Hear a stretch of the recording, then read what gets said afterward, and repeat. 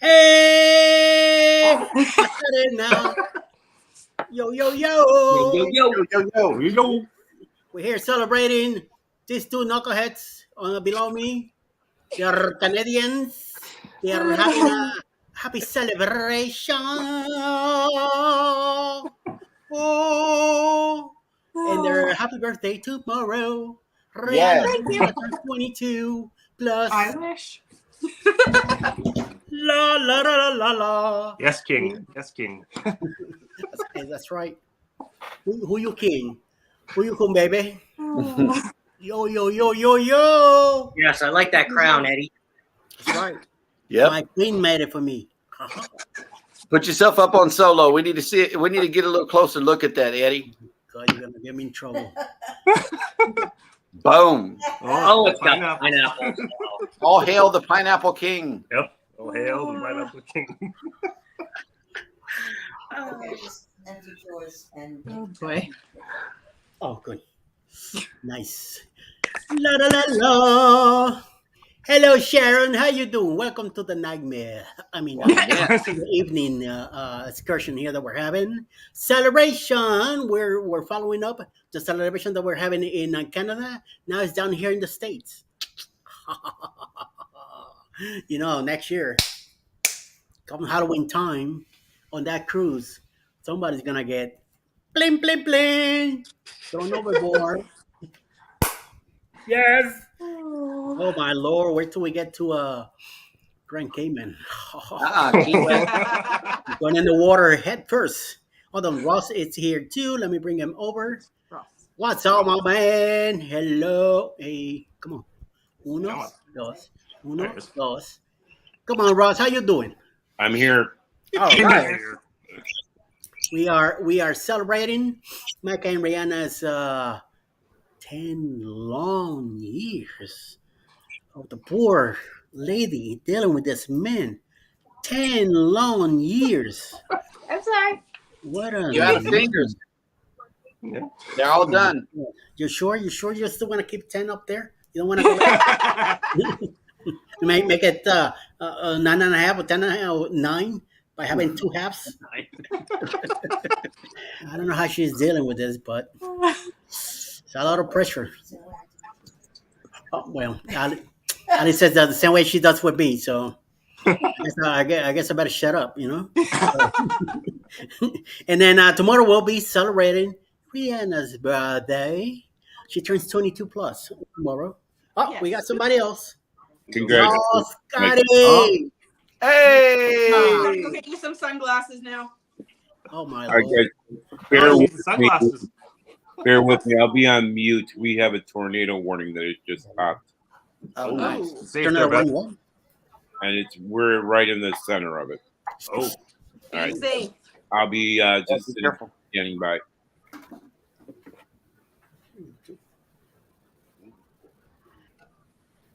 Oh, He's my in Lord. Chicago. Really? Really? Hey, Scott, let's get a soundbite in for our friends from the north.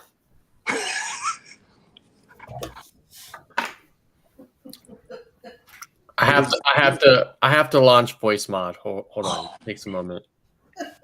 Oh, What the? the jeez. pineapple glasses. Oh, wow. Mm. Oh, Eddie.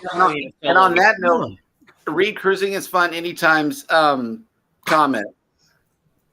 I can't. I don't see. I can't see no chat. So it says, all the Pineapple Kings wave your hands like you just don't care. Oh my God. Everything's yellow. I can see nothing. I feel like Elton John. Oh, wow. He just needs the piano. Oh my Lord. Eddie, tiny pineapple dancer. Oh, should I put him like this? Now, because I might be able to see better now. Hold up. Put them upside down. No. I wonder if they're meant to be worn like that. I can see. Yeah, that's okay like that.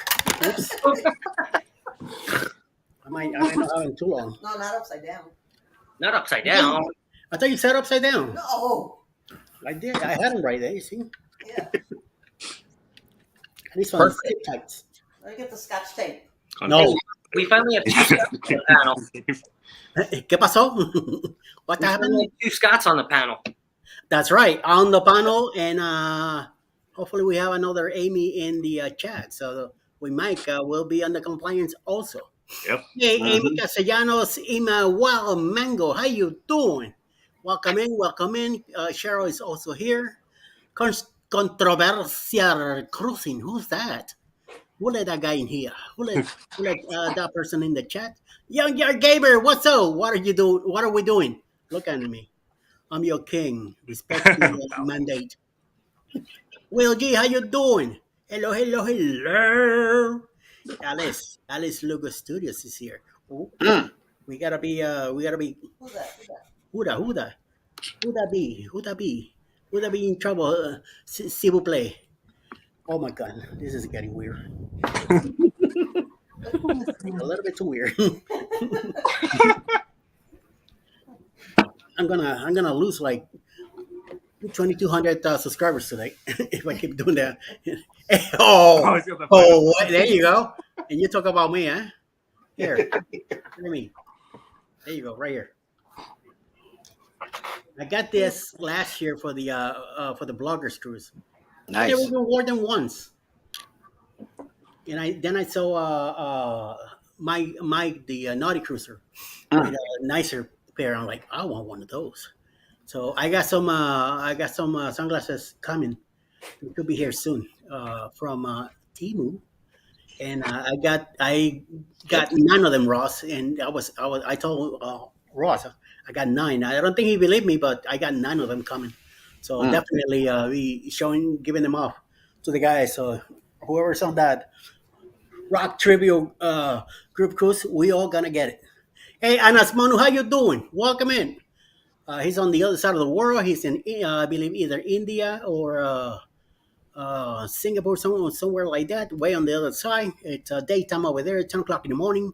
Bud Files, how you doing? They had a premiere earlier today. Sharon, we had a bad thunderstorm today. Yes, it was thundering and all that here about an hour ago, but nothing. No, I don't think it rained, right? Nothing came down, so I'm hoping. Yeah, I'm hoping if it does rain here tomorrow, it'll be sometime in the afternoon, in the evening. So that's what I'm hoping. So we'll see what happens. We'll see what happens until then. So we'll see what's up with that. So Scott, any good sales today? You got some good stuff selling, Mister Mustard Drill. I was gonna say, which Scott are you talking to? Let me say Mustard Drill, because I might lose you. Let me bring you in by ding, getting you in the bit. Viva la raza! Salsa music, baby. I like that music. It gets at a nice Mark Anthony feel to it. So that's for you, Mike, for your celebration of your 10 long years. I was like, wait, they have sushi in Canada? Yeah, they do. Yes. You guys do? Yep. Is that upside down too? No pineapple with it? What do you No. mean? Sushi doesn't get pineapple? Why not? No. Why not? Come on. Uh-oh. What we got here? Who's this? Who that? Oh, there you go. Yep, that's the ones. Yes, Mr. Ross. Against the glasses. I got myself. Ooh, what do we got here? Another one in DuPage County. Oh my Lord, look at that. That doesn't look good. That is going on. Apparently, this is going on right now in his town. Yep. See where it says Addison? That's us. Yes. I've been to Addison. Yeah. So we have a hook echo here out by West Chicago heading our way. Winds up to 86 miles per hour. So everybody's hunkered down right now. Yeah. South of us and west of us, and I'm kind of watching and paying attention. Yes. I hope you stay safe, Ross. Yeah. Yes. Well, thank you. I know what to look for. I'm a county storm chaser, so Yes. Donna's in here shaking. She doesn't like the T word. Yeah, Yeah. yeah. I don't blame it. That's why I didn't want to move to Arkansas. This is our local television station, pretty accurate. Hmm. So you can see out here by West Chicago, we got a hook echo, that little V area. That's an indication of rotation. So Yeah. Elmhurst, we're literally like right here next to Elmhurst by the E. Mm. So Wow. Wow. Hi Z. Mm. Holy mama. oh, it's thundering outside. Mm. Wow. So guys, I need to be on the side here for a bit, listening to the scanner and watching what's going on outside. All right. All right. And the sun is still shining in Alberta. Yeah. Well, it's kind of smoky today, so not a lot of sun. Okay, but it's still light out. Yeah. It's daytime. It's still light. Yeah, our grandchildren are in Chicago vacationing right now. Nice. Yeah, so hopefully she's bunkered down too. Yeah, baby's about to call them. Yeah, give her a call and make sure that they know Yeah. to stay indoors. Yep. Sometimes they go party and forget about, don't listen to stuff, thinking that they are someplace else. You know what I mean? Yeah, but isn't it just as bad in Texas? Yes, in North Texas are real bad tornadoes. We Right. get water spouts here in Galveston, and sometimes a tornado comes on land, but we know well in advance when a hurricane's on the way. Right. Yeah, well, mostly tornadoes. So you do get a lot of hurricanes from the south in the Gulf of Mexico. That's when they all broom it and then they come up. They Yep. either hit Florida, New Orleans, Mm-hmm. Mississippi, Alabama, or mostly Texas. Yep. If it don't hit Corpus, it hits us. If it's coming to Texas. That's what used to happen to me when I was in Florida, in Miami. Back in '92 with Andrew, we got hit pretty bad. We were lucky enough that the hurricane was coming in, and about an hour and a half before it hit land, it went south 150 miles, and then decided to turn back into land. That's when it took Homestead and destroy the whole South County down there, and we lost power. No, we lost power for about 3 days. Water never went away. Phones and everything worked. It was just power. We lost for 2 days at the house, and by the third day, it was already back on our side in North Miami Beach. We were about an hour and a half, almost 2 hours north from where it hit down south. Down there, there's still till today's date. This happened back in '92. Till today's date, you go down to Key West, you go through Homestead, and you still see plenty of land. How the grounds and all that cave, the grounds, a lot of houses there are gone. And a lot of people, Andrew was real bad. Yeah. yeah. Andrew was Cat 5 plus. We Mhm. took the antennas radar from Channel 6, I think it was. It ripped it from the top of the building. That's how strong it was. I mean, a lot of people died, and a lot of destruction, like 37 billion in losses Mhm. back then. It was a very strong storm. I lived through it. I'm glad that it went south how it did. Sorry for the people that I got hit, but at least we were saved on the north side of the Miami. But it was coming to our area, and we were bunkered down in our house. We were in the hall of the house. My dad had covered all the windows and everything. We had the hurricane shutters put on and everything, but you could still hear the vibration of the house. And we're way north from where it happened, and still the whole house was shaking, and that lasted about 12 hours. And then I go to Puerto Rico in '96. Hurricane Georges hits Puerto Rico, and I happened to be in a house there.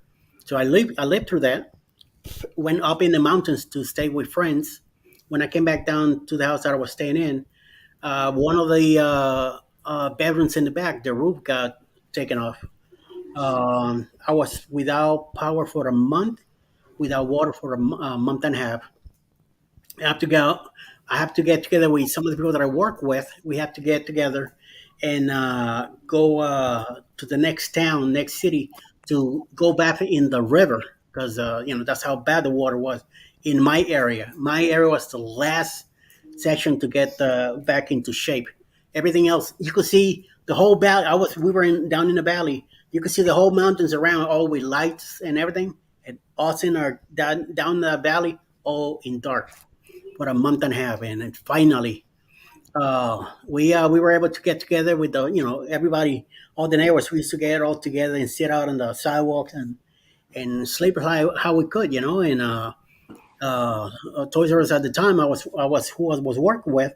It took about 2 weeks to get the store back in place with the generators and all that, and we were still working. I was able to get fed because a friend of mine, they own a bakery where they cook extra stuff, and I was so good friends with the family that I was able to get fed.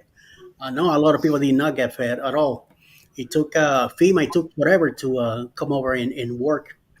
Mhm. A lot of families getting their replacements and stuff done to fix their houses. And still to this day, there's houses that they were never given the chance to get put back in place. And then Maria hit, excuse me, a couple years back, and really it took the island, right in the middle and destroyed the whole thing. I mean, still till to this day, there's still people suffering there. Hmm. But I mean, and a lot of people left the island, moved to. That's why in Florida there's so much traffic and all that. So I think like 1 million people left Puerto Rico Mm.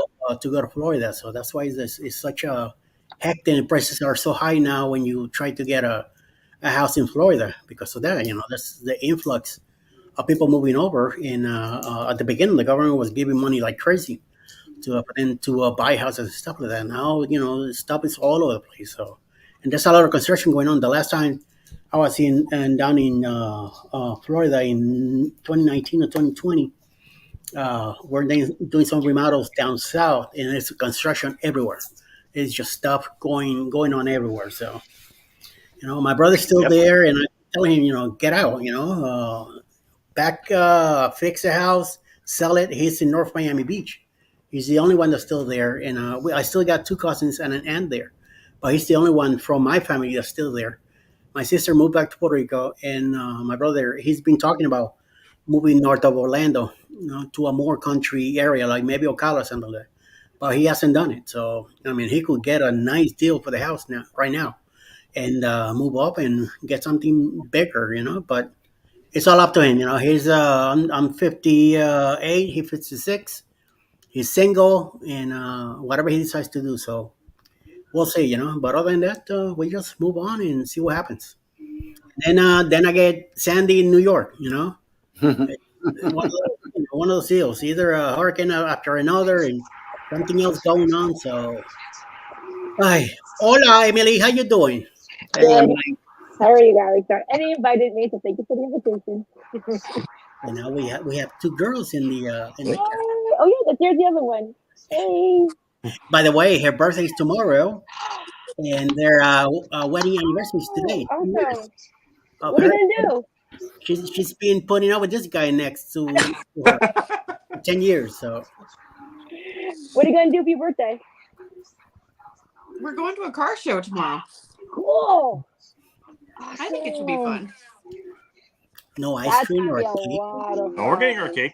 He's getting me a Dairy Queen ice cream cake. That's Oh, okay, the only okay, thing I asked for. good. Okay, then you're off the hook, homeboy. Yep, I am. Otherwise you'll be the one getting thrown overboard on the cruise in October, right? Baby. Seriously, Jeremy's gonna be there. Scott's gonna be there. We all both Scots are gonna be there. You're in trouble now. It's true. I That's am. right. Hmm. Yeah. Here's one of those floaties. So you can hold on to it till they come get you. And then Rheanna be like, nah, don't worry, Rheanna, we're not gonna do that. We're not that bad. Oh, she ran away. She made her run away. We're not that bad. No, I know. I know. I don't know what you're talking about, you know. Yeah, So be one of those deals. So, Scott, you in, Mister Controversial Cruising? I am in. I told you it was about one more live until I decided, and it was this morning. Very good. Yep. Very good. I'm glad that you decided to pop in. And by the way, he has a great question under his name here. So I would Yep. like everybody to get into it and see what do you think about it, Mister Jeremy? You excited about the midnight buffet coming? I am. I am. For the main reason being that when I had the chicken soup on Carnival for 3 of our cruises, it's always been the same. It's always been great. And I eat bowl after bowl after bowl. I get completely full on chicken soup and pass out. That's my drinking on a cruise is soup and stuff that warms my soul. All right. You say you pass out. You pass out at the area where you're eating it, or you No, no, no. go? I go back. I go back to the room and do that unless baby says, "Well, let's go up on deck and watch the movie of the night," and then I'll pass out during the movie. Which I don't know. We always make it back to the room before then, and I get a good night's rest. Chicken soup day on the ship is always like one of my favorites. I just want to give you a heads up. If I catch you snapping on the bed, on the table, I'm gonna film you and Okay. put you for members only. Check this out. Yeah, I know. But no, put it publicly. You'll go viral with this one because it's been said. It's been said, and I've heard that I snore in my sleep. So that will get you some views. I promise. Yeah, I don't know. I get the same thing too. Somebody tells me Yep. that I snore. This little voice, but they never record it. Like they say, okay, you snore loud. Okay, well, where's the proof? You know, is I it have loud enough for you to pull a camera out? You know, because that's like the natural thing to do. I don't know. Texas. Texas. That's right, I have baby. recorded it. You know, I know somebody who like finds sound clips on the internet of snoring and then downloads them to her phone and then tries to suggest that that's me. Mm. Terrible. Terrible. Oh It my is. lord! It's absolutely scandalous. Yep. I just hope that baby doesn't now do it and then sends it to you and you would add it to your stream deck. That would be horrible. No, but somebody Horrible. said it to me like somebody was giving ideas there. So Yeah. I don't know what's about that. So how about you, Scott W? How do you feel about that midnight buffet coming back? I always really like the midnight buffet. I'm usually out and a kind of a creature of the night when it comes to cruising. So I'm either people watching or drinking or hanging out at the nightclub or one of the bars. So I'm usually either at the midnight buffet when it was a thing or pizza line. So Nice. Well, I have no idea what this buffet is all about in Carnival. I haven't been in Carnival in almost 30 years. It's gonna be Alice's first time in Carnival when we go on this one now in on the Glory this October coming up, and I'm about to find out. So I definitely once I heard that pizza, it's midnight buffet, and they have a ham and cheese sandwich and something with chicken. I saw that. I was like, wait a minute. No, and a cookie too. I say, there's something different for every night, you know. Mhm. So definitely, I'll definitely be hitting that late night. Yes. I will say back in the day, like 90s, early 2000s, they used to have the midnight buffet where they would carve certain fruits and they would make almost not like towel animals, but they would make creatures out of the fruit and they would make different displays. And you would walk just like it would be a regular buffet. And they kind of went away with that whole thing. They're not bringing that back. See, I don't. Back in the 80s and 90s, I don't recall much from those cruises that I used to be in. I know the ships did not look nothing like they do now. So even on the Glory, I have no idea what a ship looks like that. Back then, there was maybe 6, 7 decks. Casino was smoking. We used to do skeet shooting from the back of the ship. I mean, a lot of illegal stuff compared to nowadays. So I'm about to learn and find out about these things. I don't know what a sea day brunch is, so I told Bruce Monday morning, Monday whatever we're getting together. Sea day brunch. I'm hanging out with him all day. I told him, I said I'm gonna be your date. You leave your wife at home because I'm your date on Monday. You're gonna take me everywhere on the ship and find out what's that all about. So, Mr. Master Drill. What we have seen, besides the tornado that we just saw, that is confirmed, we've mostly seen damaging winds from this system. Again, up to 80-mile-per-hour winds. Ross is listening to the tornado warnings. Mm. They're on the tornado warning right now in Chicago. Tornado warning was just canceled. Oh, good. The severe storms with 86-mile-an-hour winds. I don't care. I heard that. Go on. I'll be back. Right. That's good. Wow. That's not a good thing. To be on a waiting on something like that all night and not knowing what's going to happen, especially a tornado that popped out of nowhere. At least a hurricane, you see it going. You know you could follow the trajectory. Tornadoes, they just popped out of nowhere. So I hope everything goes well tonight. Oof, I couldn't live in a place like that. That's why when we found out about Arkansas, I said, nope, I'm not moving to Arkansas. There's no way in hell that you're moving me there. So we'll see. So, Mr. Drill, what do you feel? How do you feel about the this buffet thing coming back? Uh-oh.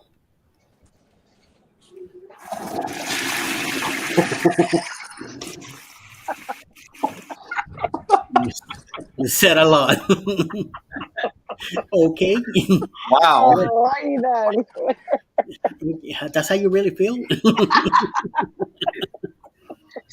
Ouch. Kind of, because like Right.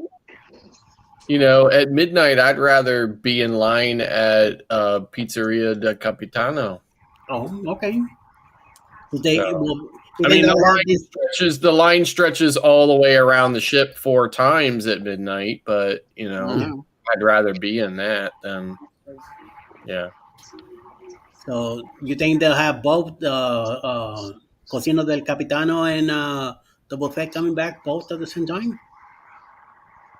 I mean, I guess it's going to be a scaled back version, right, of like what it used to be.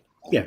So, and they did away with it in the pandemic for cost measures, right? Yeah, so they say, yeah. So, yeah, they closed the pizzeria at 4 a.m. rather than just being 24 hours. And, I mean, listen, here's how I feel about it personally. The deli is open till 11, and you know, pizza's open till 4 a.m. Yep. You know, I mean, I'm either asleep, I'm either so drunk all I want is pizza, right?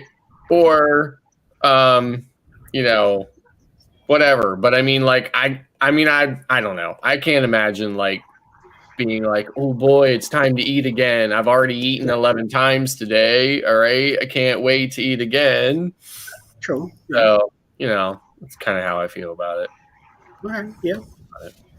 Well, I'll be finding out what's going on, so we'll see. You know, maybe by the time we go, if we make it to that late, if we're still up, you know, that's another thing. Sometimes midnight, my clock is already, you know, like time to go to bed. So we'll see. So, Right. Mike and Rheanna, you guys looking forward to this? Yep. I think so. No experience. So I know you guys. Your first cruise, you better learn as much as you can, film as much as you can, walk Right. around. I mean, like on your first cruise, I mean, you shouldn't really have any opinions. just do it. I mean, Like, seriously. I mean, like, I don't mean that to be rude or anything. I mean, it's like it's your first cruise, right? Don't have any opinions. Just go on it and experience it. Figure out what you like, what you don't like, how you feel, how you don't feel later, right? Your first cruise, just like roll with everything. Mm-hmm. Yep. Hey, Superman, how you doing? We have Daniel Jose here also in the chat. Thank you very much. Will, how you doing? Cheryl, it's in the chat. I'm surprised she's not on the panel with us. Don't be scared. Oh, well, that's right. It's her day off. Yeah, day off. Yeah, Off I the keep whole forgetting. day. Ay, ay, ay. Anna says that she's planning to have a great time, so I sure hope so that we do have a great time. And who else do we have here? Oh, the Mustard Drill's here too. Mr. Cruising, who's that? Who's that guy? Rheanna Weekly Extras is also here. Very good. JNS. Oh, Acela Fla. One, how you doing? Is there a tornado in Texas? No, this is happening in Chicago right now, in the Chicago area. In Illinois. Bruce, what's up, Bruce? There's Bruce. Mr. What Wayne, is look. going on? ¿Qué pasa, Mr. Wayne? I bet the sun is shining at Bruce's house too. Oh, definitely. It Only is 7:34 there, you know. Mm. He's having a margarita. Y'all on the East Coast are just all in the dark. What can I say? Bruce, we're talking about the midnight buffet coming back. What do you think? Say that one more time. Are you excited about the midnight buffet coming back to Carnival? I don't know. I prefer the pizza over. That's what I said. So there you Right? go.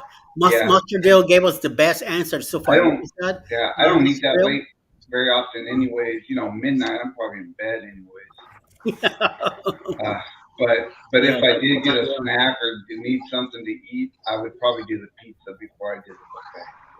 Just something quick.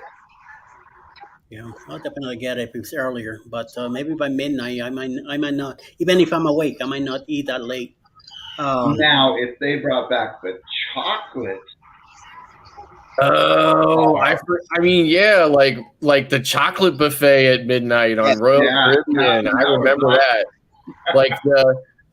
Like Scott from Controversial Cruising was talking earlier about like the fruit sculptures and stuff that they used to make out of like the watermelons and stuff like that or whatever. They used to make them out of chocolate too, right? They were really pretty amazing. They did some watermelon sculptures for our Christmas cruise last year on the Dream, and they shaped them like reindeer and Santa and stuff like that. It was Christmas themed. Whole watermelons, just pieces of art. It was beautiful. Yeah, they used to lay those out at midnight almost every night and have like kind of like a different theme like that, and the chocolate fountain and all that other stuff. I missed that. That was like on like sometimes on Royal Caribbean they would like at midnight they would bring out like a whole like a whole pig, you know, with like cherries in its eyes and stuff like that out onto the pool deck and lay it down there and like carve it up and stuff like that at midnight. At midnight. That's cool. So, that is cool. I only saw that on a couple of cruises. Like that wasn't like a staple or anything. Tell me you got that on camera though. I need that link in my life. I probably have a picture somewhere on a NAS, you know, but I don't have video of it. Okay.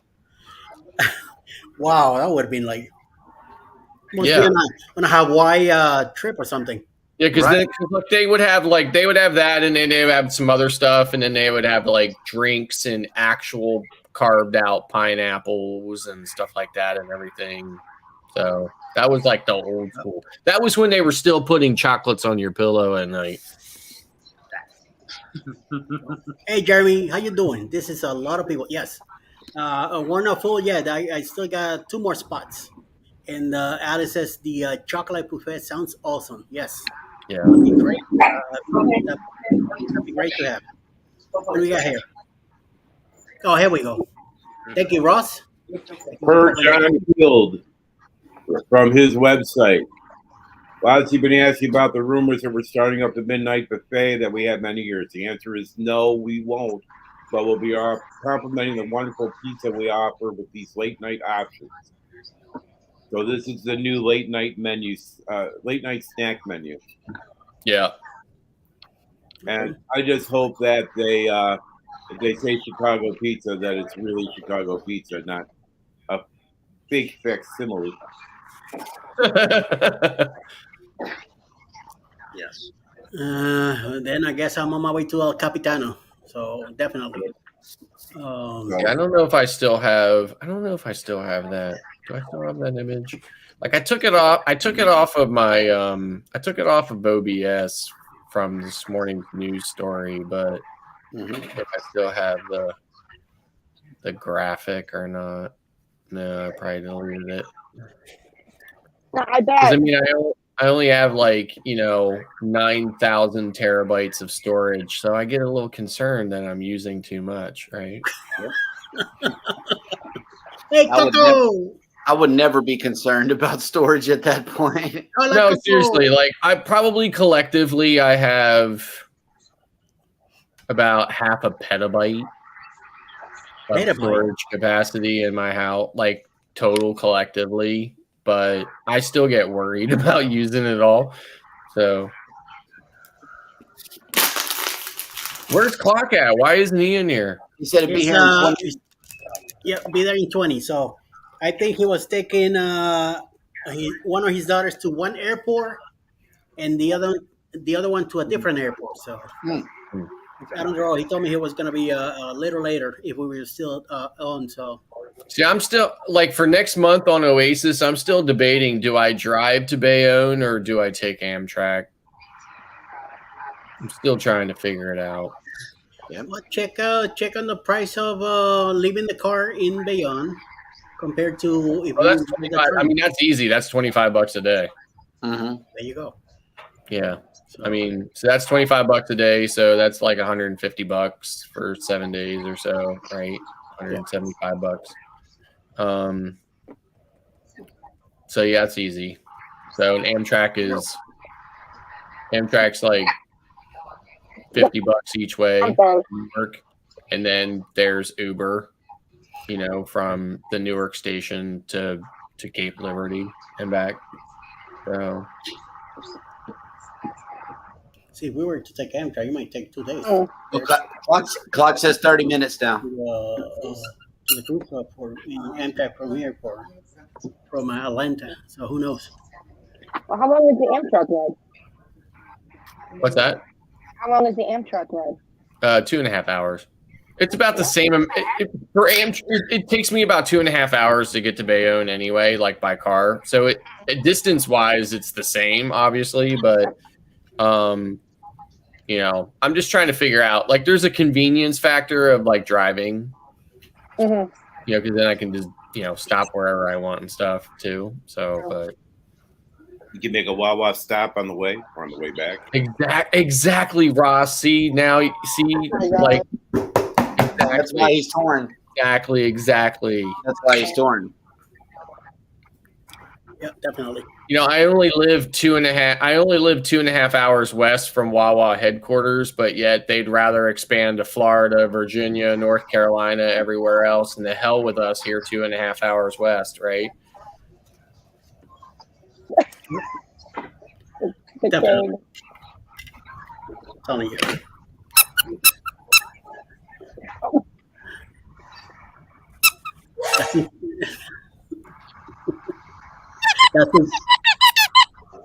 Oh my God. Yes, you're dog toy. So Emily, what do you think about that deal with the buffet? It sounds really good. I'm debating. I'm thinking about it. We have a whole year, right?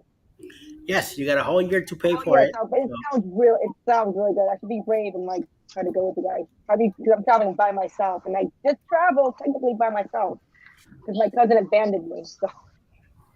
So I did travel all that the guy way down there. The guy down there in the corner with you, Bruce, is in charge of the booking for it. So that's the man you gotta talk to. Okay. Yeah, that's the guy you gotta. So he has his own website now. Jeremy, no, I had it the right way. I was just. Okay. You should have seen me earlier. I had an upside down. Bacon Gate.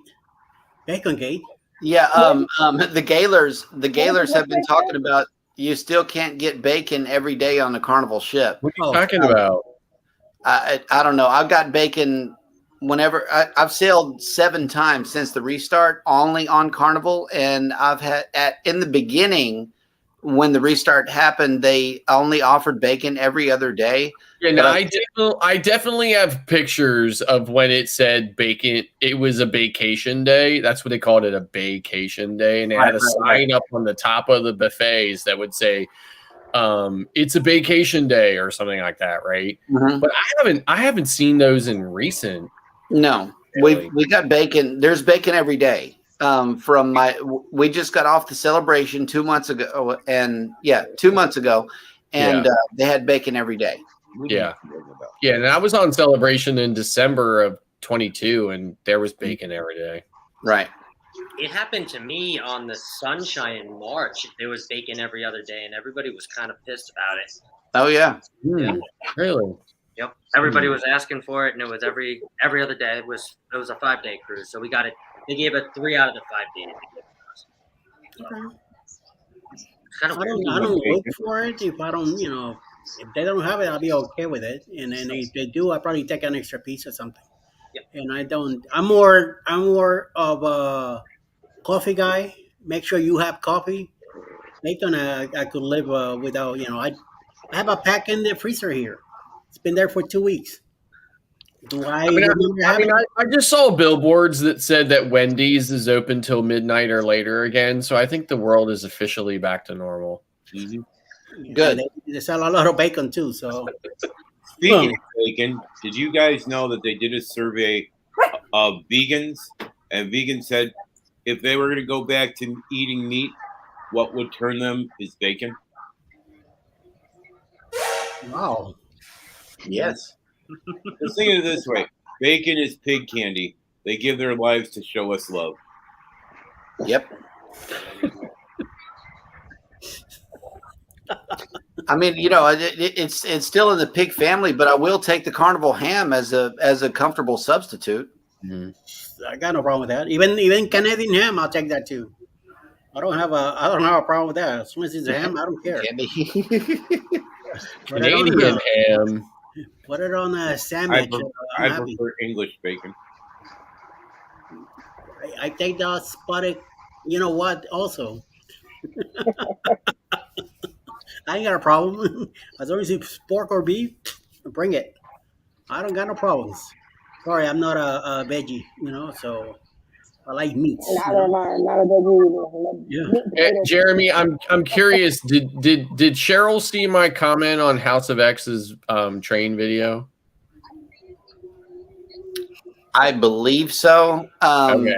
I'm just curious. I was hoping she would respond to it, but it's fine if she didn't. I was just curious if she saw it. She might be. I just said hashtag riding the train is fun anytime. Oh, that's clever. That is clever. I love it. I kind of miss it.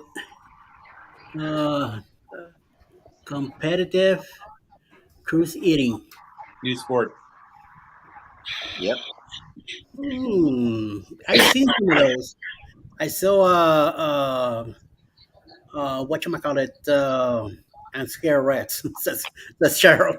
I am too, but if I have it next to me, I don't have a problem. Subway, I saw plenty of rats.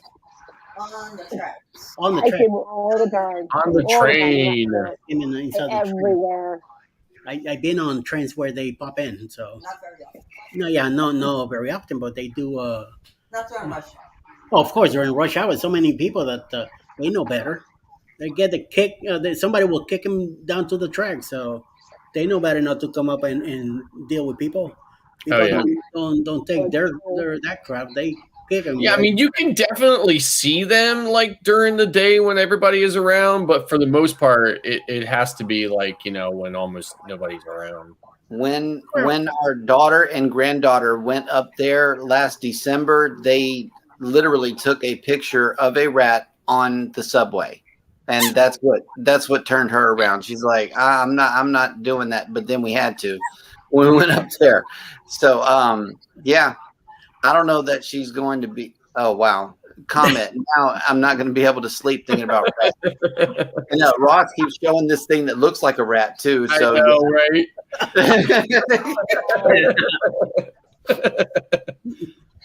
No worries, Cheryl. Don't worry.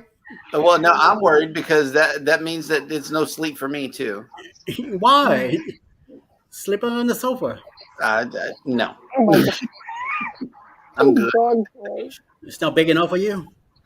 It's good. It'd just be sleeping in the studio. Kick her out. Kick her to the studio. It's her problem, not yours. Nope. Speaking of studios, everybody can notice I am not in the strip club. I love tonight. it. I love it. I was going to comment on that. That is wonderful. You're No, upset, I'm, just right? saying I'm not in the strip club tonight. I'm actually in go live together mode tonight. Yes. So, and speaking of that, I just want to say this to you. Like, I'm not saying this for any reason whatsoever, and I'm not going to get into any big long discussion about it or whatever. But have you ever considered dropping the second half from the show title? You mean the T? Yeah. So, have you ever considered reducing the show title to go live together?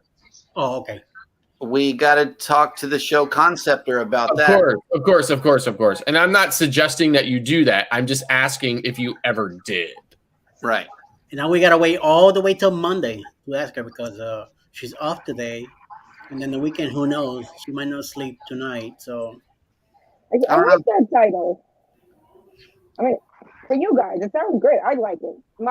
I'm not saying I hate. I'm not saying I hate the with coffee and tea portion of it. I'm just asking like to streamline it. Mm-hmm. You know, that's all I'm saying. You got the go ahead. Go with it, Scott. And she says she loves the strip club. No. This is news to me. This is cause for celebration. However, there are no.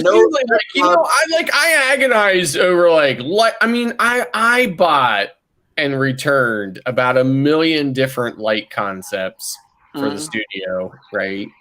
And what I have now is what I finally settled on. And then as soon as I settle on it, both Eddie and Clock are like, I cannot confirm or deny if that indeed looks like Diamond Owl's Cabaret. Oh, nice.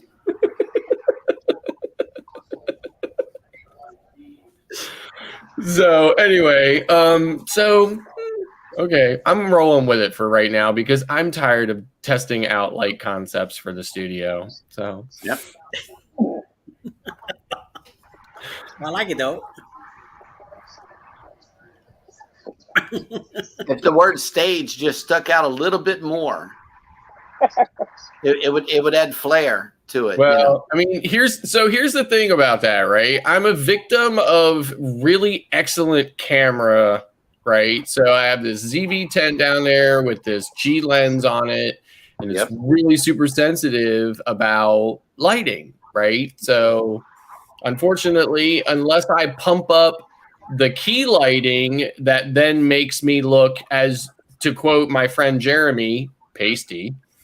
Pasty. And unless I pump up the key lighting and may look pasty, it's gonna be a bit out of focus and out of exposure. So because the camera is exposing for me and not the lighting. Right. And Bruce, we're sitting here, we're talking so much, we have heard nothing from you. So what's going on? He's in a break. He must have been talking all day, you know.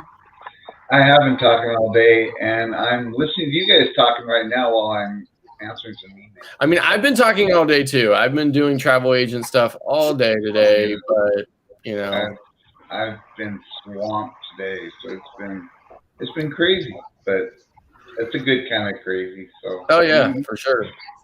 That's why I was telling Eddie and Jeremy, like, I came up out of I was in Z's live stream the other afternoon or whatever, came up out of the studio and sat down here at my desk and put up my email, and there was a request for like 7 bookings. So I'm like, okay. So then I was up till midnight putting it all into the system. So I'm like, that needs to happen every time I'm in the studio. Ross, we need that background for whenever baby's on got a day off. Oh my We gosh. need that background in our lives. Like, my wife is really pissed about that. She's like, okay, well then I guess there's nothing to watch all winter long now. Well, yeah. I tell you what, though, it doesn't really affect me because we don't watch much. So. Oh, look, I'm a floating head. That was cool. On the right. Well, I don't know if you could see this, but Something entertainment. Put him in solo. MC Entertainment. Consultants. Okay, yes. Consultants. Nice. so all my joke writers right now are on strike. So the room full of monkeys with the typewriters are not even here. Well, and I thought that only happened in New York, but I guess not. It happens everywhere. Huh? Everywhere there's a big stuff going on like that. Yes, God has slightly less wealthy than I was yesterday. Yes, aren't we all? That's right. Can you take the crown off? It's the light every time you move a certain way. Oh, now she wants me to take the crown off. Shines in my eye. The queen is upset that the king has the crown on. I mean, you have to follow the directions of the parent company. I mean, Yep. You're not helping. God, you're not helping. See, YouTube made you a partner, but hey, Jeremy, you're not helping either. Yes, I am. He's giving you some real talk on your show, man. listen, like, here's the thing, right? I really battled with myself over whether I should even bring this up, because the last thing I would want to do is upset Eddie, right? But I thought to myself, okay, so we have Mike and Rheanna, right? Allied reinforcements have arrived from the north. So we have Mike and Rheanna, right? So, and then Rheanna goes and like does her own thing, right? And then we have JNS Adventures, right? And then Cheryl goes and does her own thing, right? And then I'm just, and I think Eddie knows at this point where I'm heading with this, right? So I just won't say anything more other than I'm, excited for the premiere. Yep. Is it the Alice Lugo Studios premiere? Is that what you're talking about? Yes, that's exactly what I'm talking about. Yes.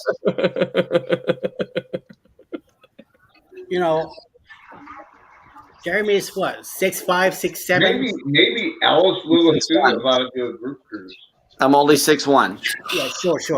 To me, you're 6'5", 6'7". Bill might be 5'10", and also Bruce might be 5'10". Hey, Koozies is in the house. Hey, Koozies, how you doing? I'm only 3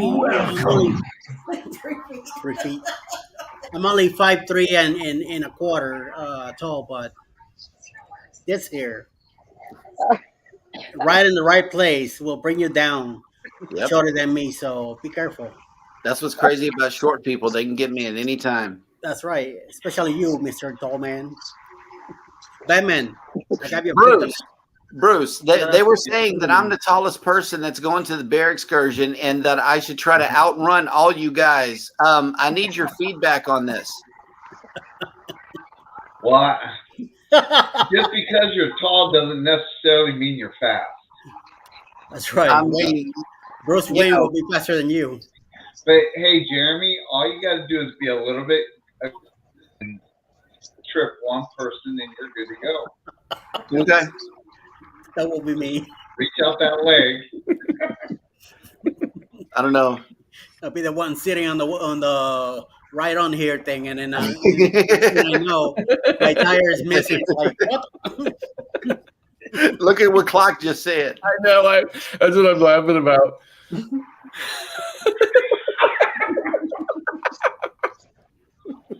So does anybody want to know the secret of how to prevent yourself from being attacked by a bear? Play dead. Nope. I just think it's sick. I just think it's sick and ignored. Smear honey I on think it's everybody sick or else. something. Oh. I gotta wait till it comes up. The secret is smearing honey on everybody else in your group. Oh, nice. Hey, I wonder if you can cruise with that, or you can get it on the plane. You get out of the ship. Get a breakfast in the morning. I'll put it in the wine diaper and fly with it because we got to fly. Get yourself we got to fly to Seattle. And I don't know. That's a good idea. Mix it with water and put it in a spray bottle. And as you run by everybody, you spray everybody as you're running. Then run like what? I need to get a salmon. I think that would be. I would feel more comfortable with handing somebody a salmon and taking off running. Oh. Good night, Cheryl. I hope you get a good night's sleep. Texas. Rats and laughter don't mix. How tall are you, Jeremy? I'm 6'1". Yeah, you taller than me. Yep. Okay, look, I'm 5'6", right? But somehow my son is 6'2". Nice. Now my grandfather was 6 foot something, and his other grandfather was 6 foot something. So then maybe that has something to do with it. But yeah, I'm 5'6", he's 6'2". I don't get it either. I think all you guys are taller than me. I'm like 5'3", 5'4". Mm-hmm. So you're all taller than me. Well, Scott's the same height. I am 5'6" as well. Yeah. Yeah. But I bet I have a different middle name than you do. That you do. Nobody. I've met a lot of Scots, and I've met Scots that have the same middle name, but nobody has the same middle name as I do. That's crazy. Will you share your middle name with us? It's Bradford. Oh, I like it. Mine is not Bradford. Mine is my father's name, which is Stewart. Okay. Okay. All right, guys. We're dealing with a bug over here. Oh, somebody's here. A real bug? Is a bug or a real bug? A big bug right there. See What's it? going on, everybody? Oh. Hey, Mike. Hey, Mike. Why are you in Ricky's chair again? Yeah. I'm not in Ricky's chair. Her chair's back here. Mike only sits in that chair when he's wearing Ricky's clothes. No. Those were good ones, Scott. Good one. You got him back. Thank you. Right. Those were specially bought clothes that I wore that one day. Mm. That's an awkward trying on. Coming out in the Walmart and like, do.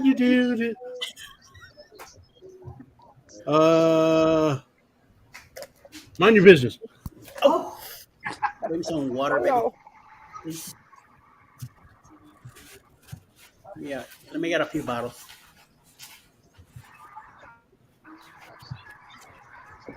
You look like you're feeling all right. So Scott, I was trying to tell you that the parking in Bayonne has went up from $25 to $30 now. No, it did not. Wow. No, it did not. So my parking the other day was $270.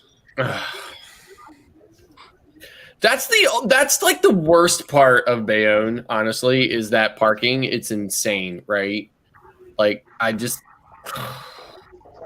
Now here's the thing: when I sailed on Magic, parking was only $25 in Manhattan, which I was like, really? Like, are they running a special or something? Right? It was only $25 then, right? However, now it's to sail on Venezia. It's $40 a day. Have you checked that lately? because I thought the Gaylors told me that went up the same time as the Bayonne went up. No, And when I was say- on Magic last year, it was only $25, right? But now it's Okay. $40. Oh, okay. Because I thought Gaylors told me it was like $50 bucks. Oh well, hell, maybe it is 50 or 55, but it was 40, right? But it before, like I said, the year before that, it was 25. So, because I was like, no, like that's got to be like old information or something. But I confirmed it; it was 25 at that Well, time. back But in I still just took the train up to Penn Station and Ubered over to the ship. So, back in 2020, I checked for the Bliss, and it was $440. Appeared 91. And that's why we took a car service from Brooklyn all the way to the pier. $75 cost me yeah, to get me and Alice. We are 3 bags that we had. $75 to get over there in Brooklyn. right. So, like, I'm on Maravilla in January and again in February. And both times I'm taking the train, and I'm already like kind of like thinking that Uber ride is going to be way, way more expensive from Penn Station over to Brooklyn than it is down to Manhattan Cruise Terminal. So You could take Amtrak to Penn State, then grab it's either the Q or the R, one of them going towards JFK. You'll be a lot closer getting to the station. Then you could get an Uber from there instead of yeah, all I the way mean, like, from Manhattan. and I've even been looking at taking it like taking Amtrak up to Newark, and then taking the there I always forget the name of it, but taking the Jersey ferry over. Yeah, too. Yeah. Yeah, so I've even been looking at that option as well, but I have a little bit of time because it's not till January, right? So, Yeah. but I have some time to figure it out. Also, MTA has ferries from Manhattan to Jersey. You can jump on one of those. Yeah, Come back to Manhattan in a ferry from the MTA, and then over in 7th Avenue near the Javits Center, there's a station there, MTA station that you could hop in and hop on the train and take you all to the other side. right. Eddie, Follow the Bradley's Fun just made it in there, and they are one away from 500 subscribers. All right, cool. They need one more. All right, drop their Did they drop their link? I got it. I'll drop Okay, it. yeah, drop their link and I'll jump on it. Yep. Sweet. Follow the Bradley Fun.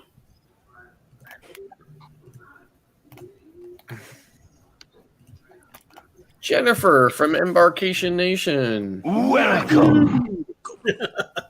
Hi, Jennifer. There's their link. Y'all go show them some love. Bradley Fun. Let me. Oh, both of them in here. Both the nation peoples. Oh shoot! All right, I just subscribed. All right. Oh no, Orlando family lifestyle parks Disney. Boo Disney. Boo Disney. No. Yeah. I'm a Disney person. Yeah, you need to win Powerball to go to Disney anymore. I'm so sick of that. Essentially. We went to Disney February of last year for 9 days. 4 adults at Port Orleans Riverside. 6-day admission tickets. Not including airfare, not including meals, not including some of that stuff. Just the tickets and hotel was $12,000. I know it's insane. In a moderate resort. That's just crazy. Disney has priced themselves out of the normal family going. I know it's really irritating the crap out of me. Disney's supposed to be for the normal family to be able to go, and they've just priced out of it. I've been so upset with them for years. I know it's really irritating me, like from a travel agent standpoint, Bruce. Really, because you know, I have these families calling me because like here's how my agency is 70%. Well, yeah, about 70% cruising, about 25% all inclusive, and a sprinkling of pixie dust. Right. So I've sent a few families to Disney. But I really get upset at having to send those pricing. Like I'm really getting upset at sending cruise quotes lately too, right? Like I'm sending cruise quotes lately, and then I'm getting crickets from from the people requesting them because they're just insane, Well, But as you know, I took my first cruise in November. So, being a person that had pretty much gone to Disney parks worldwide every year for, I don't know, 20 years, over 736 trips. After that trip, it was so terrible crowd-wise. The entitlement of people. I had two people that were with me that were handicapped in scooters. People would crowd around them, box them in, wouldn't let them move, nothing. I have no desire to go back to Disney for quite some time. Yep. It sucks. It happened to me. Yeah. On the it happened to me and not on the bloggers, but in the cruise before. People kept blocking me out, don't let me in the elevator. Once so the walkers like just saw a tank, and I kept folding it, make sure that it took the less space as possible.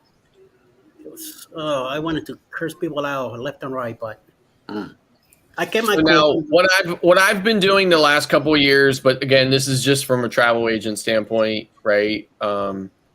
As a travel agent, I get a free annual 3-day hopper ticket to Universal and a free 1-day, 1-park basic ticket to Disney.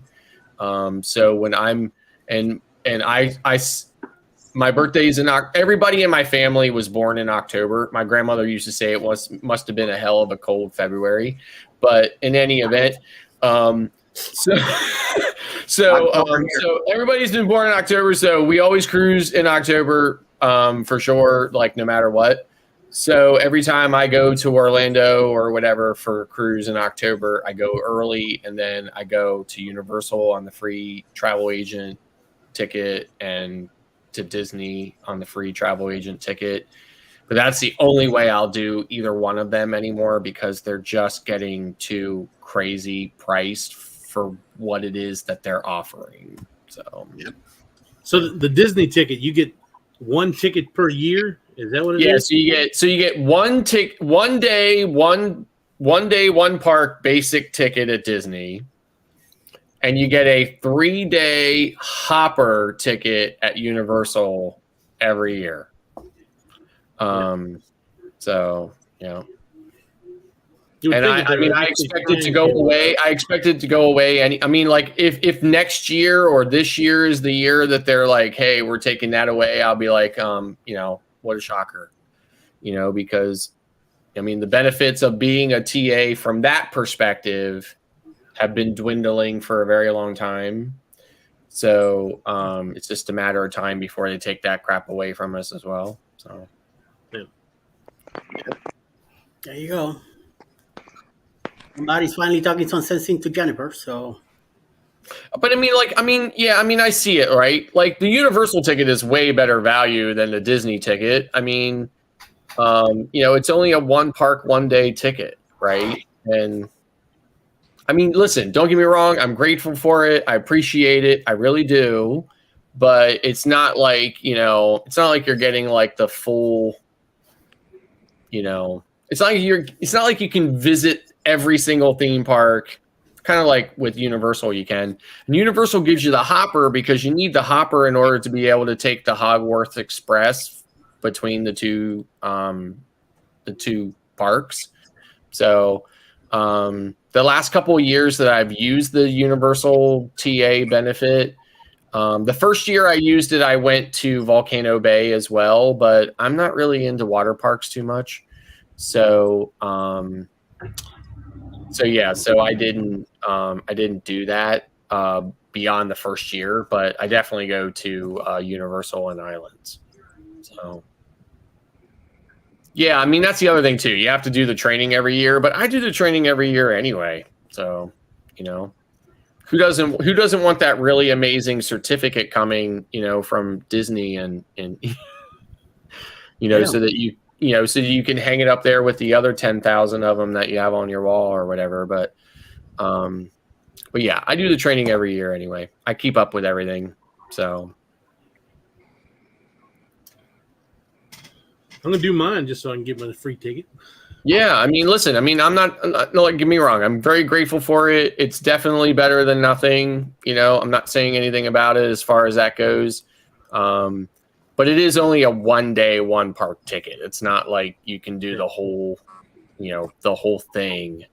I just have to set the kids down and tell them, look, Dad's going to Disney this year, and I guess you're not going.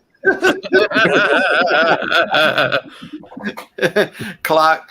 If I told my set of twins that, I don't think there would be a JNS Adventures show anymore. I would just disappear because they would throw me in the water back here. And there's sharks right there. Yeah. Yeah. You won't get to find Jeremy no more. No, my 7-year-old twins. Yeah, they would overpower me. So the nice thing about the Universal benefit too is that not only does the travel agent get that free 3-day hopper, but the travel agent can also request up to 4 additional 3-day hoppers at 50% off. Yeah, and that's Universal. So the two, so the 23-year 50% off price is $220, which means it's $440 for full price. The last time I did it, like last year, I did it by myself. Beth was not there. She didn't come down till later. The previous year I did it, Beth came down. It was $180 for her ticket and free for mine. That was at 50% off. So I looked at it this year for 23 because I'm going to be down there on. I'm going to be on one of the MSC ships. I can't remember. It's a Sea something, right? Sea View, Seascape, Sea something, right?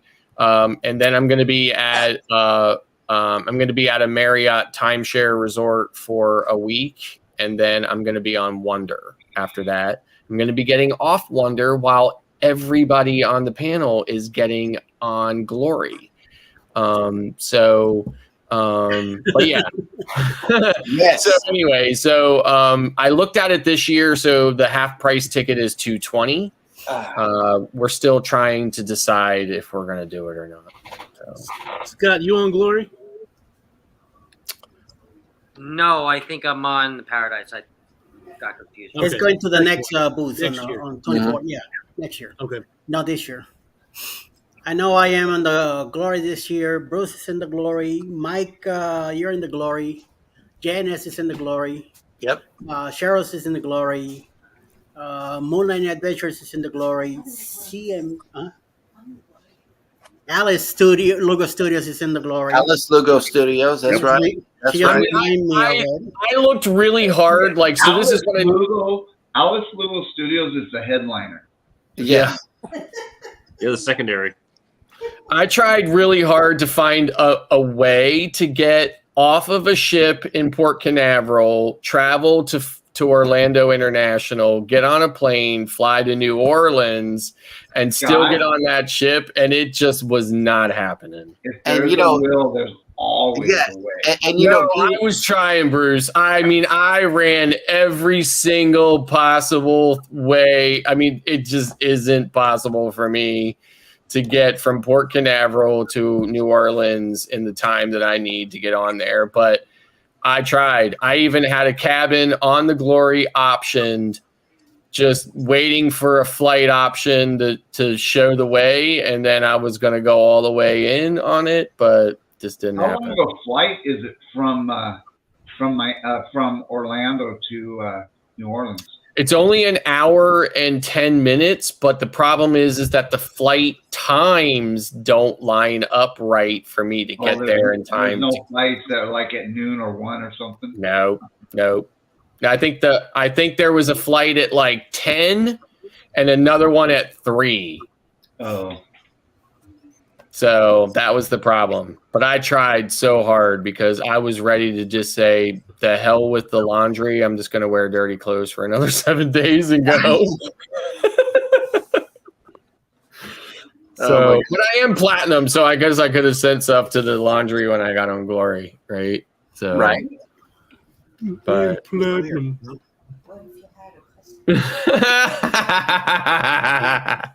I'm also almost Diamond Plus on Royal Clock. So Sorry. Awesome. I don't know what be. Alice is asking me a question to ask you, Scott. What if Which Master Drill?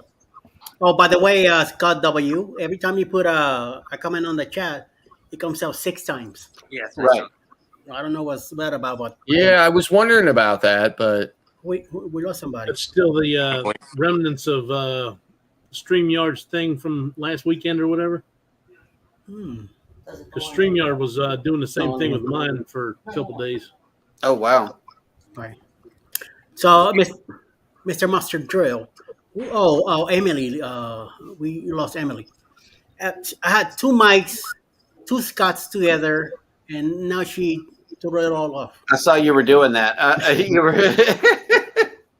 2 mics, 2 Scots. I thought you were trying to get the Rubik's Cube right. right. You know, and like from what I could see over Mike's shoulder, it looks like he is raging against the dying of the light. Yes. Because those shades definitely look darker than they did earlier. I know I'm obsessed with sunlight. I don't know why. All right, go with your question, Eddie. Alice wants to know. Alice Lugo Studios. Let me. Hold on, somebody's back. You got to get that right. Yes, I definitely gotta get it back. Emily, you messed up my my Rubik's Cube here that I had. No, I want to I go. know, it's a whole Hollywood Squares thing going on here. I have mics on both sides, 2 Scots on both sides, and now it's all. Well, what? Okay. The question is, What if a customer called him and needed to do what he can't do for himself? what you can do right now on that flight from Orlando to New Orleans? How about if a customer was to call you and ask you for that? What would you tell them? Oh, sorry. Impossible. Yeah, I mean, I would have to. I mean, I would have to look at it and say, you know, like they just won't line up right. You know, I mean, like, you know, I mean, trust me. I even looked at like, what is the last port that the Wonder is on, and could I just take my crap off the ship in that port and just fly to New Orleans from there? Right? Like, I tried everything, and it's just not going to happen. So I'm really super bummed about it. Yeah. But, you know, there's always 2.0. Like, and here's the other thing, too. Like, Beth was saying to me, she had said to me, oh, by the way, we could fly to the West Coast. There's two options. One is from Seattle, one's from LA. She was like, but either one of them actually gets us back into Tampa exactly 1 week before the Secret cruise. Yeah. And then she's like, and then you could just rent a car. She was like, I could fly home then. She was like, then you could rent a car and drive up to Orlando, stay a week, and then drive back to Tampa and get on 2.0. Now that's an idea. Jeremy says, what about the first port on the Glory? Is it Key West? Yes. Wait, It no, is. it's no. I don't no, know. no. Wait, that's I don't Parallel. know. Not on the Glory. No, not on the Glory. Okay, Yeah, we're that's not going to Montego. Key West. That's Montego Bay, Jamaica. Is our first stop. Yeah, on the Glory. Yes. Yeah. Montego Bay, then Grand Cayman, then Cozumel. It's the Yep. last port. Oh, Yeah, The Glory's not going to Key West. Yeah, it's just impossible for me to do it. So, but I'm really bummed about it. But there's always 2.0. Yep. That's right. So That's right, Bobby. That's right. So Yeah, 2.0 is going to be lit too. yep. yep. Yeah. A whole So bunch of creators here too. So and like here's the thing, the ports on 1.0, I'm already gonna be at some of them. yeah. Okay. Right. And I'm already like I'm already I feel like I live in Galveston, right? Because I'm already like Western Caribbean out. Right. I've been to Western Caribbean so much in the last year, and now I've got Western Caribbean on Wonder, and then I've got Western Caribbean on Maravilla, in January, and I'm like, Yep. and like Beth was like, well, why are you even doing that 11-day on Maravilla? I was like, because who has ever gotten to go to Mexico from New York? Nobody ever. This is like the first time a ship has ever gone to Mexico from New York that I've been able to get on. So I'm doing it. I don't care if I've already been there a million times. I'm doing it. So Very good. Very good. It's like we're going to Cozumel in November. Then in January me and Alice were hopping on the Prima. Where are we going? To Costa Maya, Elise, Roatan, and Cozumel again.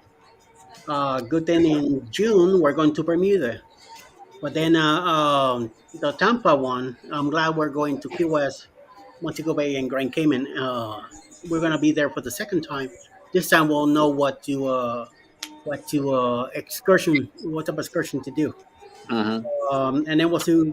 From there, I just don't want to keep going to the same places, or repeat the same area. I do want to go back to the Eastern Caribbean. I want to go back to Puerto Rico through the cruise, and I would like to do the ABC Islands, um, Martinique, and there's a few other ones. I haven't been to Dominican Republic. I don't really care to go there, but if we make the ports there, then definitely. And Labadee, that's another place that I haven't been to. So that's what I really like to look into the future. So we'll see how that goes. You're not missing anything in Labadee. Because it's a private island, right? Yeah, but it's not. It's not like Coco Cay. No. Yes, Ross. Yeah, we were at Labadee on our cruise. We got off the ship. We went over to the quiet beach. We were on the beach for 2 hours. There was no wind. It was hot. And we went right back to the ship. One of the things that we really didn't like about Labadee is the vendors. You figure in a private resort they'd have some kind of control on the vendors, but they really don't. I mean, they are super aggressive. You'll see it in some of my videos because they didn't even care that I was filming. I mean, you would think that they would not want everybody to see how they're acting. That people will come there and not want to go to their shops, but they constantly came up to me and bugged the crap out of me. And I mean, Royal Security, they're supposed to enforce it that they stay in a certain area, but there's local security is like, okay, whatever. Okay. Eddie, have you been to all the ports on the 2.0 Booze Cruise next year? I've been to Key West. That's about it. I haven't been. I'm gonna be in Montego Bay and Grand Cayman this year with the Glory, and then I get to be there for the second time. Well, Key West, I used to live in North Miami Beach, so I used to go to Key West a lot. The last time I was there, I was hanging out with my brother. We went the whole day. We spent down there. Had a lot of Cuban coffee. Definitely had some Cuban food down there. So I know I want to hang out around the port, but I definitely want to get some Cuban coffee, and definitely get me a Cuban sandwich, pernil. Yes. And I want to have some of those croquetas and empanadillas and all that good stuff that Cubans make. So hang around the port because it's been a while since we've been there, and I know Canal and all that is easy to try out, and I definitely want to get some key lime pie from the wife, and definitely some virgin pina coladas I want to have down there, and takes a few shots by the mound of the colors that is 90 miles away from Cuban lights. At night the buoy. the lights, yeah. Yep. So that's On what our cruise, I would have to say I think the best sport that we did of all of them was San Juan. We didn't do much in San Juan. We went to dinner. We came back to the ship by way of the Walgreens, but we went to Raíces. Okay. So, All right. it was really Puerto good. Rico is one of my favorite ports, like probably in like my top 3. So Does somebody have some music or something playing in the background? somebody's got something going on. I don't know who it is. Mm, It's not Bruce. It's nope, not me. hold on. Not I. Not I.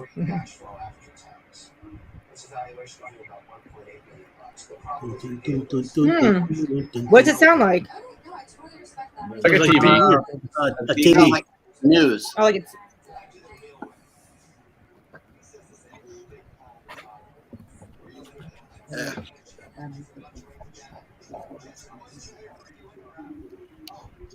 It shows mute themselves. Okay. I mean, I have my TV on, but it's on Yeah, it's Muted. really low. Emily, it's you. We go, Is it? we go hear the whole TV over here. Now do you hear it? It's on 6. Now it's on 6. I don't think so. It's okay now. We don't hear it no more. Before we could hear everything. That's weird. Because you got headphones on. The only thing I hear right now is Texas. I was whispering. She's not in Texas. wait. She's in Wait, New wait. Rochelle. Wait, I hear this too. What's that? Mike. All right, come on. Mike. You know there's a mute button down there, people. Yep. Seriously. But Scott, before that, what did you say your favorite port was? I probably in my top 3 ports is San Juan, Puerto Rico. Guys, you got Yeah. a thunderstorm over here. Like it just Haven't been I there love yet. the Puerto Rico. house. I know San Juan really well. I've been there a billion times. I know it really well. I go really far away from wherever the tourists go, and I just usually just find a really great plaza or whatever and just sit there and just Yes, I heard. blend. I mean, I don't blend in, right? Because I don't look Puerto Rican, but yeah. So I just go and I have a really great time and just sit there and enjoy myself. I love it. Such a great city. So My bucket list when we go back is to go and do the Lechon Highway. Oh, yeah.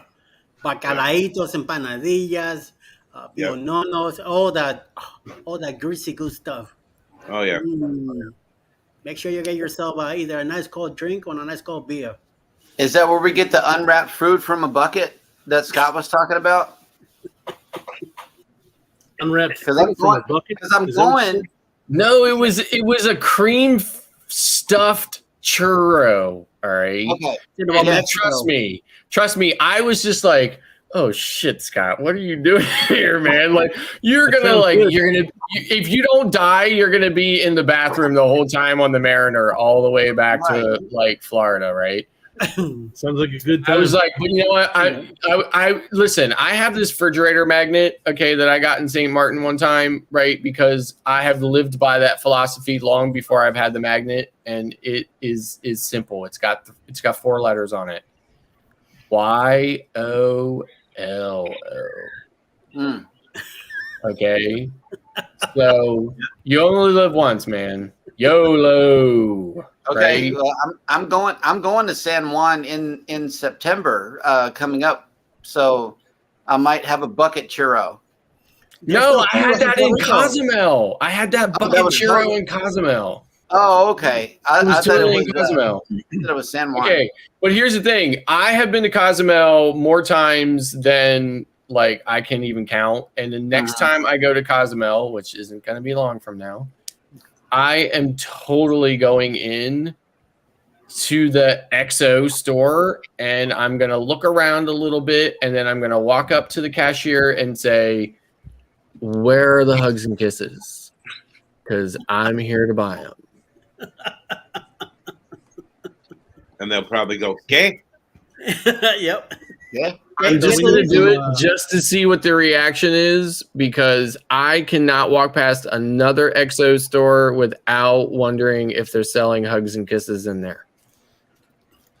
So for the booze cruise, we're going to get some cream-filled churros. In Jeremy. Cosmo.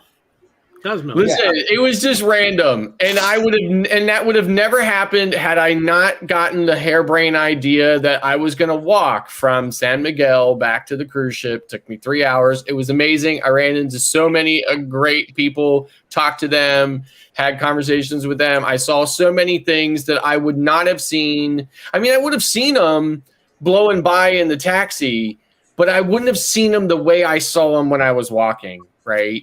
And it was amazing. It was such a fantastic experience.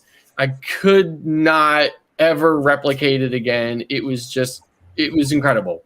So, and so what happened was it was just a quick downpour. So I would just happened to be where I was. And I stood underneath this little kind of overhang and it lasted 5 minutes and the sun came back out and out of nowhere, this guy just walked right out. It was like a private beach area or whatever. This guy walked right out of it. And he was like, hey Migo, I'm selling this or whatever. And I was like, okay, I'll take one. So, and I took one. I gave him more than what he was asking for it because that's how I am. I tried to, because I feel like the dirty American every time I'm in one of these countries or whatever. So I gave him more than he was asking for it. I was happy to do it, and I was just like, okay, Scott, here we go. Right. And it was amazing and it was good. Yeah. And then the next day when I didn't wake up at 3 o'clock in the morning having to, run into the bathroom, I was just like, okay, you're living, you made it. You're doing good. You're all right. So, but again, it's an experience I had. I don't know if I would tempt fate again or not, but I did it and I survived and it was amazing. And hopefully I have grandchildren someday to tell them a story about it. So. Now, Mike, Clock. Now I have to specify, Mike Clock. In Labadee, is the hustling as hard as it is in Progreso, Mexico?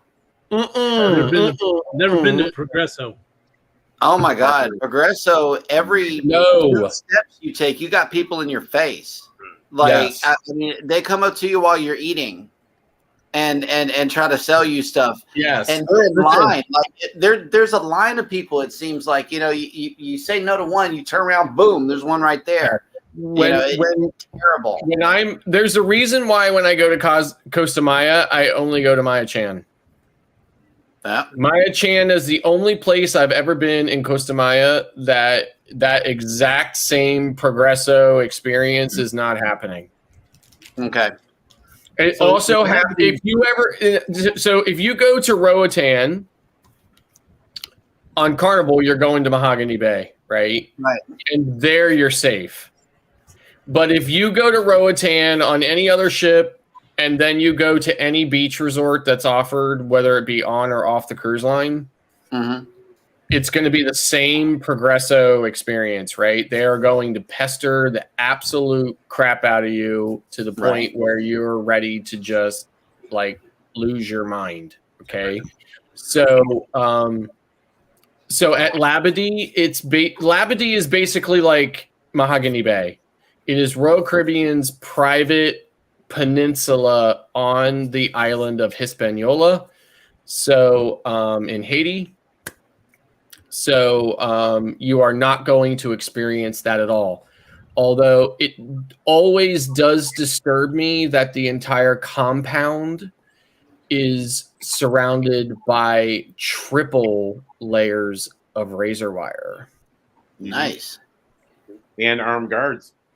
Yes, and armed guards. Yep.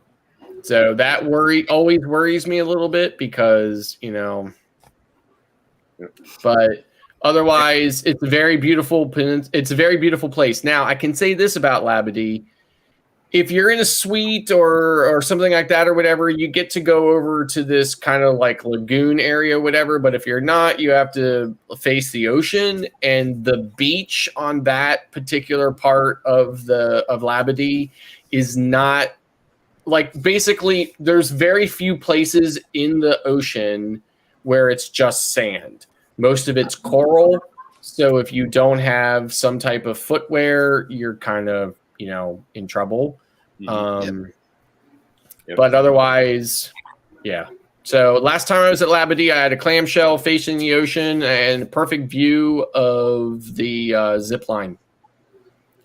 So, and my wife is a CPA. So what did she do?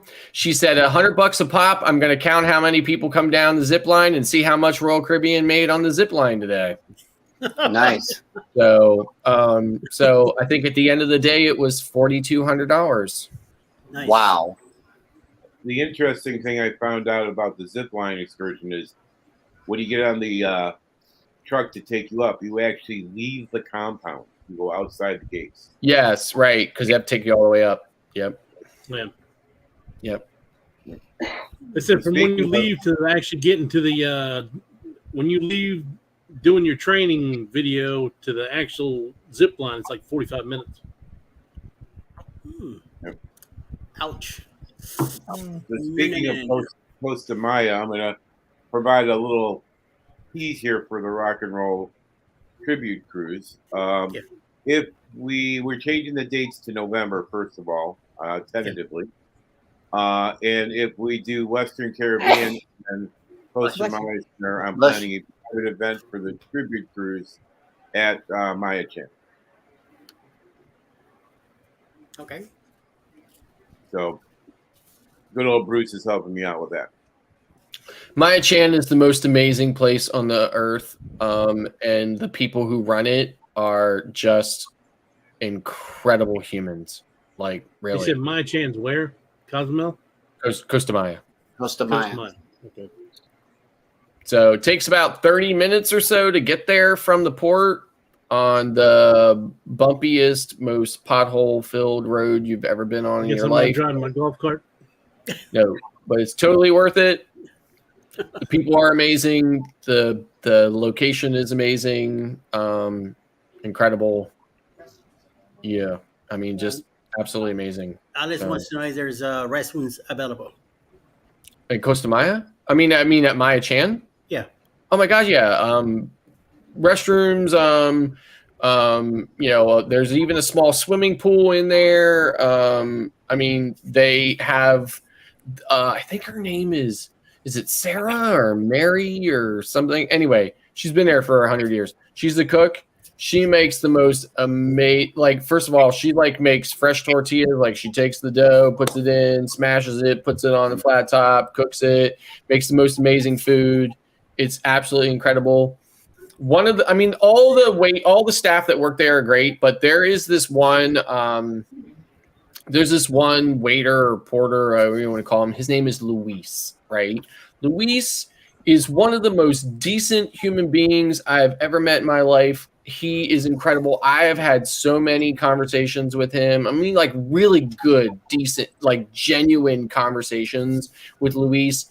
He is absolutely an incredible human, and I mean, everybody that works there, everybody that owns the place.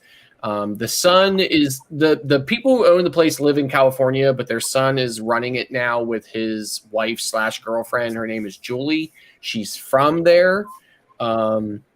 They are absolutely, positively incredible people. Cannot say anything good about them. Enough good about them. I mean, honestly, just amazing. I go there every single time I'm going to Cozumel. In fact, this next time I'm going to Cozumel on Wonder. See you, Rheanna. I'm going on Wonder. We're going there, but we're only going to be in Costa Maya for a very short amount of time, but we're still going there. And then when I'm going back on Maravilla, and I honestly never knew this, but Maravilla is the only ship in Costa Maya that day, and it's there on a Saturday. And I looked at the schedule for like the entire year of 2024. There are no ships, or there's like a Regency Seven Seas ship or something like that. Like there's like these like obscure ships and stuff that are there on Saturdays. So I sent my reservation request for when I'm going to be there on Maravilla in January of 24, and Mark emailed me back and said, "Sorry, we're closed on Saturdays."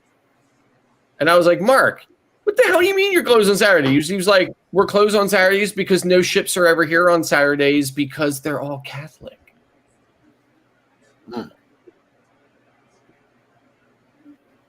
So I'm like, okay. So he was like, "Here's some places that you can go in the alternative," but I'm like, "No, I've been to all those places, and I'll be pestered to absolute death, to buy the same 7 necklaces and 4 hand-woven bags from China." How many cruises have you been on, Scott? Well, everybody, I want to ask everybody in the panel, but how many cruises have you been on lifetime? Well, don't start with me. Why? I've been on 56 cruises. Wow. How about you, Ross? I've been on Where's he 1. frozen? One. 1. Jeremy, how about you? I've been on 7. 7. Right. Mike and Rheanna got 0 down there, but going to be 1. But on 2. Bruce, how about you?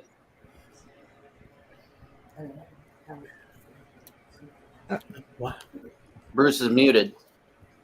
Oh, he's Sorry about that. Oh, there. I've been on 15. 15. 15. How about you, Eddie? 27. 27. Oh, my favorite number. 27 cruises. Clock. Clock. 10. 10. Wow. How about you, Em? Em's I've been been on on 2. She said 2. Two only, yeah. Yeah. The last one was 2019. Nice. I was on NCL. And you? Been on 10. I got currently 9 booked. Almost 19. No, I've been on 34. Awesome. Bill of the Sea will be 35. Nice. 16, yes, and everybody else in the chat. And my very first cruise ever was on the Sovereign of the Seas. Sovereign of the Seas. Yeah. Mine was on the SS Seabreeze, which is in the middle of the Pacific Ocean somewhere. I was on the Oasis for my first. Spoiled. Cruising is fun anytime says 16. And Haven says 35. Land Cloud Adventure. That's my daughter, by the way. Yep. Oh, okay. Land Cloud Adventures is at 1. Jennifer's at 12.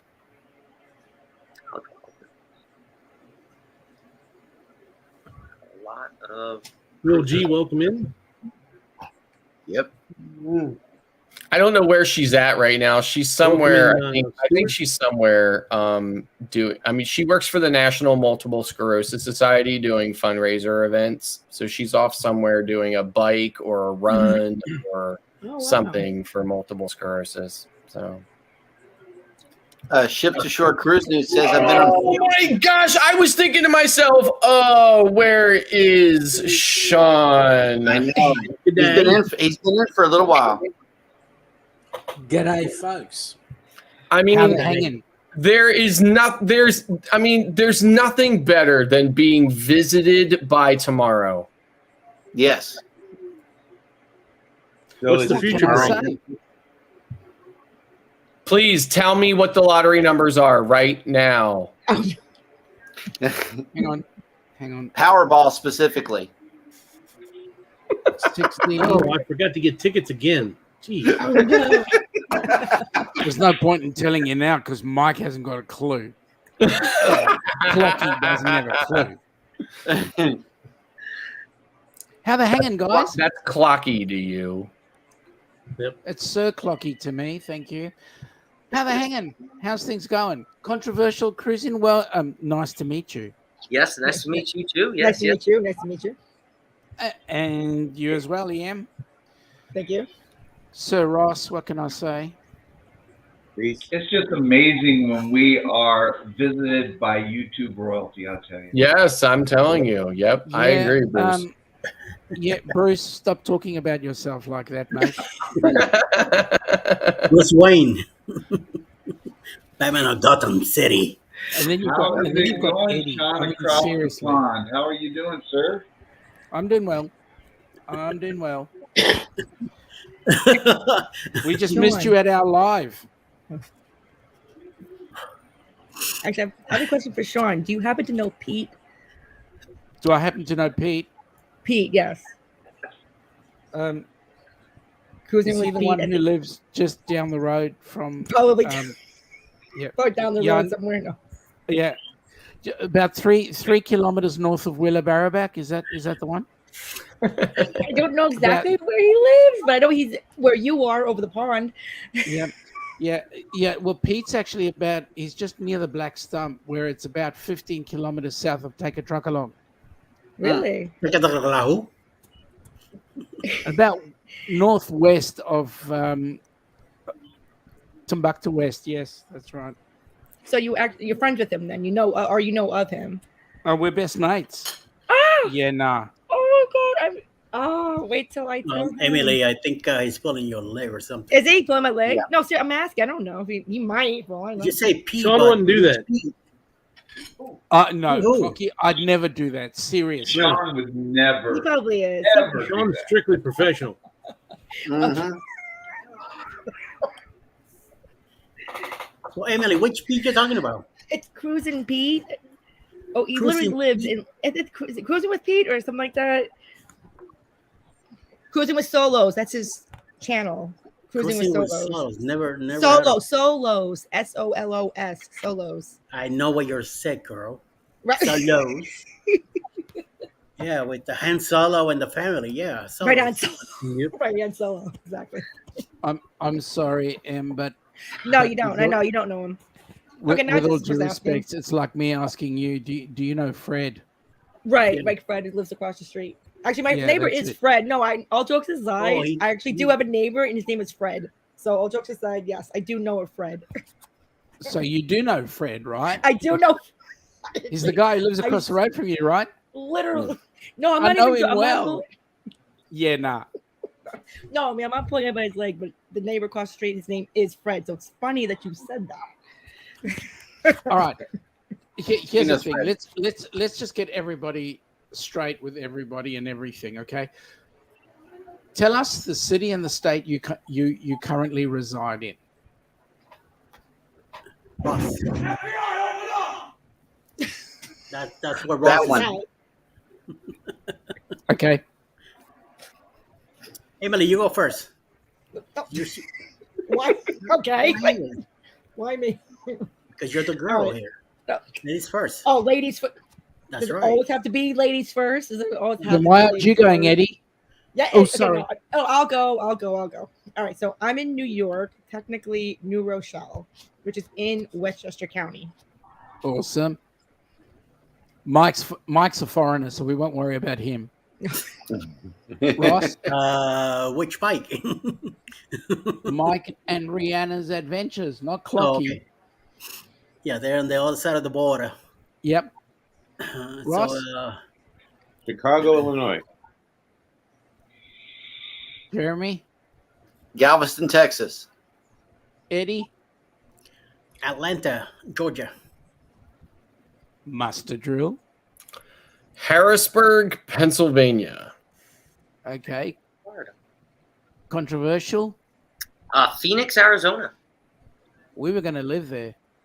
Oh, No, really? you don't. You don't want to go there. No. Except now. That was like You don't wanna 45 go. years ago. Bruce? Ocean Shores, Washington. Okay, now let's get out of the country. Mike? Medicine Hat, Alberta. Canada. And Melbourne, Victoria. Now figure that. So we're from various places now. Now, Mike might say Victoria is a city in Canada. Yeah, I was going to say, wait, you have to be more specific about that, Sean. When you say Victoria, could be a Canadian province. Now, let me just straighten you guys out here. You know, I live in Melbourne. You Floridians will tell me Melbourne is in Florida. No, Melbourne, Australia. Don't forget, Clarky, he's from Tasmania. You skip me. Yeah, he's from I'm in Tasmania. St. Anyway. Leonard, I know. Maryland. He's in the back, out in the outback. He's in Tasmania. Yeah. That's where he's at. Come on, Clucky, where you from? St. Leonard, Maryland. See, it's outback. Yeah. Yeah. Saying who? St. I Leonard. said it's Oh, my outback. God. You ain't no saint. You're from Baltimore or something. Is that like St. Michael? No. I'm the only St. Michael. Yeah, Tremont. Excuse me, pronounce it properly. Saint Michel. Depends on what I'm wearing that day. I'm speaking French. Au revoir, mademoiselle. Oui, oui, oui. Oh, yo tombé dans les patrontés. Méchantel. Hey, be careful, or I'll get Alice on you. Alice Lugo Studios. She's right here. My Fräulein is right here. Hey, Bruce. That's right. Yeah. Did you get a haircut? Yes. Well, yes, I did. Thank He you. got a ball cut. Are you trying to emulate Eddie? Yes. No, the better question is, Bruce, do you have a full-length video of your haircut like Eddie? Right. No. No. Bruce looks like he's trying to re-enlist. He is re-enlisted. Going back. Well, I'm gonna let y'all know, but News flash, guys. Eddie's haircut is going to end up on the Helping Hands for Cruising YouTube channel. All right. right. Very nice. I like that. Thank you. And why am I going there? Anybody has to have a reason. Well, I don't know. You know, I just want to be prepared. Someone has to sign autographs and stuff. You know. Who cut your hair? My sister-in-law did. Sister-in-law? Well, she did a way better job than you did. That's right. Yep. That's why I called on her to come do it. So I cut my own hair. Mine's running away. I tried, but look what happened to mine. You need a neutral. Is that what the new thing now? Paste and go. I have this razor with 8 heads that I bought, and it came to my house in an orange bag. Okay. I don't know if I'm putting any kind of razor blade against my face that came in a Temu bag. Nothing wrong with it.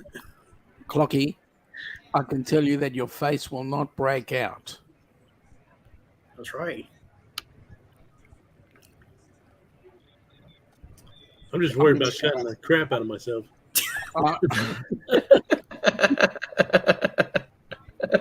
This is the moneymaker here. I got to protect it. Oh, what a dreamer. So that means you're coming in January the 2nd, 2025 to... I haven't made quite that much money yet. I thought that was the money-making face. He needs to go back to the corner. Yeah. Yeah, no, he needs to hit up Scott for one of those sessions over there at the club. Yeah, strip club.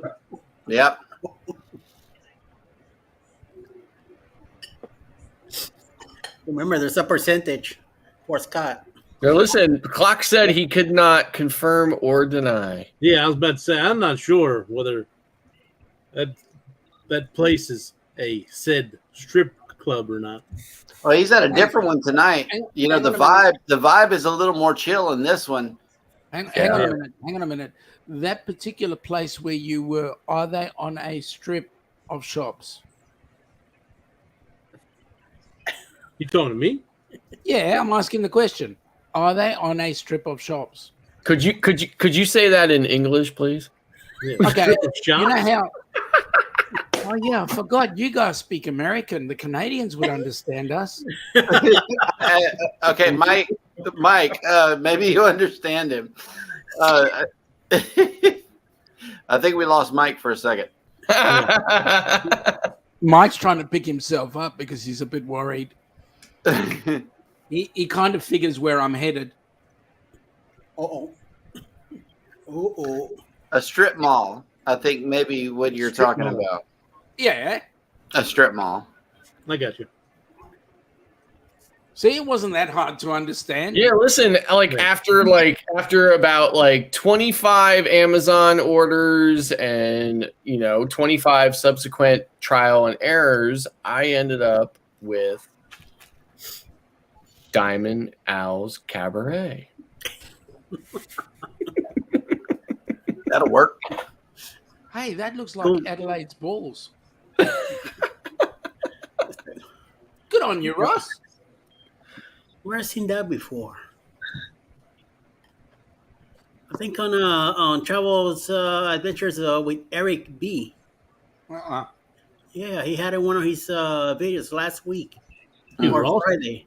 That looks very much like Adelaide's balls to me. Those are balls. Either Friday or Saturday last week. He had that on. Sean can pick out balls anywhere. Correct. Especially when they like that. Oh my. And these balls are appropriate to rub. Correct. Yeah. I don't know about that. I don't know if I'm gonna go that wild. Okay, Eddie. I don't think we're gonna have Mike here very much longer. I think he switched to the bedroom. So I think Rheanna is anniversary time. It's their anniversary. Yeah. Oh. 10 years. It's a big one. Happy anniversary, Mike and Rheanna. See you. And she got a birthday tomorrow too. Yep. In a couple Just remember, hours. Maybe, a minute per year. Mike, I know that you've got your camera blanked out, but I hope that mic's blanked out too because Mike's out. I see it. I don't really want to hear anything. I think. Oh, he came back. He had a wardrobe change. I reckon Mike had the cover there because he was just killing himself laughing so much he didn't want to be. I'm just afraid that it'll be I'm afraid if it'll either be the same or not the same in Canada. I don't know. It's daytime all the time, so I don't know. Explain a little better. Well, let me put it this way. As far as I'm aware, Canada was never a penal colony. Oh, did I use that word again? What do you mean? Wasn't it? Come on, it had to have been. Australia was a penal colony. Particularly New South Wales and Victoria were both penal colonies. Actually, I always thought it was New Zealand that was the penal colony and not Australia. New Zealand was free settlers. Really? Mm-hmm. See? Learn something new.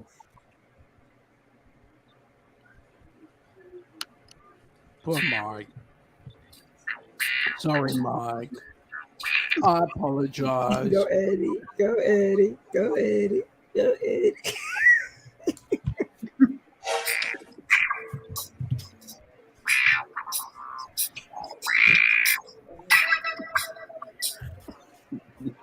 Oh yeah. We got props.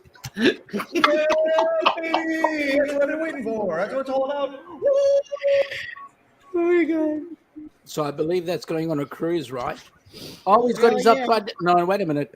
What Those is it? pineapples. Oh, no. Yeah, they're Yeah, upside down for me. Put yourself in Pineapples solo, are Eddie. correct. I love it, Eddie. Oh my god. Eddie, those pineapples look upside down, mate. There we are. Play the track, Ross.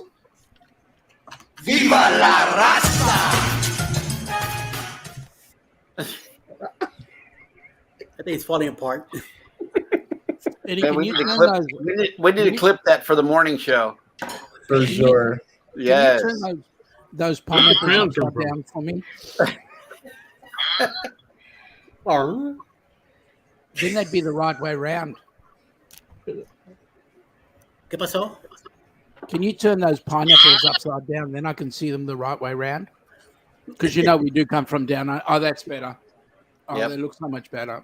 There we go. Because we come from the land down under. No, right? now you look like a bad '70s wrestler.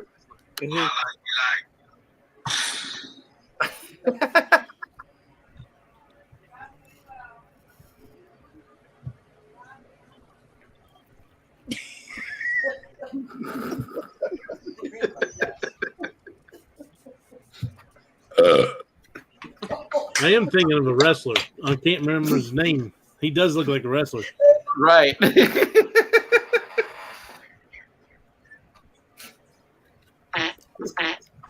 Whoa.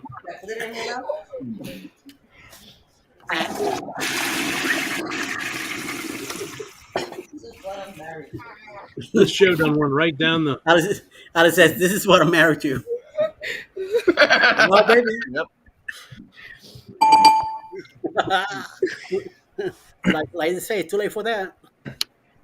What's happening, Lowell? Welcome in. Hey, Lo. Hey, welcome in. You came in at the right time. Oh, he added more. He added more. Emu, the pineapple yo-yo king. Yo-yo-yo king. Wow, you got to read that all together. Emu, the pineapple yo-yo-yo king. There we go. Oh. What the fuck? What you all doing to me? Eddie, Yo. whip it. Whip it good.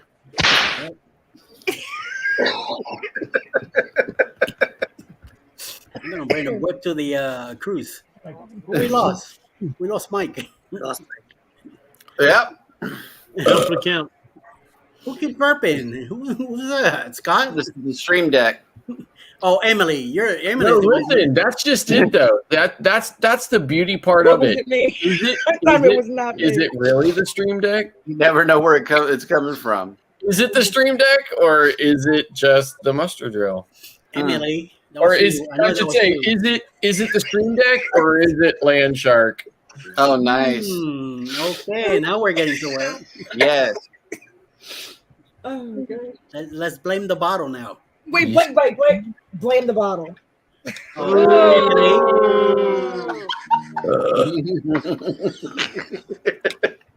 How many slots you got left, Muster? I got plenty, and if I have to, I'll just buy a second stream deck. Oh wow! Having said that, it wasn't Master playing all of them. No, I mean, I was thinking to myself, some of those are not mine, and either somebody's got a really loud speaker or somebody else has got a stream deck. We're sorry. Your call cannot be completed as dialed. Exactly. Right. Coming from down under. I haven't heard that sound in forever. Me too. I've never heard of Wow, that's a throwback song. My problem is my stream deck is geared towards the morning show, and people can only handle so much in the morning, so I don't really have anything risque on the stream deck right now. You could always add something Need nice. to do another one just for Friday night. That's right. I'm actually thinking, like, there's multiple profiles, so I actually should create a profile just for After Dark. Right.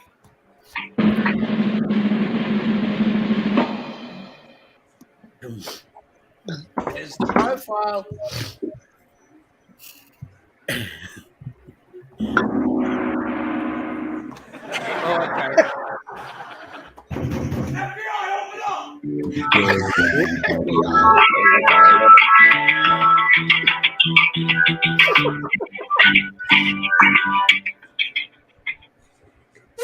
It sounds like I'm a hold. Texas. Oh, there's your cat. Texas. Texas. Oh, your cat's behind you. Texas. Texas. Put it in the mix. Put it in the mix. Put it in. That's right. That's right. That's right. And what star? And what star is going to be on the front of the Jubilee? Pennsylvania. Yes. Texas. Texas. Went right off the rails. Yeah. Yes. It Didn't did. go for the last half hour. I think that Texas started putting. Listen, so here's the thing. Like, let's just address that right now because we haven't addressed that in multiple morning shows. I cannot see. I really think that is total bogus because that ship is going to be repositioned. Yes. There's absolutely no way that ship is not being repositioned. Right. And they would not do that. Yep. Unless it's a sticker. I hope it rolls up on New York City with that big Texas star on the front of it. That would be disgusting, man. It really would. Then Liberty's gonna hit him with a flame and go. Hey! I mean, to be honest with you, I mean, like the Verrazano is a really high bridge, but I do not think you're going to get an XL class ship underneath it. I don't think so either because those are like 20 floors, aren't they? Yeah, I mean, like I think like 17. Dream and Vista is probably the biggest ship you're going to get under Verrazano. Even better. The Vista would be enjoyed by many people. Because here's the thing, though, right? Oasis goes in. I'm getting on Oasis. We're going to go under Verrazano, but Oasis has a retractable stack. So they actually retract the stack down in order to get under Verrazano. So now, is that just Oasis or is it the entire class? The entire class because Symphony's going up there next. Yeah, I mean it would have to be because, like I said, yeah, they're not. I mean, they have been bringing Symphony in Oasis in the last couple of years, but Symphony is coming up, so it would have to be the entire class. Wow, that's exciting. Yeah, I've never been on a ship where the stack goes down on a bridge. I didn't even know they could do that. yeah. So Verrazano, like I said, Verrazano is a really high bridge. So you can get most ships underneath it without necessarily making that accommodation. But Oasis, they designed it specifically to be able to do that. So I didn't even realize it did it until Law pointed it out in one of the chats one day. Yeah. And then I went back in one of my videos, and of course I was up there on the deck videoing it, and when I spun around, you could see that the stacks were down in. Yep. So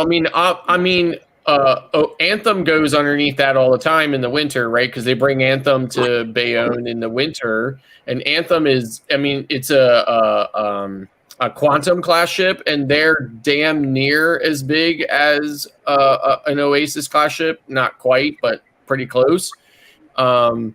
And they do not need to do anything like that to get under Verrazano, but I imagine the clearance is marginal on it. Yeah. So they're pretty much the same height. They're just not the same width, aren't they? They're not the same width for sure. Yeah. So I don't know about the height. Now, when they lower the stacks, the area that they lower the stacks in, does anybody go in there at any point? I mean, no, it's just a funnel type thing. It just goes in and then goes right back out. Yeah. That's nifty. Yeah. Another of course, thing. that's a big draw of the sail out from Bayonne and stuff as well. Is like everybody gets out and goes under and gets up on the top deck because you're like so close to the underside of the. I got to really watch myself. I almost said getting gangplank.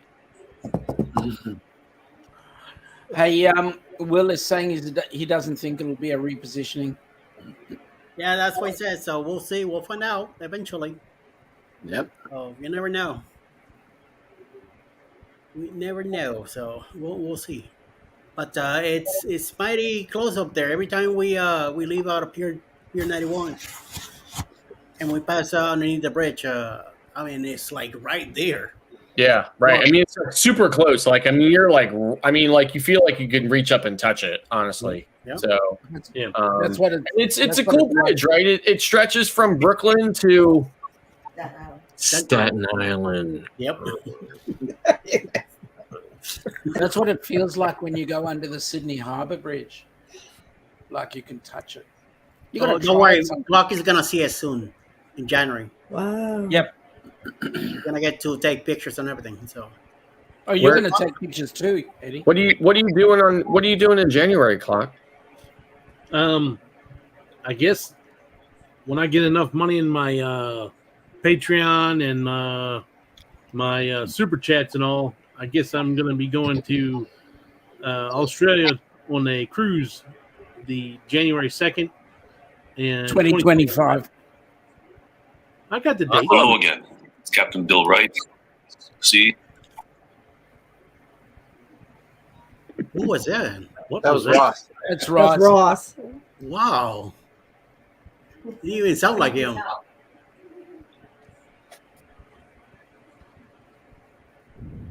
Ross. Ross. Sorry, it was a video I was looking for. Oh, okay. Thought it was muted, but I guess not. Yeah, so I think Harmony is switching places with Allure. So, and Allure is like the redheaded stepchild of Oasis class ships. I mean, it's been a gazillion years now. Bring that sucker into dry dock and retrofit it already. You know, the rest of them have already been done. I don't know what they're doing with Allure. I don't know why they're not just bringing it in and at least putting some of the upgrades that they put on the older Oasis ships. So, Well, they're doing short sailings next year, aren't they? Or is that what they're doing right now? Because I know, I think Bill's doing a short sailing, like a 4-day or something. yeah, I mean, like Allure has been in Galveston for a while, right? Hasn't it? Mhm. Yeah. As soon as the terminal opened, it was here. Yeah. So, but like some of the stuff they did on Harmony and Symphony and stuff, they went back and retrofitted Oasis, but they never retrofitted Allure, and I don't understand why. So, I mean, they've had years and years to do it. So, put it in dry dock and do it already. Yep. And that was the first Oasis class ship I was on, was Allure. So I'm just having a look at our cruising ports around Australia, and currently Sydney is home porting to a number of P&O ships, but Carnival Splendor is still down here for the winter, so be interesting to see. Sherry said Laura was in set up for the dry dock during the COVID time, same as the one I was just on. And since they pushed it, they just didn't get it done. Yeah, they didn't get it done. I mean, I'm like, you know, I can understand why they would take a little while to do it, but I'm like, already? Come on, you know, get it done already. Yeah. And Mike down here keeps saying that the what is it? The Paradise is going to dry dock, but we don't know what they're gonna do to it, and how long it's gonna be in dry dock also. So maybe it's I know that ship's already painted with the blue colors, so maybe they're adding. Hopefully, I think it has blue one already. I'm hoping that they do a shacks to it. That'd be nice. Yeah. You know, Like it would be awesome if they did shack to some other ships other than XL. Yeah. Yep. Yeah, it would be nice if they did that. I don't know if they will, but that would be ultra popular on the breeze. I know that it would, because that's a good chicken spot. Yeah, and if you think about it, you know, that's kind of the next class down. Mm-hmm. it'd probably be the most logical ones to do it on. Dream Class. Yeah. I mean, what do we have? We have the outdoor barbecue. We got Guys, and we got Blue Iguana. Yep. They just opened up And the the breeze. chicken here in Rosemont yesterday, right by the airport. And think about it like on Breeze too. Like think about Breeze, Dream, and Magic. Breeze is the only one with that 3D theater. Mm-hmm. Magic and Dream don't have it.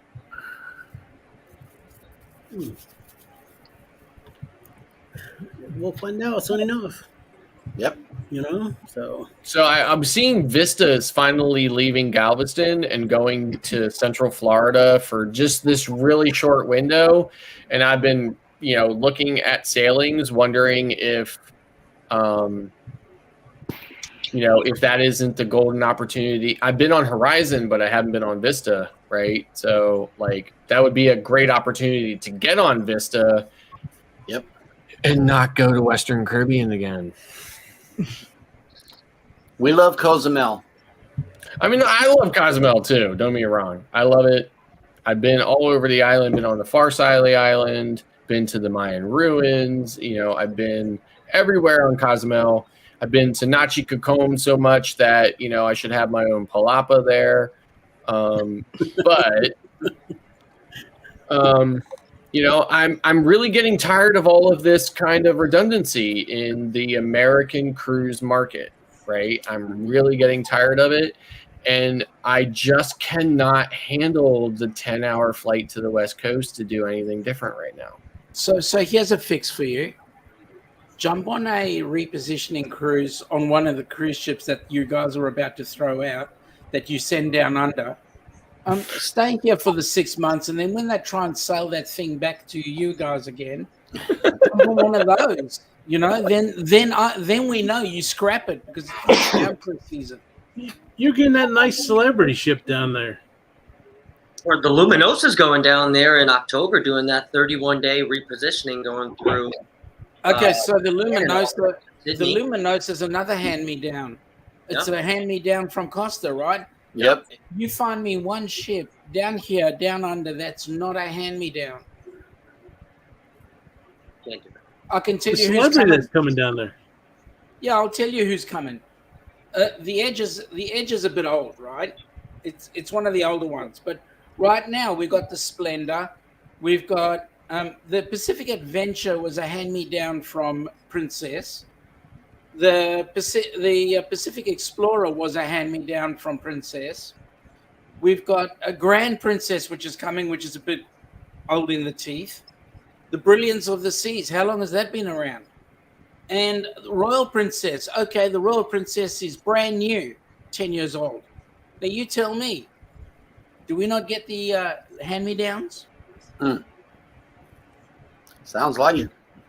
Yeah. CCC. And we are supposedly the second largest cruise community in the world, so per capita. So, I mean, second to the US people. Can't talk about the Kanaks because I don't know much about their cruising. They always get put in with Alaska and the US. So, see you, Bruce. Even though you're 2 hours behind me. Slater, Bruce. See you. Right, Batman. So, cruising is cruising, right? Yeah. Maybe you Aussies don't know how to take care of anything. Mate, you want to have a piss up with us, right? We'll drink you under the table. And it won't be Foster's either. Apparently you can't handle it. Then maybe you're breaking the ships up when you drink that much. No. I'm German and Irish. I don't know if you can drink me under the table. You German and Irish. Oh my God. At least you're not Scottish. Law Jones has a question. What's that huge mega ship Disney bought unfinished? Isn't that going down under? Which one? Oh, the Disney. No, there is a Disney ship coming down. Yeah, they did buy an unfinished ship, didn't they? Yeah, they bought one of Yeah, the Genting ship. Yeah, right. It's going to be the largest cruise ship for passenger capacity in the world, but Jensen can belly up, and that will be based in Asia. Right. Yeah. That's I what was I about to say, thought. I thought it was Europe or Asia. Lord Jones, for your information, the only new ship that's coming down under is the Resilient Lady, and that's home porting in Melbourne. Bada bing, bada boom. Mm-hmm. So I got a little interesting video to show of the funnels being retracted. Oh, really? Yeah. Let's see it. It's on the Disney's, quantum. It's on the quantum. Give me 1 second to pull it up. G'day, Jennifer. Oh, on the quantum. Okay. So I guess they do it too. Well, that means Anthem has to do it, right? Because Yeah. Anthem is like always in Bayonne.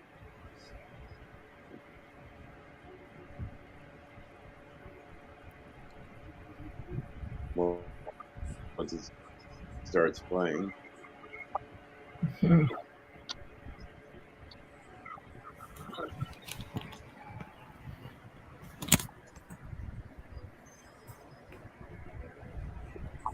This is in real time. No. And it's Did it freeze? no. Hey, mate, grab me a coffee while you're heading that way. That sounds good right about now. Seriously? Yep. They say it takes about 30 seconds for them to retract. I was gonna say, like, is it gonna be starting soon here or what? I think because the full screen is lagging. Yeah. I want to see where the bridge is. And is it 30 seconds before the bridge or 30 seconds under the bridge? Or does the ship move along, get to the bridge, and then it starts retracting? Geez, that'd be cutting it fine. When do they retract? Yeah, it's lagging. Ah. It's almost retracted on my end.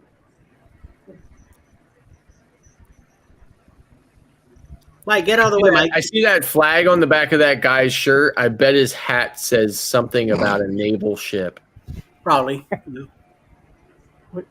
Now you guys should be able to see What's it that guy now. doing?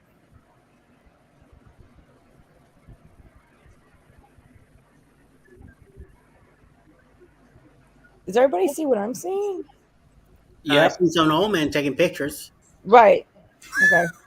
Exactly. Taking pictures of the Oh. girls half naked Right. on the pool. Eddie, can you let my imagination keep on working, please? Sorry, Sean, I didn't see that was you. Ah. Go get some coffee. Oh, thank you. Thank you. You gotta have a laugh track on your stream on your Mhm. stream deck. It depends on the laugh. Mm.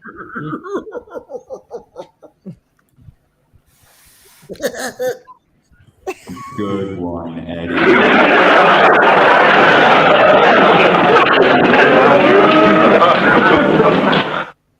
All right, well, you got me beat on that one. Yep. Holy crap. Wipe out.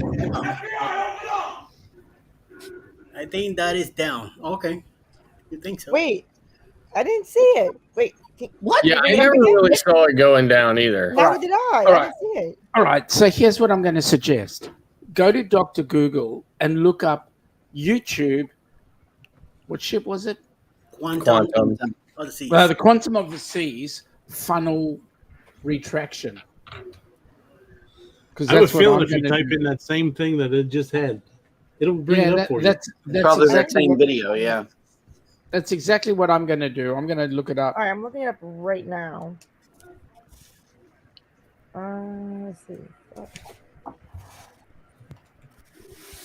Oh, that's another view. Mm-hmm. Oh my God. This is the Oasis. Going under the Verrazano Bridge. Can you press play, please? Thank you. It was playing. It's lag. Oh my gosh. Hang on, as my daughter would say, oh my God. Wow. Jeez, that's close. Wow. Wow. That's real I'm telling you, it's close. When you go underneath that, you're like, oh my gosh, I could totally reach up there and grab that. Now that has to be at low tide, right?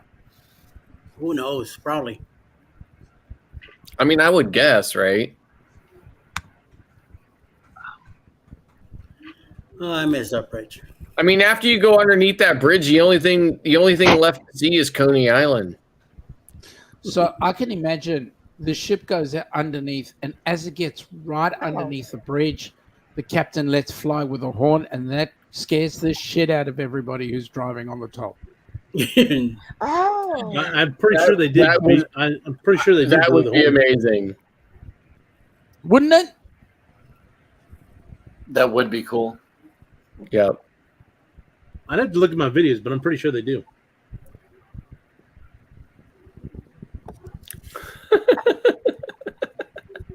Look, over there is oh. Staten Island. I'm waiting for the stacks to come back up.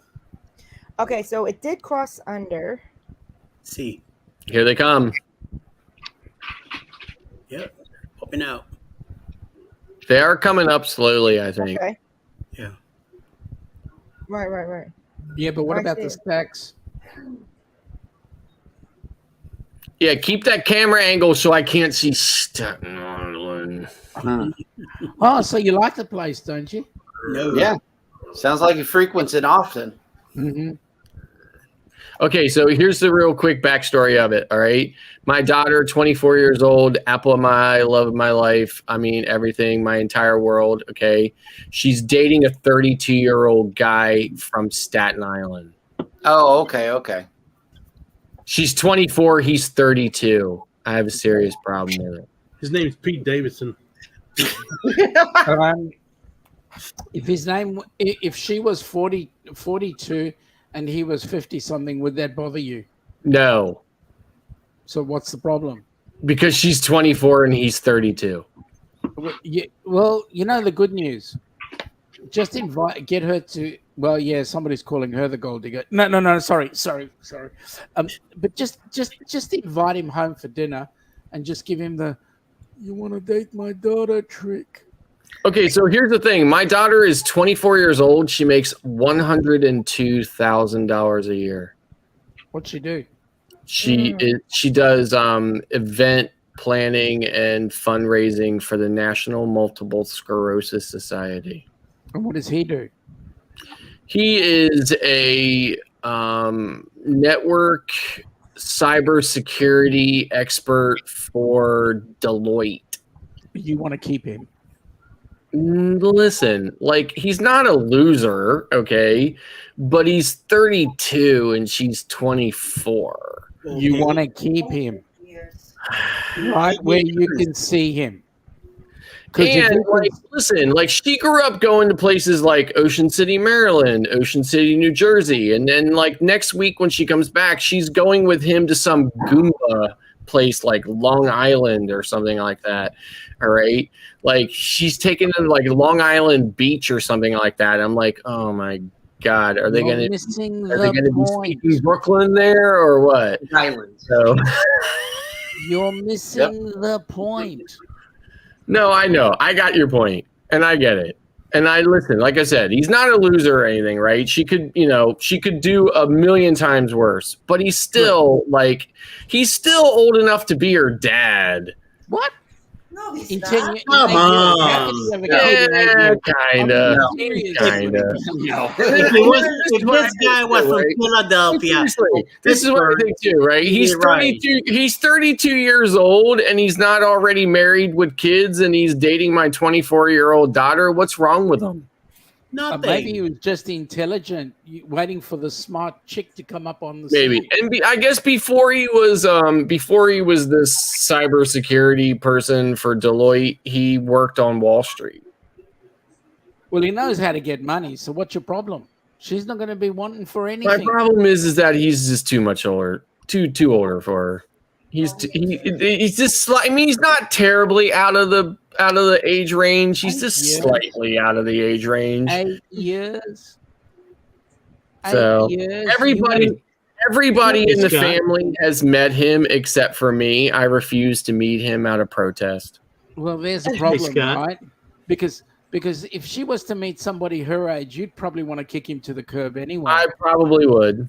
And Yeah. here's the thing. I pride myself on the fact that I managed to keep her and her brother from dealing with any of the teenage drama dating bullshit through high school and early college and everything else, right?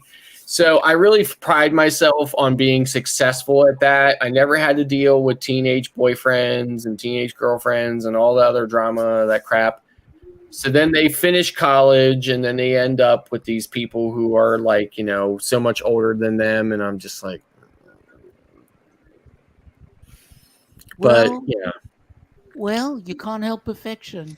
Yeah, I guess.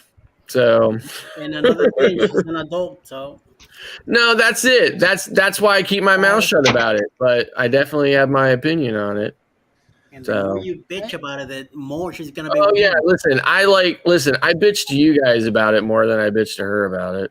Yeah, the more you hit her, the more she's gonna be holding to this dude You should from hear New what she- York. You should hear what she says about her dad. The ultimate question is, Scott, is she happy? I think she is, and that's probably one of the reasons why I'm, not being a total a-hole about it. But, yeah, it's just the fact that, he could be from anywhere. He could be from Chicago, for crying out loud, but he's got to be Hey, from Staten He could Island. be from Melbourne, even worse. Eddie's right. from Brooklyn. He can tell you, right? Out of all the boroughs, Staten Island's the worst, right? Like, it's like the redheaded stepchild across the gangplank. It's the stepchild, but Bronx is the worst. Exactly, right? The So Bronx. I'm like, he's got to be from Staten Island? Really? It's a country by itself.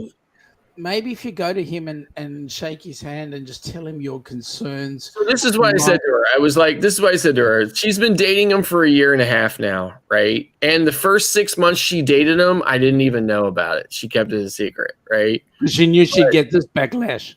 Yeah. So then I knew it was serious when she said, okay, it's time to tell dad about it, right?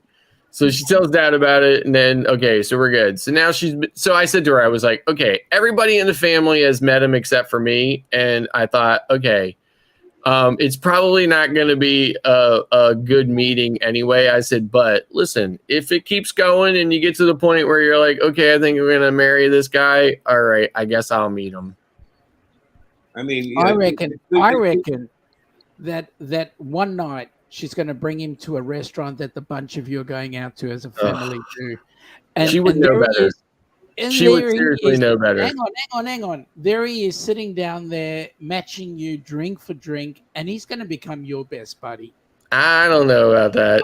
I reckon he's going mark my words. I reckon he's going to become your best Here's buddy. the even more interesting part of it, right? He has no social media. He has no social media or anything else, so I can't even find his social. Like, I can't even find him on social media and stuff. He's in cybersecurity. I don't see him having a social media. Exactly. Right. So I was in IT for 30 years, but I was not in IT security. I was in networking and servers and stuff like that. Or Go whatever. on the dark web. So he probably knows a little bit more about that area of IT than I do, but yeah. Just use the dark web. Well, How much taller is this man from you?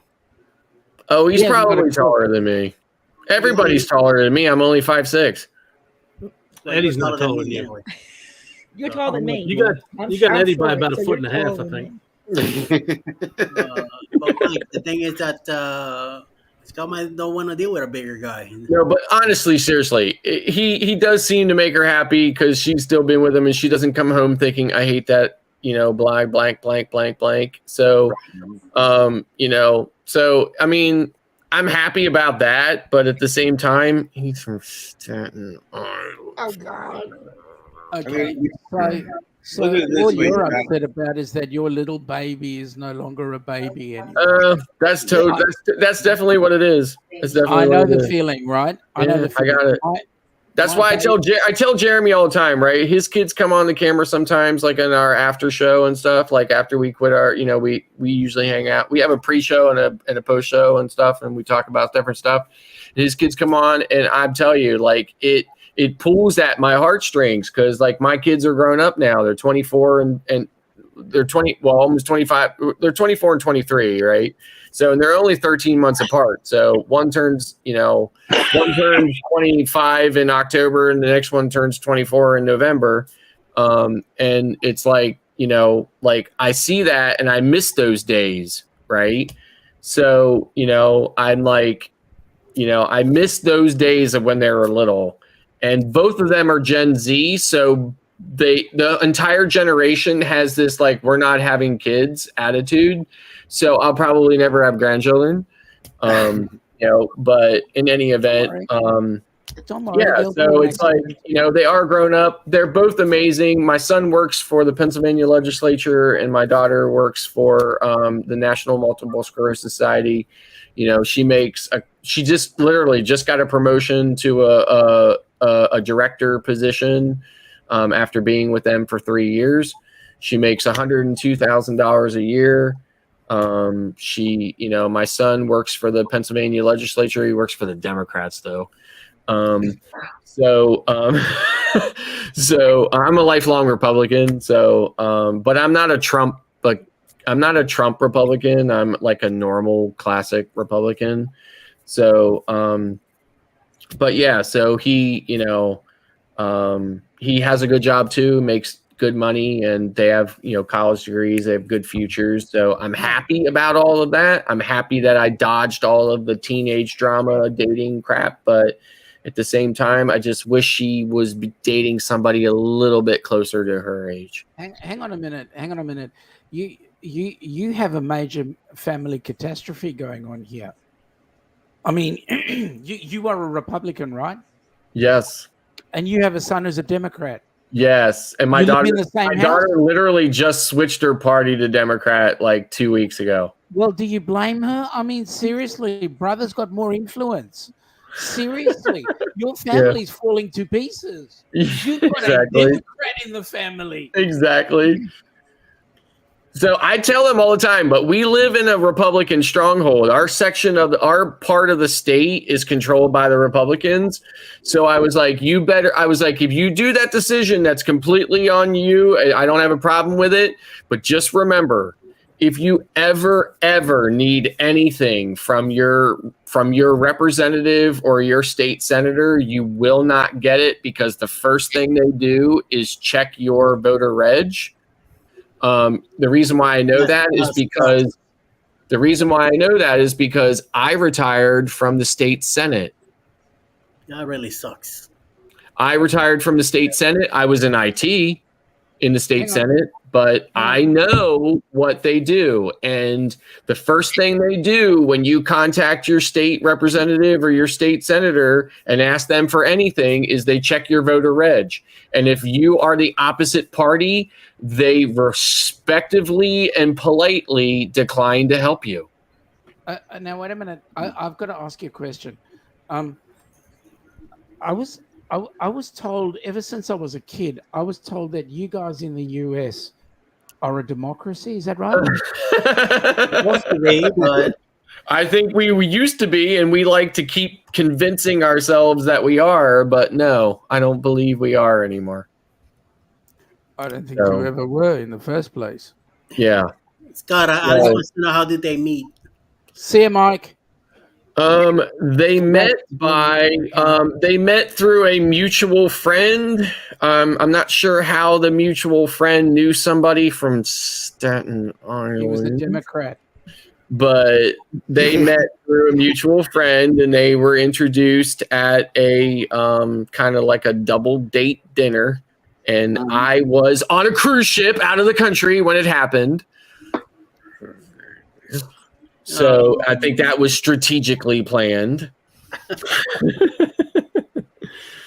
So, but yeah. So, If it makes you feel any better, Scott, I was 27 and my wife was 19 when we met. Look at that. So I'm 62 and my wife's 63. So there you go. Yeah, that's listen, my wife is 4 years younger than me. Okay. And that's probably But she's my second wife.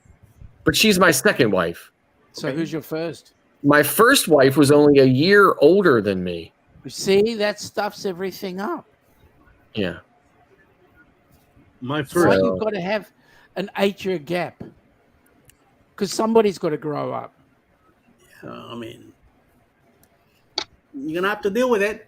Yeah, I mean, I'm dealing with it. Like I said, I'm complaining to you guys about it more than I complain to her about it. I bet you. Well, she knows now. She's here in the chat. Yeah, I know. She was in the chat, man. Yeah, I know. If she's still in there, she might be in bed because she probably has to get up at 4 o'clock in the morning and set up all of this all this stuff because it's either a bike or a run or a 5K, 4K, this, that, or whatever. She has to do a whole bunch of stuff in order to get it all done. She has to work with sponsors and this and that and everything else. She's really amazing at what she does, and they've rewarded her handsomely for it.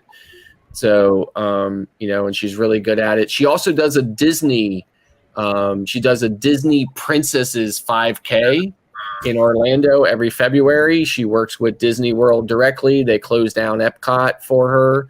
And over several hundred runners come into Epcot after hours or before hours.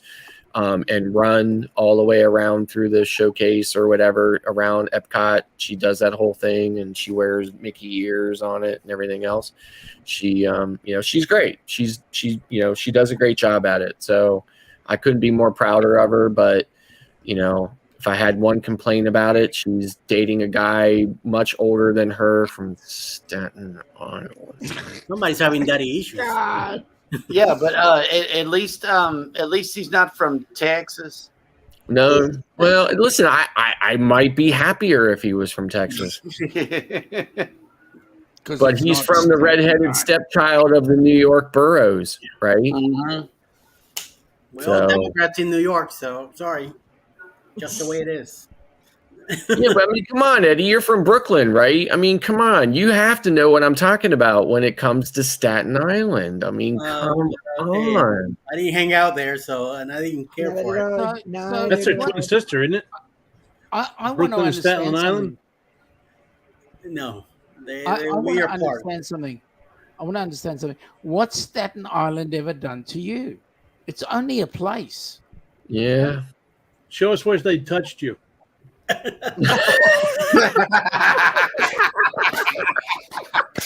Yeah. Love it. We need the hypnosis pineapple. Boom. That's right. There you go. Tell us the story, man. I mean, come on. It's just, I mean, listen, it's kind of like how New Yorkers feel about New Jersey, right? Staten Island is mostly full of Italians, and they're all Republicans.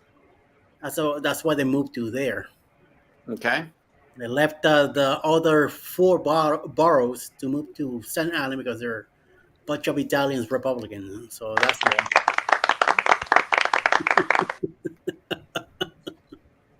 But don't worry about it, man. Just go with the flow. Yeah, like I said, I've been complaining to you guys way more about it than I do to her. Probably because let it out, Poppy. Don't worry, let it out, Poppy. Probably because she would just probably be like, Dad. No, wait a minute. What was the name of that place again? Staten Island. Staten Island. Exactly. Here, I'll second that. Now, hang on. I got to ask you a question. Did yours go round clockwise or anti-clockwise?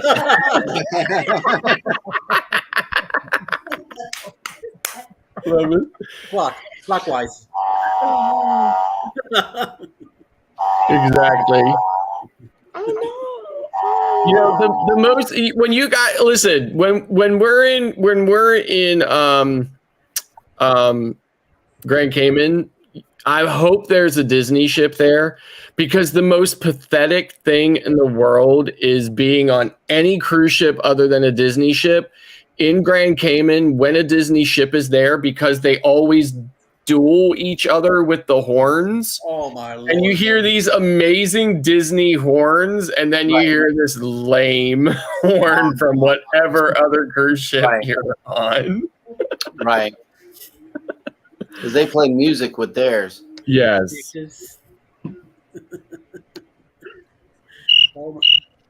No. Sorry. Emily just jumped. You took you back to the Philippines. What Hearing am I- them crickets? Not I in was- Manila. It's so busy. No one's sleeping in Manila. Like day and night. No one is sleeping at all. It's like New Wow. York City. No, it's great. I was like, I wasn't that Is it like- impressed. Yeah. But is it like Staten Island, though? You took the words right out of my mouth. Staten Island. Yes. Actually, I can say that about Angeles, Philippines. Angeles. Yeah. I could say that about the. Or buildings Anyway. everywhere. That place. Amazing. Wow. The stream has decided to go into the gutter. Wait for it. We can get lower. Yep. Yes. Oh, and by the way, Eddie, I told Elizabeth about the ship you guys are going on to Bermuda. Yeah. And I told Elizabeth about it, and she looked at me and said, well, isn't that interesting? Because that's actually one of the celebrity ships that I want to go on. Hey, here we go. Book it. Book it. Now this is 1 second, 2024. No. That's the Sherry, the Friends of Sherry M meeting is in the morning. Okay, that's not that kind of party. This is not that kind of party, guys. Is Cheryl asleep? No, we just, I don't see her in the chat anymore. Oh. So yeah, she might be sleeping. I don't know. Well, Randy's here, so hey, here we go. Yep. No, hey, He's in Arizona as well, isn't he? Yep. Yeah. Yes. I have no idea which part, but yeah, he's somewhere. I've been seeing on ABC World News lately. I've been seeing the last couple of days that it's been like more than a week of excess of 110 degrees in Arizona. And I'm like, what are you complaining about? That sounds wonderful. Come try it out. No. I would love to come try it out, honestly. Ooh. It's hot. Let me tell you. Yeah. It's a different kind of hot. It's a dry heat. I mean, I would definitely take the dry heat over the Right. humid Yeah. over here in Florida. But Yeah. it is hot, man. It's hot. Yeah. It's 100. Well, we're on 11 degrees right now. Oh, that's sea. Yeah, not only do they have that oppressive heat in down under, but then they also have spiders and snakes. Huge ones too. Yeah, They look like big lobsters. Yeah, Most yeah, amount but of we've also got- poisonous animals in the world. I know. It's Yeah, incredible. but you would love to see the kangaroos fight with them. That sounds like something Jeremy would do. Maybe kangaroo fight. No, it don't. No, it does not. I mean, Jeremy would definitely be tall enough to meet that kangaroo right on an even field. No. Knuckle to knuckle. Have you seen the muscles on a kangaroo? Yes, I have watched. And interesting enough, I have seen plenty of TikToks where kangaroos are actually coming back for more with humans. But I've got to clarify a couple of things. A kangaroo is easy to beat. All you got to do is run around the back of it. They can't go backwards. Really? Oh wow! Keep that in They mind. can only go forward. They can't go backwards. So in 25, Jeremy's fighting a bear in Alaska, and in 26, a kangaroo in in Australia. Yeah, and baby's been asking me, will I go swimming with the sharks and stingrays ever since day one? And I told her no. It's a stingray. That's only since you bought that insurance policy. That's how the lion. I mean, not the lion. The dude on TV, Steve Irwin. That's how he died. Yeah, our mate. Our The mate. crocodile hunter. Yeah. He died from the stingray, right? Yeah. Yes. And listen, Yeah, when I was at Stingray City in Grand Cayman, they spent the first 10 minutes talking about. And now I don't agree with this, but the people who took us out there spent the first 10 minutes talking about how they thought that Steven Irwin was the biggest idiot in the world, and about how he, antagonized the stingray and asked for it, right? More or less, they were saying that, right? Now, I think they were doing it because they were trying to set everybody's mind at ease, right? They were trying to say, this doesn't normally happen. But I was there as a short guy with water up to my neck, right? Thinking to myself, I just need to get the hell back on this ship because I don't give a damn about these things that are swimming around me that could at any point in time decide to kill me. Correct. The only reason I why thought they want to I do thought I that heard is he 'cause jumped. you antagonize them. Well, that's what they kept saying to us. You really got to give that thing a good reason to do it, because once it does it, it can never do it again. And I thought to myself, they tried to instill in us that the stingray is really thinking long and hard about whether or not this is a good idea or whether or not it really wants to do this. And I said to myself, I just don't know if it has that level of reasoning. No. All right. Let me bring you back to a couple of things. You talk about these deadly snakes. Now, truth of the matter is, as if an adult snake bites you, it's a warning. And why is it a warning? Because you didn't leave it alone. Yep. They are more afraid of you than you are of them. So don't stress.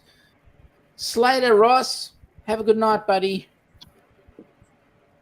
So when you start talking about us deadly creatures, just understand that us deadly creatures only do it when we are attacked. See, I was told that the crocodile hunter actually jumped in the water on the barb. Yes. I think he wasn't did. like the thing tried to hit him. I think he did. It was a total accident that he fell on.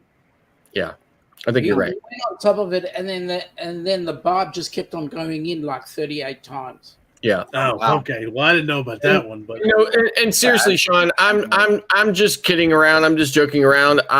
One day when I can work up the courage and the nerve to take that long of a plane ride, I am absolutely going to come there and enjoy every minute of it. It is on my list. I hope to make it there before Scott, the trumpets play, but. You do realize I am a shit stirrer. You, Sean? Openly admitted. Yeah. Clocky, you didn't know? I didn't know that. Like I said, after 50 some cruises, I am really getting tired of the US cruise experience. Anything that I can do from US ports, I'm really getting tired of it. I really want to do something new and something different and fresh. So I'm, I'm even as much as I despise the cold, and my concept of cold is way different than everybody else's because I'm the weirdo. But I am even willing to get on an Antarctica expedition cruise, right? Just because. Come down under. Yeah, I'm just getting so tired of the same old itineraries. So, even if it's a repositioning, whatever, that takes you down through parts of the South Pacific. So you take in Fiji, and you take in some of the American Pacific islands and so forth. On your way down, do a repositioning. If it's not a repositioning, then you got to come down under. You got to spend some time in New Zealand. You got to spend some time down Australia. Yeah. Australia is not a 2-week visit. Australia is up to 6 months. Exactly. Right. Yeah, I mean, my wife and I are talking about it all the time, and I'm like, and she's like, but you won't, but the plane ride, but the plane ride, but the plane ride. I'm like, you know what? I know, and I'm just gonna have to I'm gonna have to get over it at some point, because I honestly am getting to the point where I don't know how much more I can take of Nassau and Cozumel. Yeah. I honestly just don't. I mean, they're great places. I love them, but I've just been to them so many times. And on top of that, because I've been to them so many times, I've also really kind of run to the end of my rope on refocusing on, okay, well, these cruises are going to be about the cruise, right? Yeah. And not the port, because because I'm already at the end of my rope with the ports. And now I'm at the end of my rope with, okay, it's just the cruise. And I'm just like, I'm going to have to just deal with it and get on a plane and fly to the Med and fly to Australia and fly to the West Coast and, do these, these cruises that are just going to offer me something more unique, because I just, and I need to preface all of that with how ridiculous of a first world problem being tired Yes. of cruise of US cruise market experiences that is. I mean, literally saying that is not doing it justice.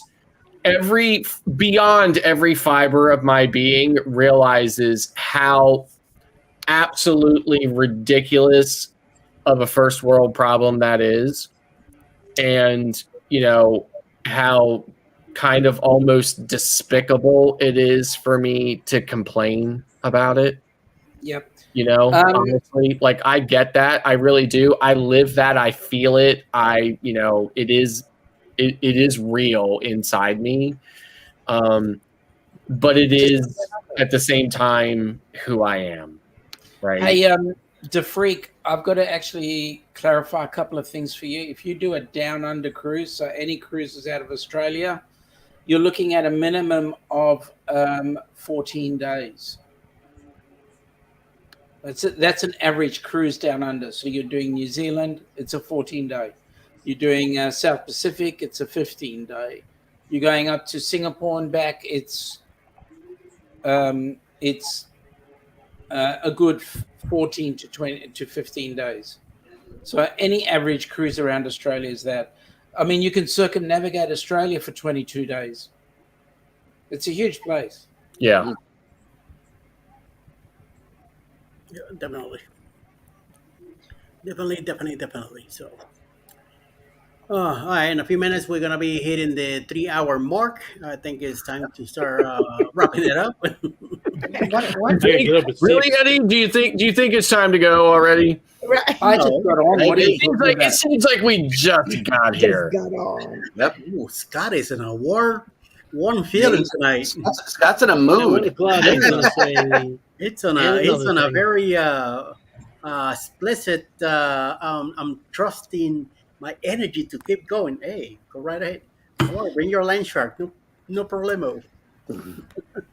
Okay, so all the cruises now you have to fly to Australia. There's no midway, and then get on. Other than a repositioning that ends up in Australia. Right. Yep. But you know what? Bite the bullet. It's only a day. It's only a day. Well, I flown 17 hours just recently, so there and back. To where? Manila, Philippines. To the Philippines. Okay, so we're not that much different, right?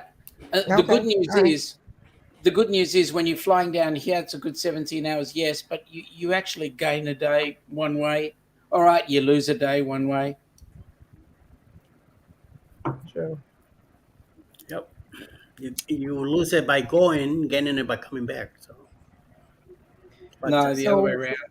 I mean, I'm probably going to do a Panama Canal cruise in 24 sometime. And I'm probably going to just kind of like, the first one I'm going to do is going to be a partial transit. So it's going to be from Florida back to Florida.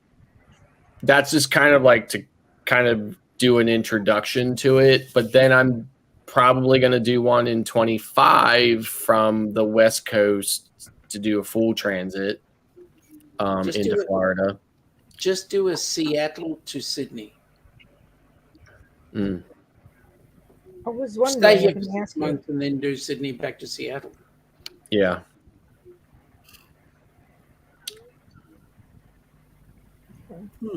That's probably going to be my first venture away from, you know, Nassau on a private island. You know, All you got to do is ask Bill Warmstrom what it was like doing the 23 days. I mean, I followed most of his vlogs. I mean, it was extraordinary. You know, like beyond some of the issues he had with some of the ships he was on, you know, like I think when he got on, what was he on? Was he on Carnival Luminosa? Yeah, Luminosa. Yeah, I mean, he did not seem to really like that ship too much. Well, would anybody else? I mean, seriously, it's a hand-me-down. Yeah. So, but I mean, it seemed like it was really incredible experience. So, I reckon nobody would go wrong if it was, say, a Horizon ship doing a repositioning. Nobody would knock it, but because it was Luminosa, it's a hand-me-down ship. It's been around for 20 odd years, and here it is, got a new badge on it. What's different? Just the paint job. Or maybe a new crew on it as well, but it's not really a Carnival ship. Nope. As long as the crew. I mean, it was a Costa ship, right? Right. Exactly. So, yeah. As long as the crew is still true to Carnival in their ways, I wouldn't care, because the crew really takes care of us and then make sure that we're having a good time. Right. So like here's the thing. So from an MSC standpoint, right? I see a lot of cruise vloggers from the US really complaining about how MSC is not more like Carnival. And don't get me wrong, I love them, I support them, I don't have a problem with them saying that. Up to the point where I ask, why, like if you want a Carnival experience, then just go on Carnival, right? Agreed. So like MSC is trying to introduce something different, and Americans are so narrow-minded when it comes to stuff like that, right? Like they don't want anything new. They don't want a new experience. They want the same old. And that's fine, because if it's your vacation, you should be able to have whatever it is that you want. But if what it is you want is Carnival, then go the hell on a Carnival ship already. Don't go on an MSC cruise and then badmouth MSC for trying to offer the U.S. market something different, right? Agreed. I love the fact that they're offering something different. I embrace it every time I'm on an MSC cruise, because I'm like, hallelujah, something different, right? Yep, absolutely.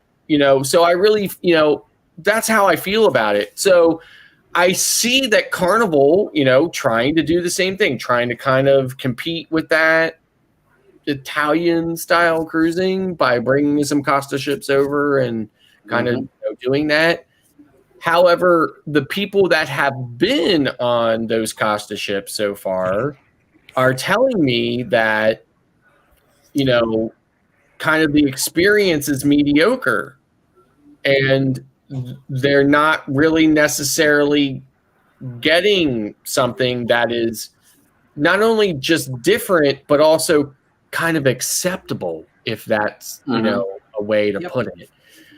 So that's disappointing for me, but at the same time, I kind of feel like that's our new normal, right? Like it seems like our new normal is subpar and failure, but accept it and tell everybody it was great. Yeah, no, I look at it this way. You work hard to create a brand, and if you start to pick and choose on anybody else's brand, you're going away from your core values. Yeah. And this is where I see Carnival stuffing up at this particular point with those Costa ships, because they're trying to pretend to be something different to their core, and you stay with your core values. MSC has got a core value.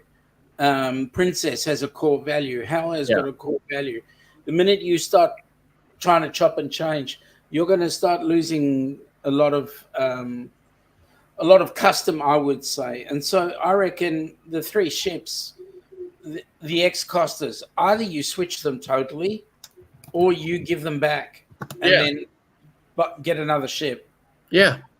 No, seriously. I said to my wife, right? Like Venezia started in New York, right? After the transatlantic, it starts in New York, right? Yeah. Then it's going to go to Florida. Yep.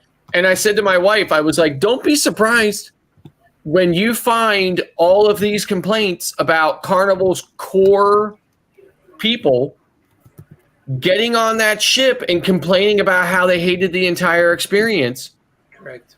I was like, because I really cannot see them embracing it, because they want what they want. You know, they want the traditional Carnival experience. They're not going to get that on Venezia when it goes to Central Florida, and it's going to be a disaster, and I won't be surprised if I'm right. Yep. So, it's not only, I mean, you've got Splendor, which is here year round, and then you get the Luminosa, which is supposed to pick up a step where another Carnival ship was. They're two separate experiences. They're not the same Carnival experience. Right. Mm-hmm. And that's where I think things become a challenge. I think Carnival should go back to being Carnival and let the other cruise lines that they buy in be themselves.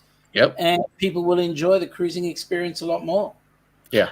And plus, the Carnival Corporation has multiple cruise lines that operate under that parent brand.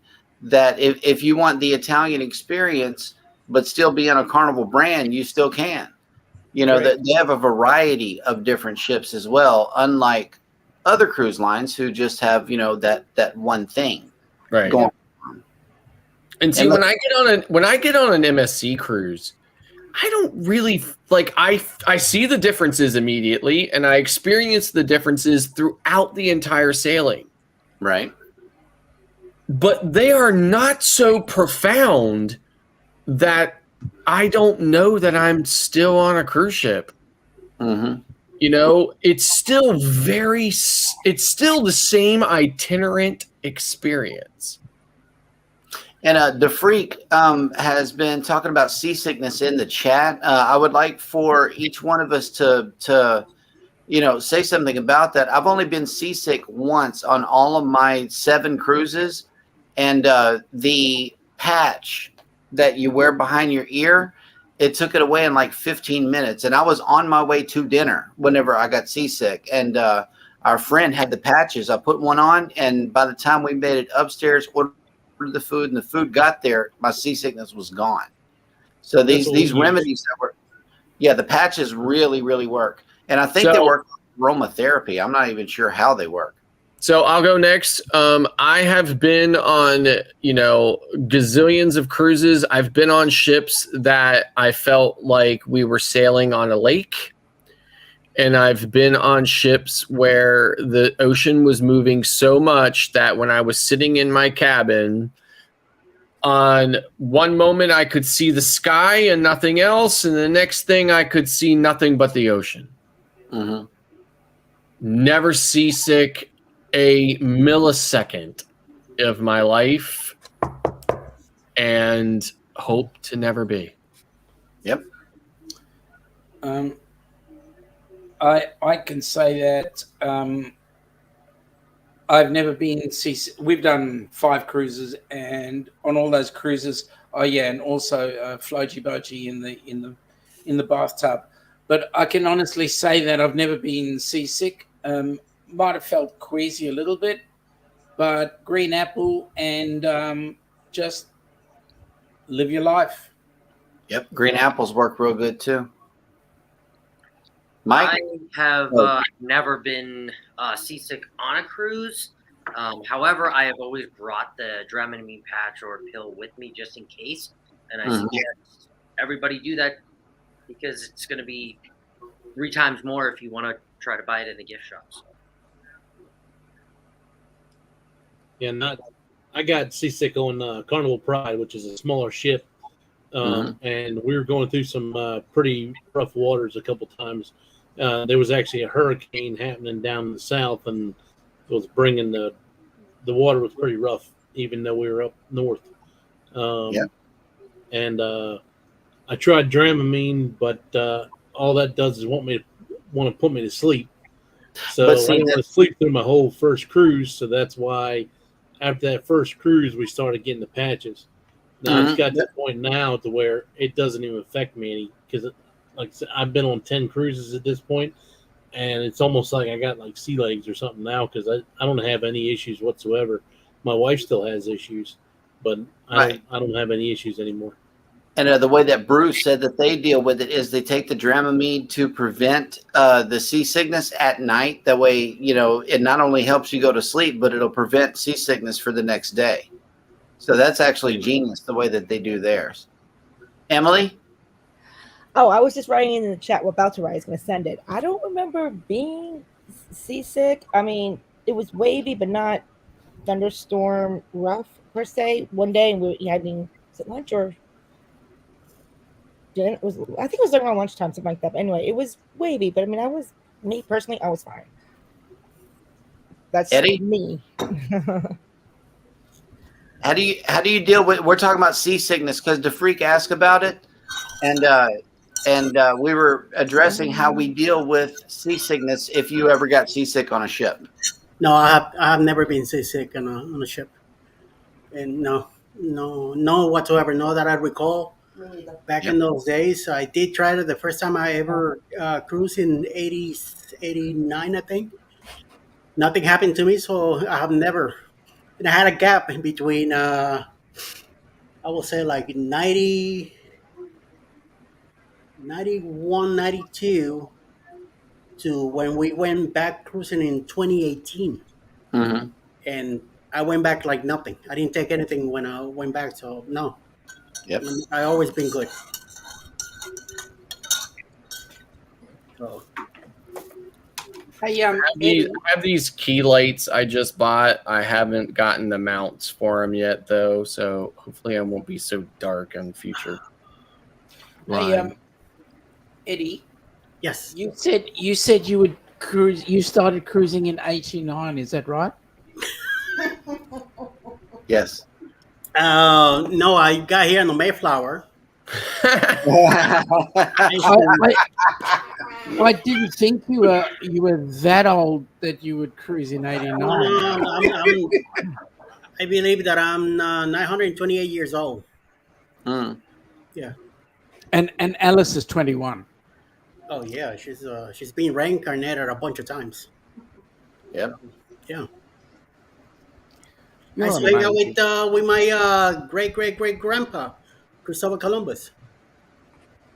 Good old Seriously, Chris. like, I know him. I cannot wait until the first video hits that says, "Hi, I'm Alice from Alice Lugo Studios, and I'm making my YouTube debut, and Eddie is driving me to work. Have a good day. Can't wait. Can't wait. Can't wait to watch. Can't wait to thumbs up. Yep. That'd be awesome. Can't wait to comment, share." Hey, Jennifer's got a question. She says, have any of you done an excursion to Joust Van Dyke? And was it worth it? What is Joust Van Dyke? Yeah, I don't even know what that is. Okay, Jennifer, spill the beans. Where is it?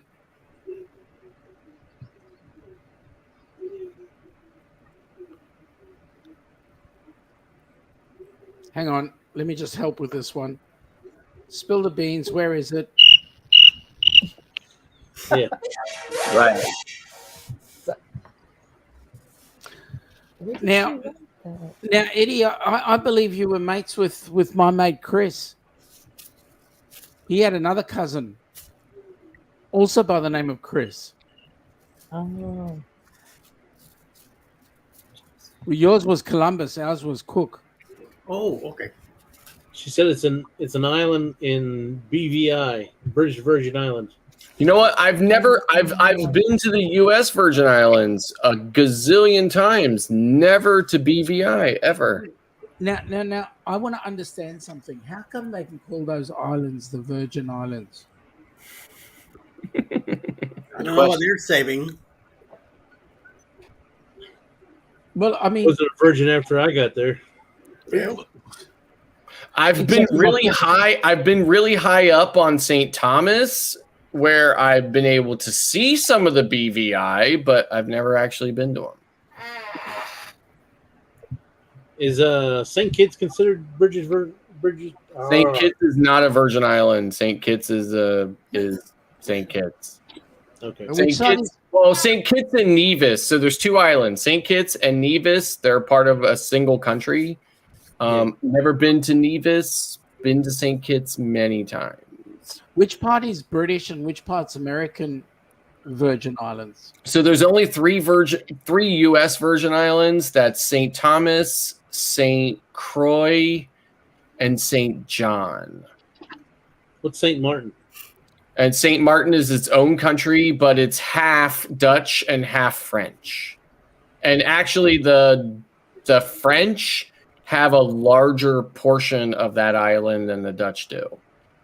But the Dutch side is more kind of more industrialized, more developed, and the main airport is on the Dutch side.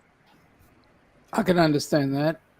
If you think about the Dutch East India Company having gone down and taken a lot of territory, like that Virgin Islands bit and right, South Africa and up through. And here's something else. Here's something else too. So the Dutch have Aruba, Curacao.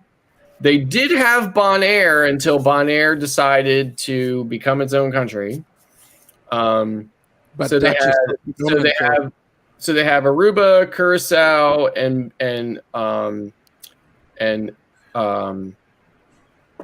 Saint Martin that they consider the Netherlands Antilles, and they consider them like a territory. Yes. However, the French consider their side of Saint Martin as mainland France. It's not a territory, it's part of mainland France. And that happens also in parts of our area too. What's the place? I think it's Vanuatu's part of it as well. No, sorry, I beg your pardon. New Caledonia is also part of mainland France. As well as there is a city in New Zealand, a town in New Zealand, which is French in influence. So they don't have the police; they have the gendarme.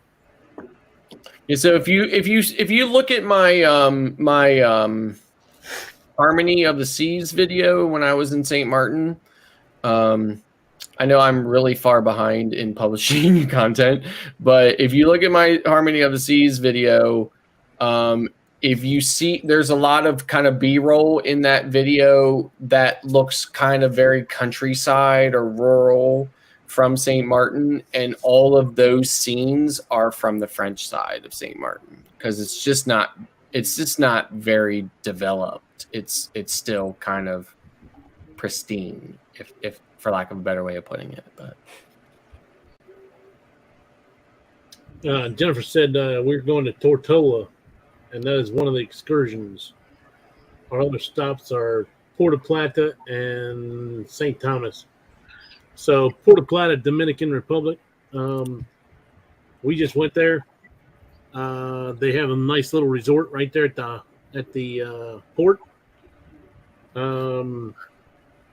It was free. I mean, it has a lazy river and nice bars, and big pool.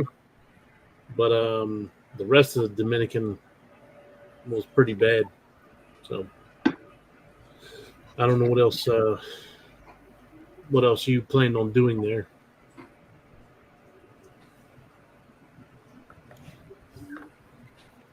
And I think that's very interesting because,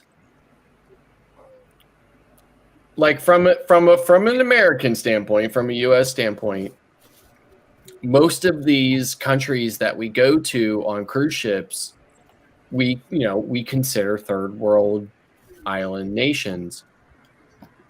But the Dominican Republic really is not a third world nation. It really is a, I don't know if it's a first world nation, but it's not a third world nation. It really has a robust population. It has a decent middle class, and it has good infrastructure and a good government structure, and it really is. It's really different than some of these other countries that you go to on cruise ships, especially like some of these leeward countries like Lucia and Barbados and Kitts and Martinique and stuff like that. So, but yeah, I mean, it's kind of interesting that you would put it that way, Clap, just because it really is. It's probably as close to a first world nation that you would get in the Caribbean. So. The Cayman Islands are kind of like that too, though. I wouldn't say maybe exactly like that, but they're definitely not. No, I agree. But Cayman Islands is still one of the very few British territories that still belong to England. Yeah. So like, most of the, like there's a saying, I'm sure Sean probably knows about this, but there's a saying that says the sun never sets on the British Empire, right? Because the British just colonized the entire friggin' planet. So, but it does a lot of those colonies, there was two ways. So the colonies either gained their independence because they just thumbed their nose up at England and said, we're done with you. Yep. Or England said, we're tired of supporting you. So sure, whether you want your independence or not, here it is. Because we're done with you. We're getting rid of you. But Grand Cayman is one of those places where England is like, oh, no, we think we'll hold on to you for a while. So there's still a royal governor there. Yeah. And there's hell. And there's hell, where you can mail yourself a postcard from hell. We stopped at La Romana, Dominican Republic, and when you come out to the road, when you leave the cruise port, we took a taxi tour. So if you make a right out of the cruise port, you go down to a nice gated community, a whole resort area.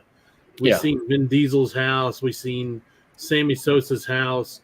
We went to a marina that was like high dollar boats and everything else like that. Right. Well, I mean, the gated community was like, when we pulled up to the gate, the guard had to scan the driver's license of the driver there. Then he came around the van, opened up the door, and looked at all of us. Shut the door. And he gave him the okay to go in. Well, when you leave and you go the left side, if you're leaving the cruise port, as soon as you go across the bridge, it's the city, and it's trash in the streets, like it's like terrible, like buildings knocked down or not finished, no traffic, like no one's following traffic patterns, like constantly having to dodge people from getting hit with the cars and stuff like that. But it was crazy.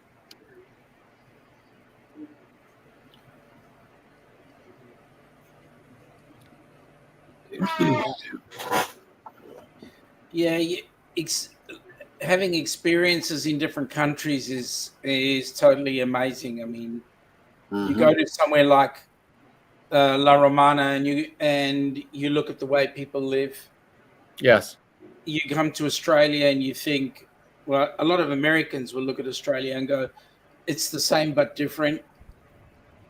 And what's the different? You're on the wrong side of the road. But I didn't want to go down that path.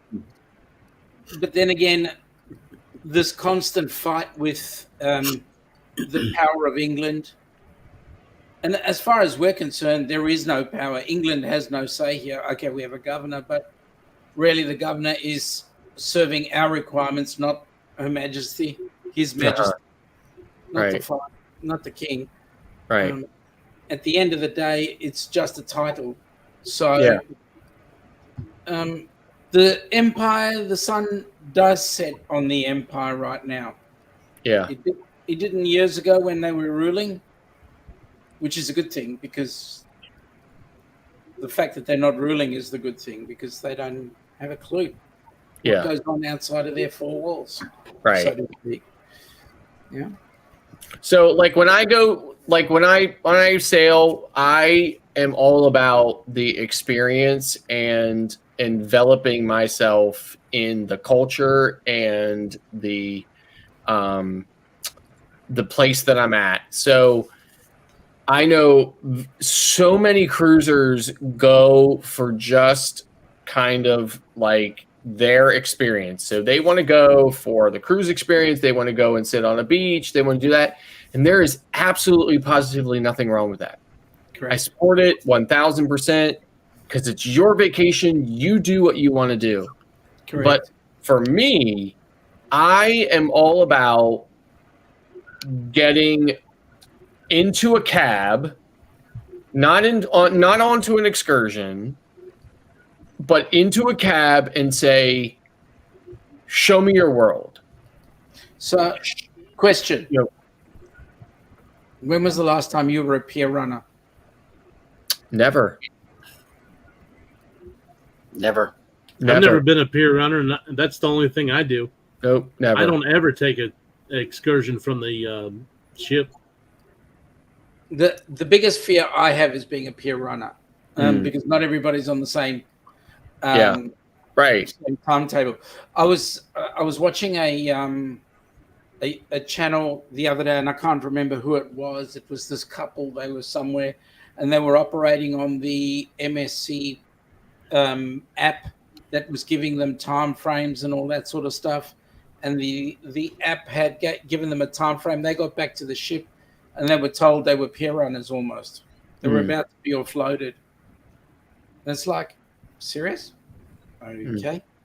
I mean, like I said, I get into a cab and I say, show me your world. I want to see places that I'm not going to see on an excursion, that I'm not going to see this. I want to talk with you. I want to interact with you. I want, I want to ask you questions.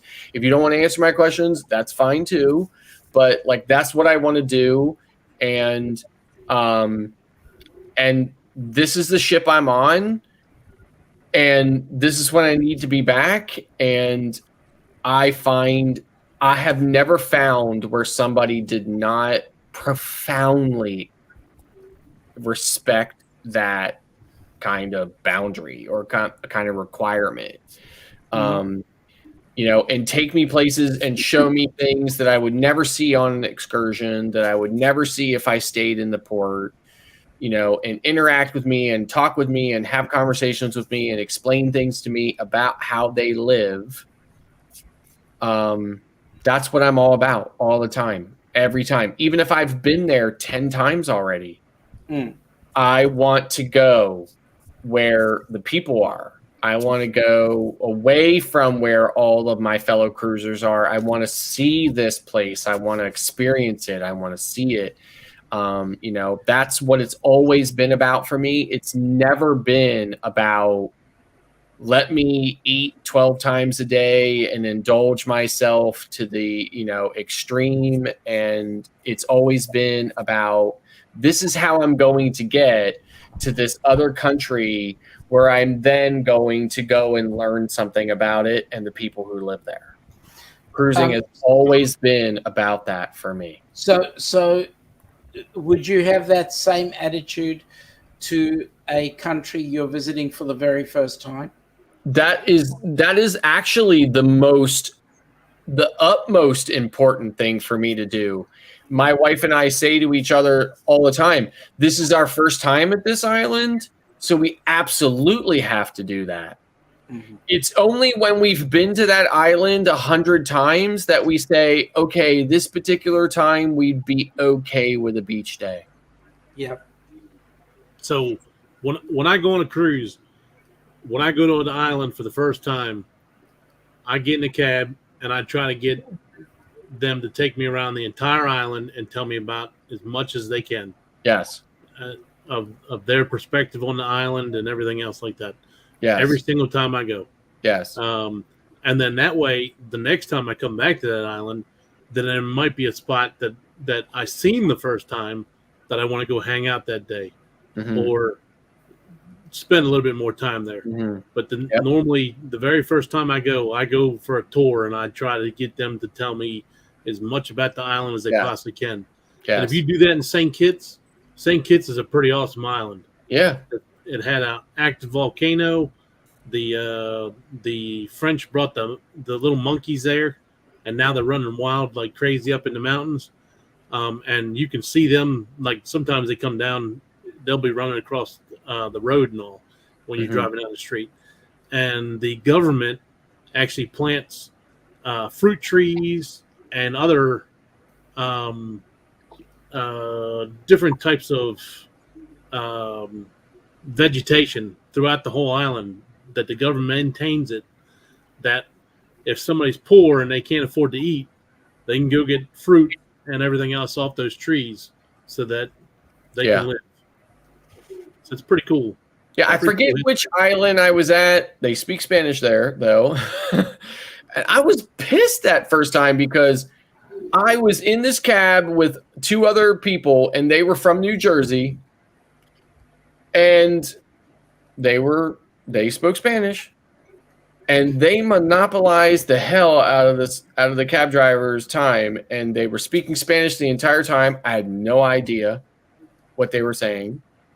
And I actually told him at the end of it, I was like, you know what? Like, I'm glad you had a great time on it. I was like, but I'm actually a little pissed off because I had no time with the cab driver to ask him this question and that question and all the stuff, because you guys just spoke Spanish for like the entire freaking hour and I didn't get anything in. And I was really pissed about it because I had questions about stuff and I wanted answers about things and stuff, but it was fine. It was cool. I wasn't a total a-hole And about see, it. sometimes I won't mind taking the whole getting a cab just for my family. Right. That way I don't have to worry about that. Well, right. And I would do that. But, you know, and when you're in these places, a lot of times they want to fill the cab. Yeah, they want to pack it. They want to fill it with as many people so that they can get as much money as they can. Right. Yeah. So you're kind of at that mercy. But next time I'm just going to bring Eddie along. He's going to be my interpreter. Yeah, I'm a little bit different in that for me, if I go to a place for the first time, I want to make sure that I'm safe and it's safe. And so I'll do a cruise tour, or if it's not a cruise tour, I'm going to do one with somebody I know is reputable. Other than that, right. I'm quite content to just walk into the port and walk back to the ship. Yeah, like the first time I ever went to Cozumel, right? My kids were like teeny, like they were really little, right? Like they were toddlers, right? When I got back and I was telling my coworkers that, she was like, "Are you insane?" She was like, "You did that?" And I was like, "Yeah." And she was like, "Well, thank God you lived to tell a tale." And I'm like, "Okay." But, I mean, like, I'm trying to support them, you know? Like. And you're right. On the whole, they generally don't want to create issue. They want business back. Yeah. So that tour on La Romana was the first time I ever felt like it was pretty sketchy. So, like I said, we went and looked at the rich people's houses and stuff like that in the resort. And then we went to the city. We're going through the city. And like I said, it was pretty sketchy. Well, it was getting to the point to where we were like a good 30, 40 minutes away from it out from the cruise port. And we're like, okay, well, it's going to take us 40 minutes to get back. I think it's about time we turn around. He's like, oh, okay. Well, another 15 minutes, we're still going in the same direction. And we're like, yeah, I think we should go back now. So then finally he says, oh, yeah, well, this is a new resort over here that we have. And we're like, okay, well, I guess he's just trying to show us his new resort. Well, then he cuts down the road and he starts taking us down these little side alleyways that are like only big enough for one car to get down. And we're like, this is kind of weird. Well, then he gets a phone call and he's speaking Spanish or whatever on the phone call and all. And we're like, my wife's looking at me like, are we okay? What's about to happen here? Is he going to whip around a corner into a garage that's going to close in like a millisecond and we're like cut off from the rest of the planet? The freak has a good question in the chat. How much micromanagement do the cruise operators impose on the passengers versus suggest? Can you clarify that question? Like what do you mean? Like in what respect? I mean, the cruise gives you plenty of stuff to do. It's up to you whether you want to do it. You don't have to do anything. They offer everything on the cruise, entertainment, whatever. They give you a choice. Right. It's your choice as to whether or not you want to go. Now, as far as embarking the ship and debarking the ship, there are specific instructions that everybody has to follow. Right. Because time schedules, and if it's refueling, you can't smoke, you can't use your phone. Other than that, other than getting on the ship the first day, getting off on the last day, and whenever they are refueling is the only time I hear specific instructions for the passengers. Otherwise, it's a suggestion that you come to the morning show. It's a suggestion that you go to the debarkation presentation. Yeah, everything is absolutely optional as far as that goes, for sure. And then, like, as far as excursions and stuff off of the ship at a port, the cruise line tries to cultivate a good variety of things for people to experience, which I think is fine and no problem with it. Personally, I have found more interesting and more diverse options outside of the cruise line. But you would still be perfectly fine on a cruise line excursion and still, I think, walk away very satisfied with your experience. And it also depends on your experience too. Jennifer just chimed in. When it was just her and Andrew traveling, they would do their own excursions, always felt safe. Now that they have a toddler, they book through the cruise lines just to be a little safer. Yeah. And I was talking about this with Warren Front too, and this might be a good question to ask the entire panel and also the chat too as well, kind of how we pick our cruises now. Because the way that I pick my cruises now is vastly different from even 4 years ago or 5 years ago. I'm picking cruises and I'm going on cruises based on the people that are on the cruises.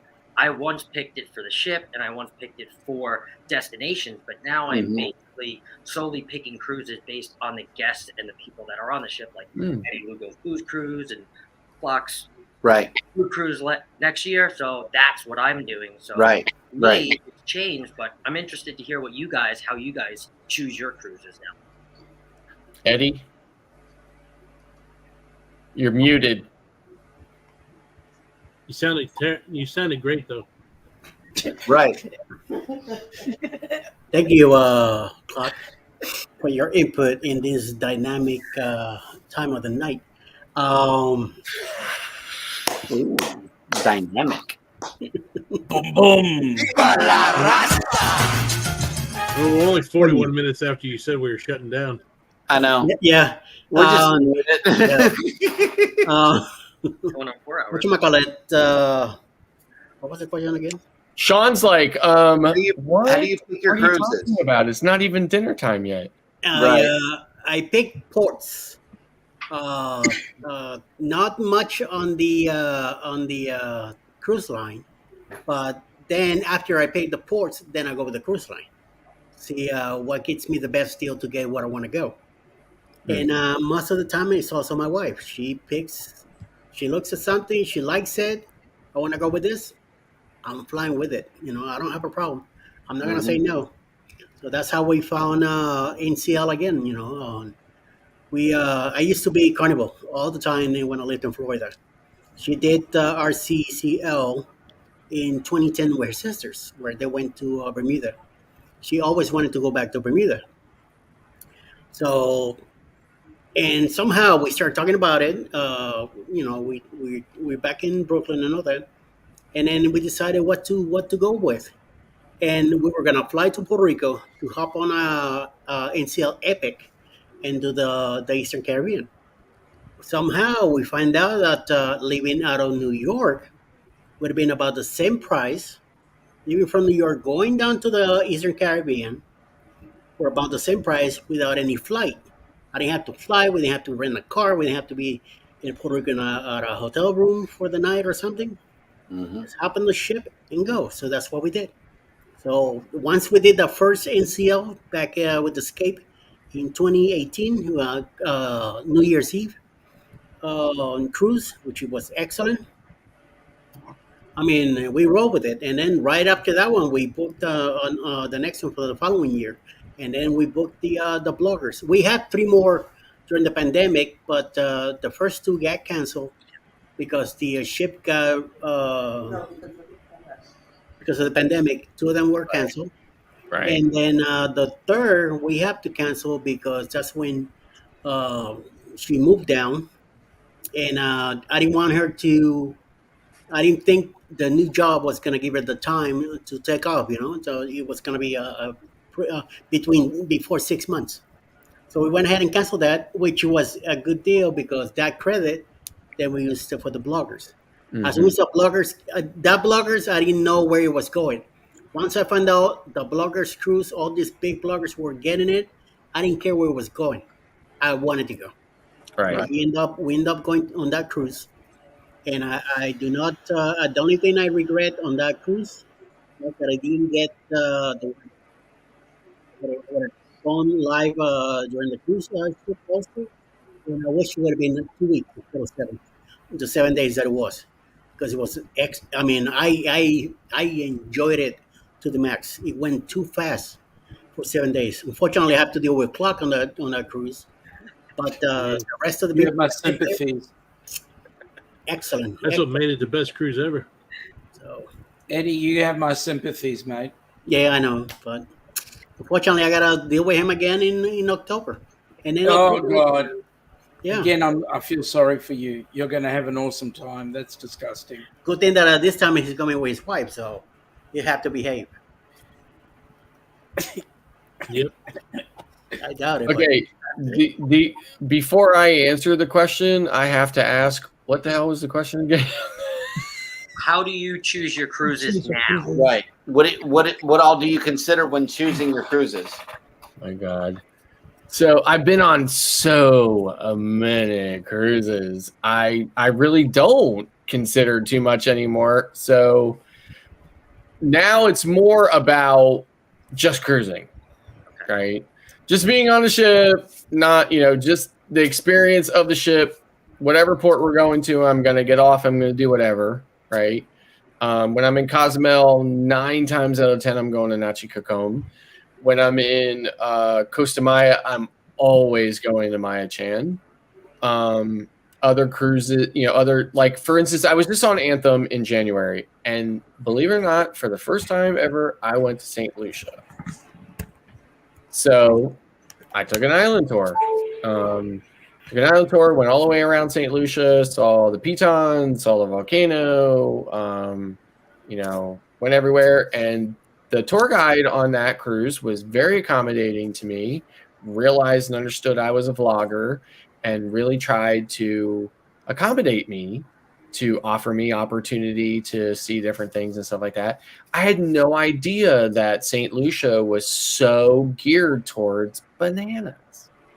right? Like, obviously, you can find bananas on any tropical island. I've taken the walking path at Roatan and seen, banana plants with bananas up on the side.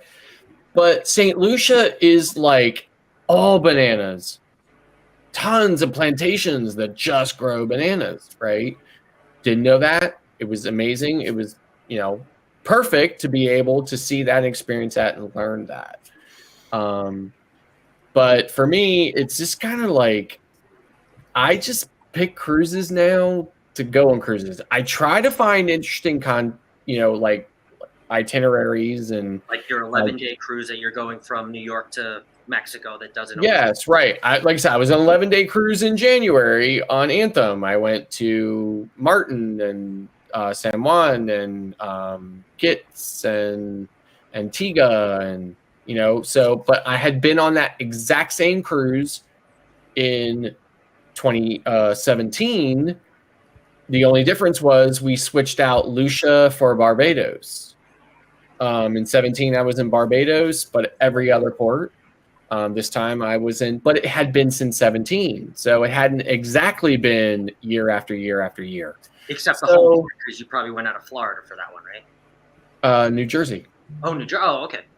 Yeah. So like I try to look for that, for something that offers me something unique in the itinerary. But for the most part, after so many cruises I've been on, unless I'm flying to Australia or the West Coast or the Mediterranean, for me it's more or less just about getting on a cruise and going somewhere and trying to find something that I haven't done or seen there already, or something on that ship that I did not experience the last time I was on that ship or last time I was on a ship going to those same destinations.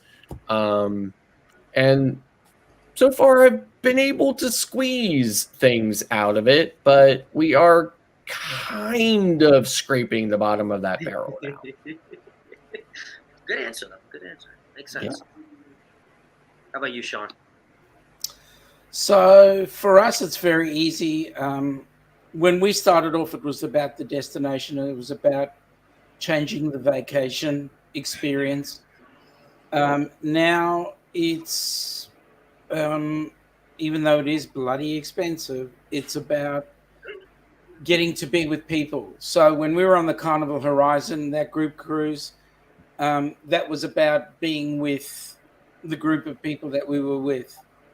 When we did the Grand Princess, it was an opportunity to give mom and dad a short cruise, an experience of a cruise, and that was exciting. When we chose the Celebrity Edge for our, I don't know if you know, but we've got a cruise happening on January the 2nd, 2025. When we chose that cruise, it was because we'd been to those locations before, but it's areas that make Ilana happy. It brings back memories for her, so that's why we chose to do that cruise. But it's also an opportunity for us to, we're trying to get as many of you guys to come across, because for us, it's bloody expensive coming to you. And don't get me wrong, it's more expensive for us to get to you than it is for you to get to us. I agree. That's not a stupid statement. You're using US dollars to pay. We have to use US dollars to pay, and to exchange Aussie dollars to US dollars is hellishingly expensive. So the same cruise that we're going on, is dearer for us to get to you than it is for you to come here. So that's why we try and encourage you guys to come down under. But in the meantime, it's about mixing with people right now. Yeah. That's the way we look at it. Oh, sorry, Em. We lost Em right before she answered.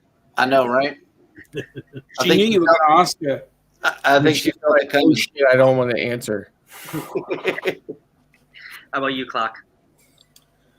So I like big boats, and I cannot lie. Me too, Clock. Me too. So anytime a new Oasis comes out, I'm going to be on it. and I'm on First Sailing Icon, and I'm on the MSC World America First Sailing. So I want to try any of those new ones that are big, and that World America is going to be another big one. It's got split in the back like the Oasis class, and it's got some other areas that they did some pretty cool stuff with, from what I've seen on the World Europa.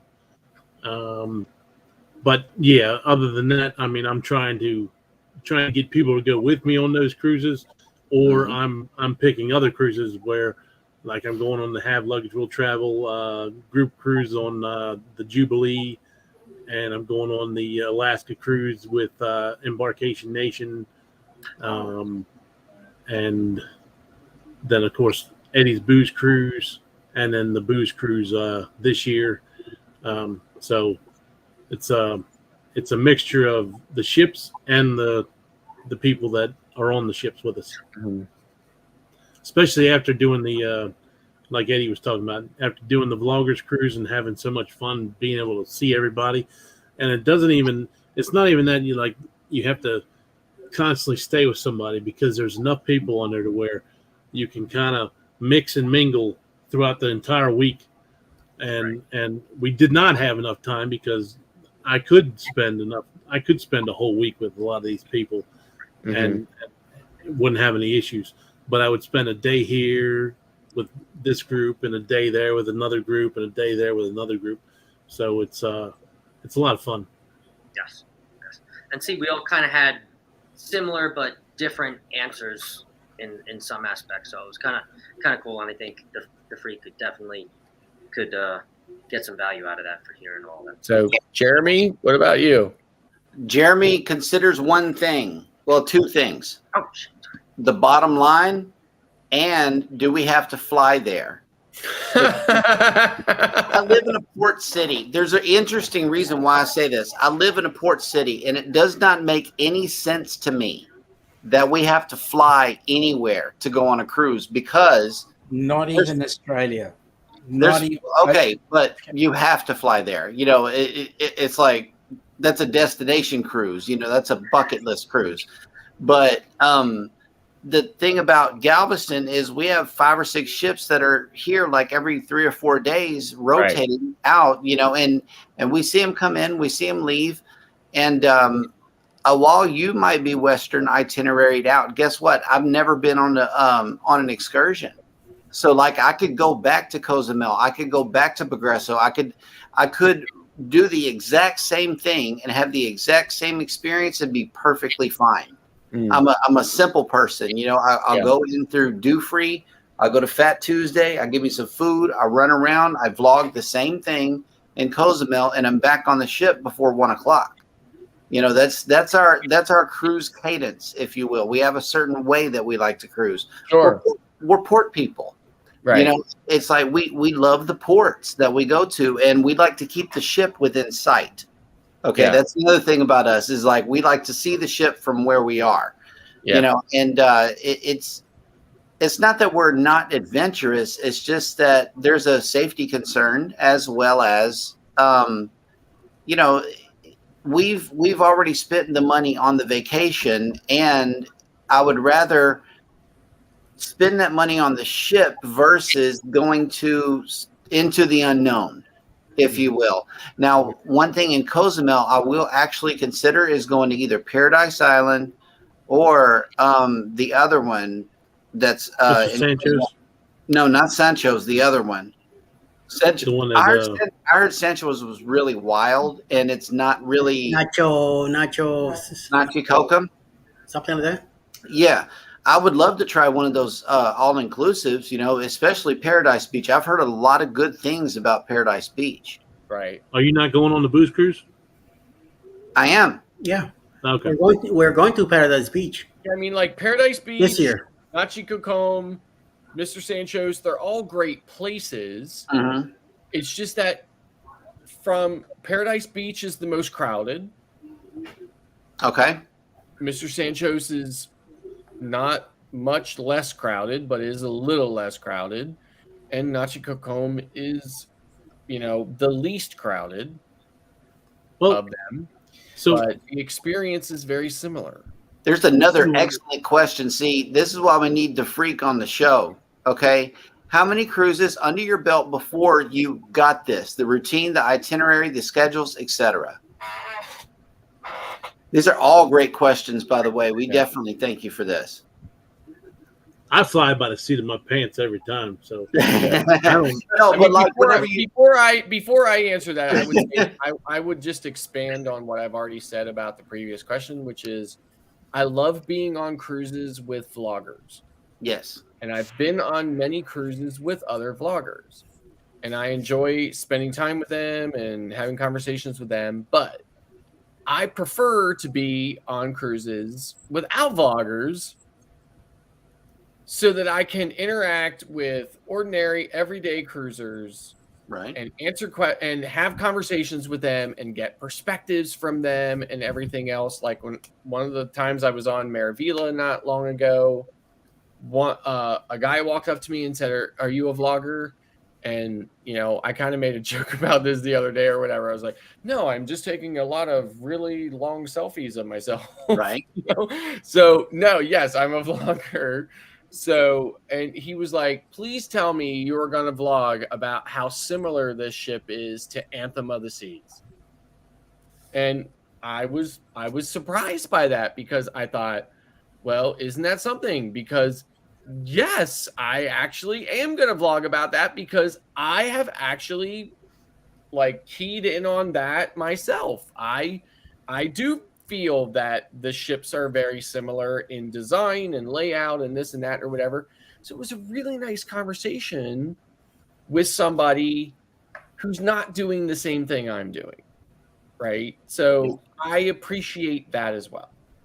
So I just wanted to say that. To answer your question, for me, by the time I finished my second cruise, I'm like, okay, I got this. I could do it by myself because we were on the same cruise line and because we were on the same cruise ship. Okay, that's really important because different cruise lines have a different feel as far as the way that they are. I'm mainly talking about embarkation and debarkation because you got the certain way that Carnival does it, and then you got another way that Royal's going to do it. And I'm pretty sure on the NCL side, which has pioneered pretty much everything, they're going to do it a little differently as well. However, the core things never change with cruising. No matter which line you go on, you're going to have a safety briefing. No matter which cruise line you go on, you're going to have rules getting on and off the ship. And a lot of that is controlled by the port authorities, not necessarily the cruise line. So they go based off of the local government's rules as far as what you can and can bring on and off the ship, what you can and cannot do on and off the ship. It's controlled by the local governments. Mm-hmm. How many cruises did it take you guys to get your sea legs? For me to get my sea legs was two. Because then I knew exactly what I wanted, and for me the ship was the destination. If I went on an excursion, I went on an excursion. If I stayed on board the ship in the port, I stayed on board the ship. Didn't matter to me. At the end of the day, I'm having fun with the people I'm with. Really, to all intents and purposes, that's it for me. First time I went on a cruise, I was definitely terrified that I was going to get seasick. Brought all the normal things along with me. Did not get seasick. Continued to bring them with me for the next couple of cruises. Did not get sick on any of those cruises, so I stopped bringing them. Yeah. I mean, I hate the ocean. I hate the water.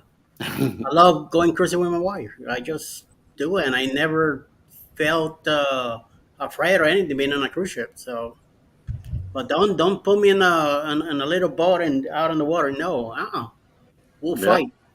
But a big ship. How many cruises did you take before you were like, okay, I got this. I could do this, with no issues? Right from the first one. Okay. Let's go. I was ready. Yep.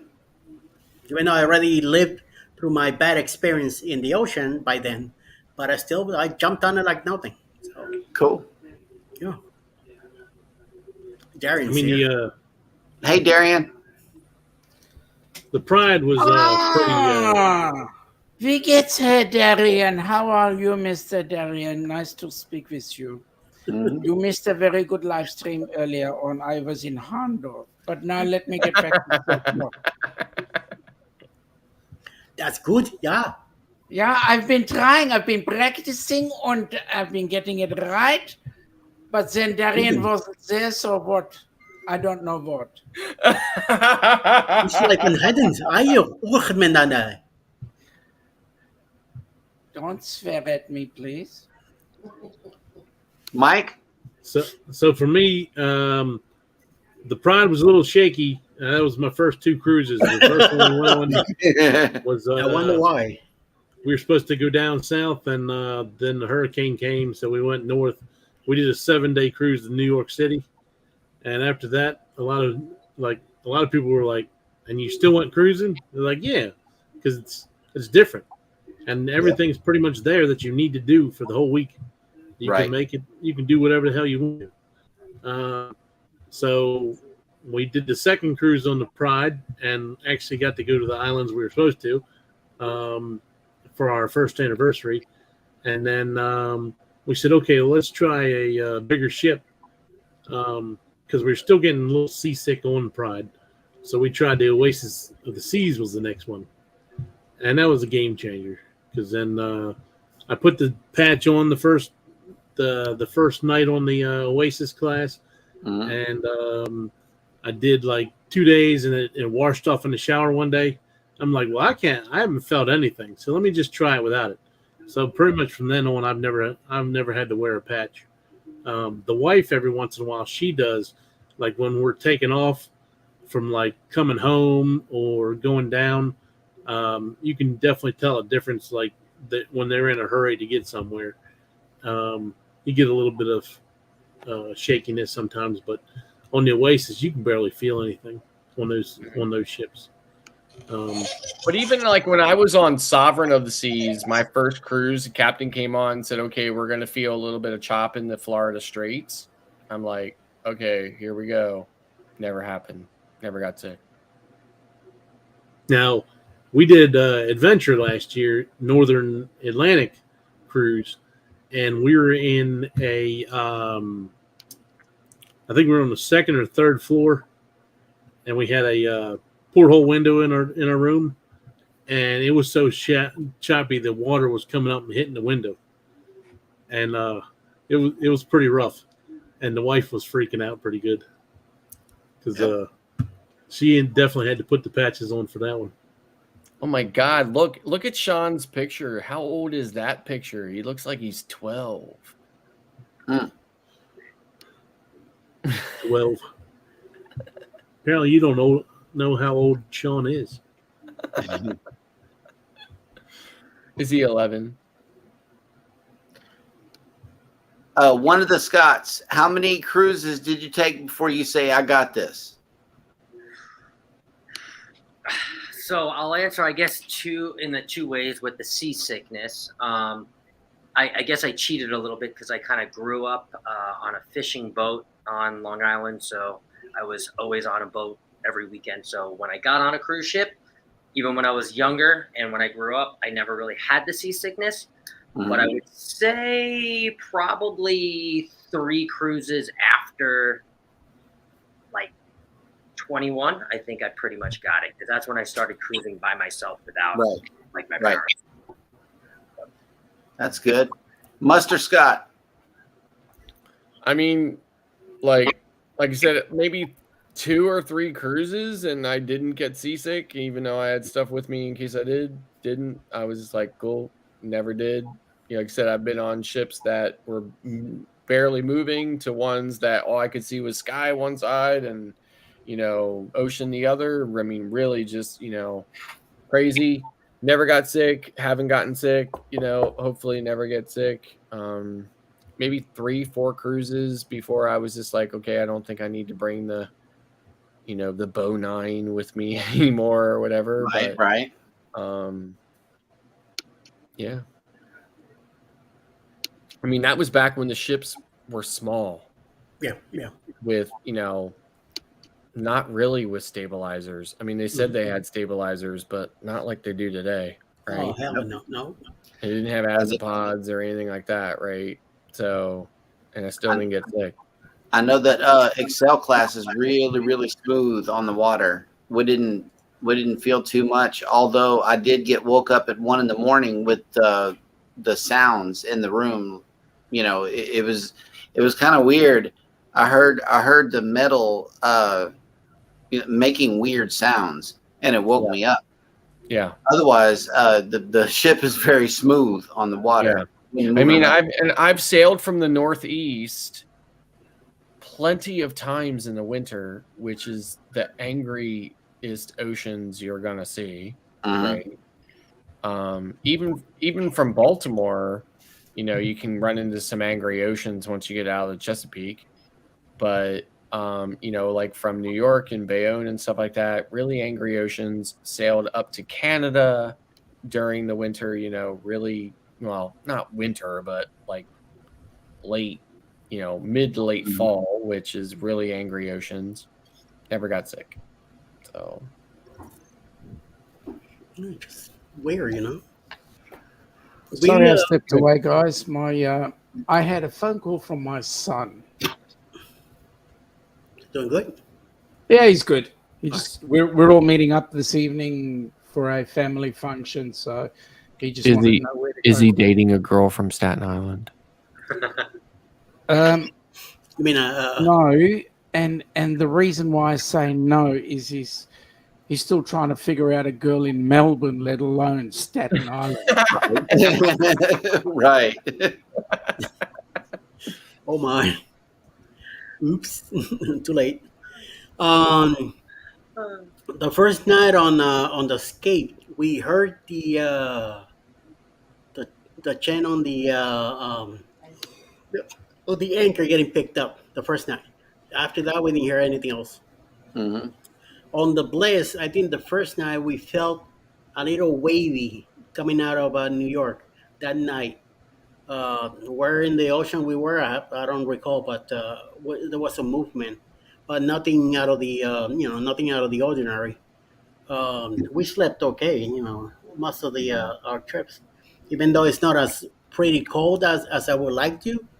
But I did get to bring a fan with me, and I got some little ones now that I'm bringing on the next cruise. So I got one, she has one. So I had to feel that cool air in the dark room, and we'll sleep like nothing. So I mean, we done the Mississippi already, so we're going back to the same thing. So we'll be all right. I don't think anything bad out of the ordinary will feel. But so far, even Alice, she's been good. I've been good. So and we had gaps in between our cruises. So somehow we've been, I guess, we're used to it. Somehow. Yeah. Yeah, I mean, my wife too. I mean, like, she doesn't get seasick ever for any of the cruises we've been on. Never. Yeah. She's been on even more cruises than me. Yeah. And she's been on more lines than I've been on. She's been on like Holland America, and she's been on European river cruises, and she's been she went on a cruise on the Nile River and Lake Nasser in Egypt, and she's been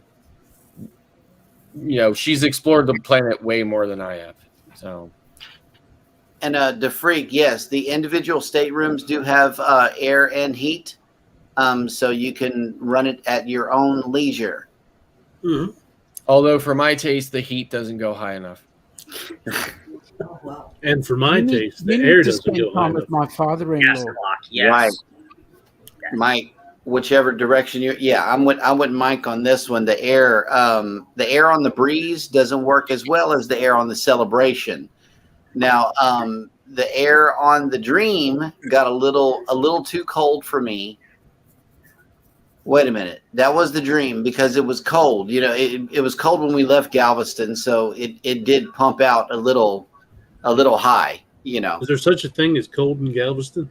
There was this past Christmas. It did get down to 21 degrees. Um, That's a nice Chris. That's a nice weather. 21. Oh, It's you, a I'm not morning talking here. Celsius. No, you've gone. not You've gone Celsius. F again. That's Fahrenheit. But Short weather, shorts and a shirt. My kind of weather.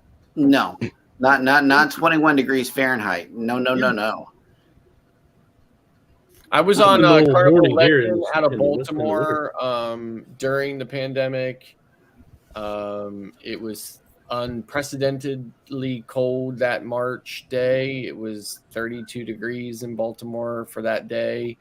That night, it was freezing when we sailed out. I slept in jeans and a long sleeve shirt with a hoodie with the hood up under the covers for the entire night.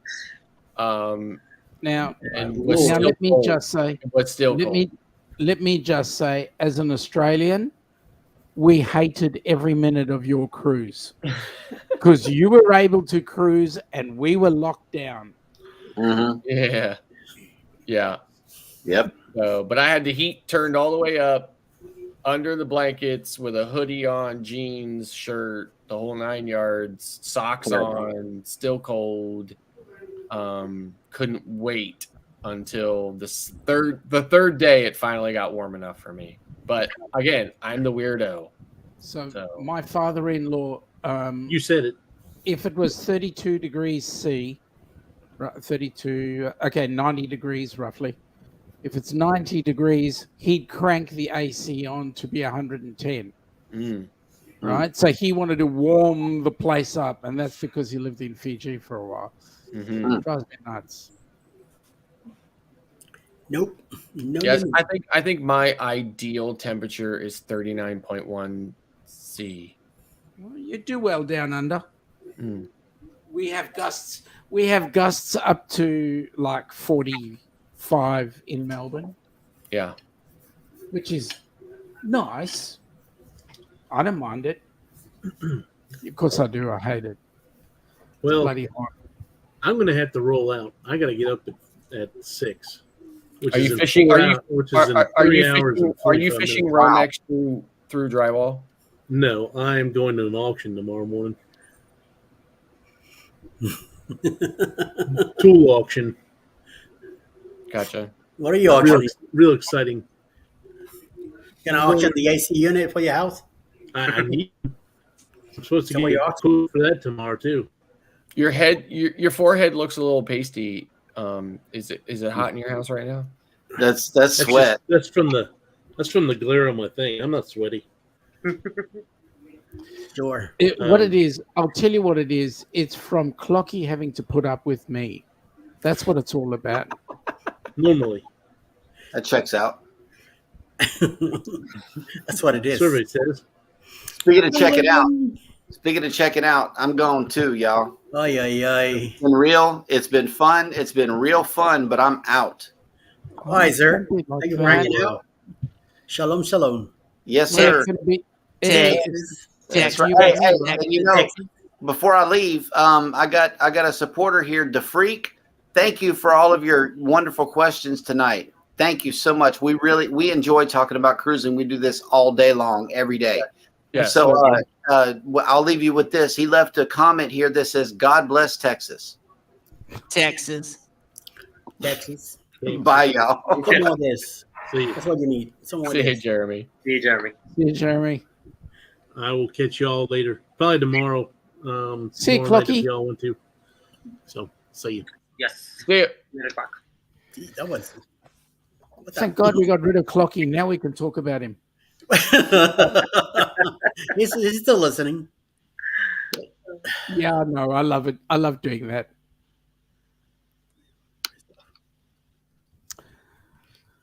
So now they're gone. What are we going to talk about? More freaking weather. I had a co-worker in my last job before I got laid off and went into disability, where she was like you, Scott.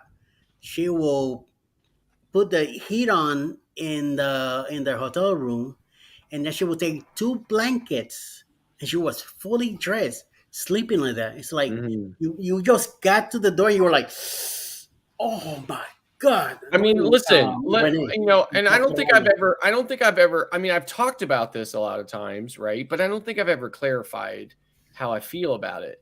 I hate that I am this cold all the time. I hate that, you know, I cannot, you know, be comfortable, but you need some of this.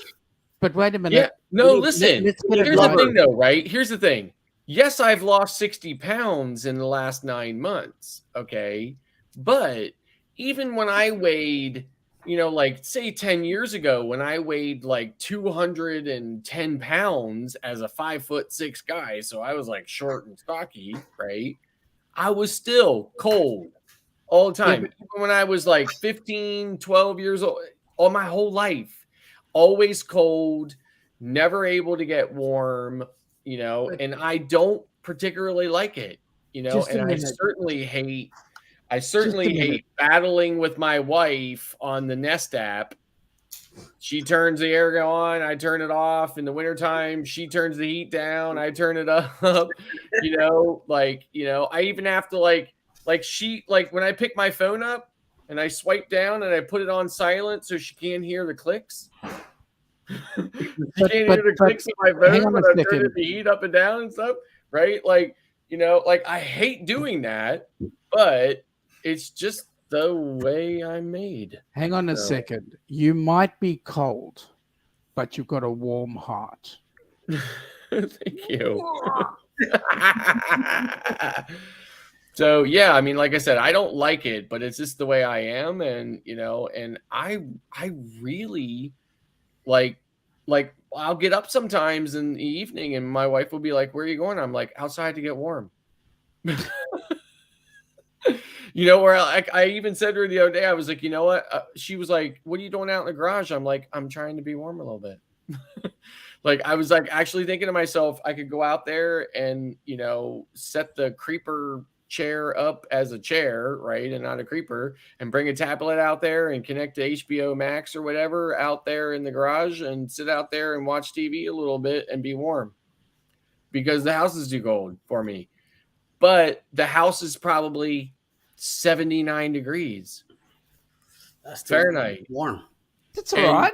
And I'm cold. You know, so just the way I am. That's why I said I feel so bad for my cabin stewards when I'm on the cruise ships. I tell them all the time. First thing I say to them when they come, knock on the door and say, "Hi, I'm so and so," and I say, "Hi, I'm Scott," and stuff like that. I say to them, "Listen, I'm a weirdo. I like it really hot all the time. So here's the thing. I'm going to try to remember when I leave the cabin to turn the air all the way down so that it's nice and cool in here for when you got to come in here and work. But if I forget, please feel free to come in, turn the air on, turn it way down, go to somebody else's cabin, and then come back when the place is finally cooled down and do whatever you have to do. And if you can remember to turn it back up when you leave, great. But if you don't, that's fine with me too, because if I come back and it's freezing in there, I'll turn it all the way up, and then I'll go and do something else for a while and come back when the cabin Night, Alice. is 100 degrees. So, you know, it's just how I am. So I don't particularly care for it. I don't particularly like it, but there's nothing I can do about it. Alternatively, you could do 100 push-ups. You know, that'll warm you up. Yeah. I mean, listen, when I go out and mow the grass, surely I come in, you know, not feeling like the house is cold. But that lasts for about 10 minutes. Or if you didn't want to do push-ups, you could practice CPR. I could do that too, yep. So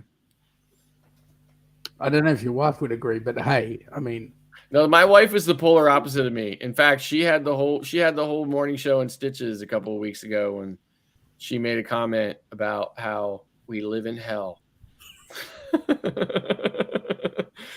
According to her, right? Like she even said to me the other day, she was like, "You know what? We have this very beautiful finished basement. It's very nice. It's very comfortable. It's very appointed. And she got up and I said, "Where are you going?" She's like, "I'm going downstairs because it's just a little warm up here."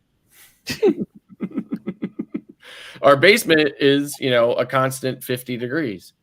So, hey, that's okay. and when unless you turn the dehumidifier on down there, when you turn the dehumidifier on, it actually warms up to something respectable. You've got to keep your wine sometimes I'll tell somewhere, her, right? "Hey, listen, I'm going to spend some time in the strip club tonight. Can you please turn the dehumidifier on down there?" Oh, that's hot stuff. No, but I guess you got to keep your wine somewhere, right? I guess.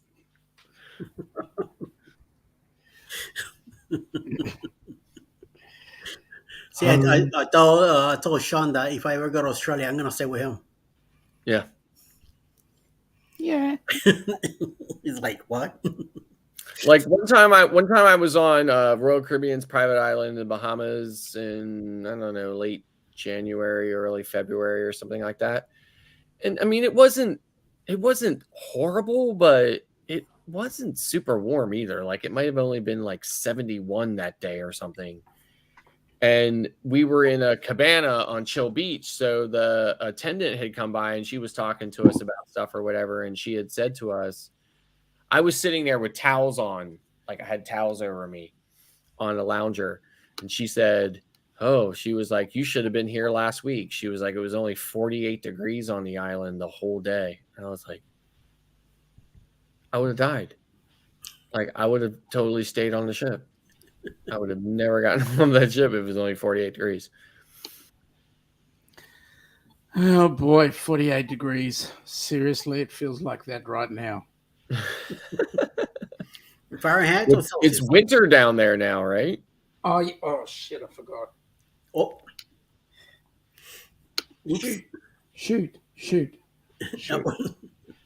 And I actually said ship. Yeah, sure. We heard that before. Don't worry. I heard plenty of ships today, so. It's currently 10C with 85% humidity. Great weather for you, right? Yeah. 10, 20, that's 50. It's 50 even. Yeah. Wow. Like I was still running the heat in my house in June. Now, nobody else was, but I was. But Right? June's cold anyway, isn't it? Not where Eddie lives. And not normally where I live either, but the last couple of years, right? Like, so like this is one thing that people don't understand about global warming, right? Wherever it gets hotter, there are some places that are going to get colder too, right? Yeah. So, and Clock had mentioned this way back, like, I don't know, like a month or two ago, he had mentioned during one of our lives or whatever, that where he lives, which is about 2 hours south of me, the last, say, 5 or 6 years, we've had no spring. It's just cold, cold, cold, cold. And then the next day it's 90 degrees. And we have no spring. We have no transition. And that's the way it's been here probably for the last 7 or 8 years. It's just cold, cold, cold, cold, cold, cold, cold. And then suddenly it's, 90 degrees with, 110% humidity. And the real feel is like 101. And it'll be like that for most of the end of June, all of July, and most of August. And then one day it'll go from like 89 degrees to 53. And they call it radiational cooling. Is that what it is? What does that mean? That's what they call it here, right? Because they'll be like, "Oh, it's warm, it's warm, it's warm, it's warm, it's warm," and then they'll be like, "Oh, the cloud cover is leaving today, and tomorrow it's going to be 53," and they call that radiational cooling because all of that heat will just get sucked out into the atmosphere. So, but that's the way it has been here for the last 6, 7, 8 years or so, and they say it's because of global warming. So. Yeah, maybe they should think about global cooling as well. Okay, they came out with the general temperature for the Earth has increased by 1 degree. Mm-hmm. Like Okay. Isn't that normal? I mean, doesn't it go?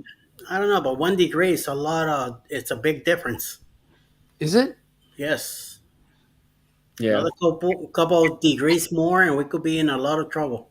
Yeah. Everybody could be in a lot of Yeah. trouble. I mean, like we were still having frost warnings on like the 25th of May, and our normal last frost is like at the end of April. But we've been having frost warnings for the last couple of years, almost into June, you know? So it's kind of like, you know, that's how it is for us. But in the South, it's, you know, oppressively hot. So, and Florida, like I know people live in Florida that say they look out the window and start to sweat just looking out the window, you know, like, it's the way it is, I guess. But, you know, again, that's me. Right. I mean, like we're having frost warnings and stuff like that in the early mornings, but it'll probably warm up to, I don't know, 68, 71 later that day. Most everybody that I, you know, live around and know and stuff like that, my neighbors and everything will be out there in shorts and stuff and everything. And I'll still have a hoodie on and jeans and, you know, and my hoodie actually has a battery in the pocket with a button on the front.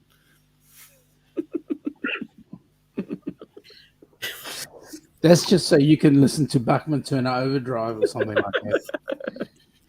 Yeah. I don't know, man. It's something they gotta be something wrong with your body, dude. Either your skin's too thin and you're hitting them bones or something. Yeah, I mean, I don't know what it is. Like I said, I don't love pressure. it. I'm not happy about it. I don't love it. I'm not fine with it that I'm this way, but you know, it is the way I am. I have to deal with it. But it certainly makes living with other people difficult because everybody else is always way hot when I'm, you know, like today we took a drive down to Maryland. I only live about 30 minutes from the Maryland border. So we took a drive down into Maryland today and we were driving back and I turned the air up in the car. My wife looked at me and I said, I was comfortable. So I knew that you had to be roasting.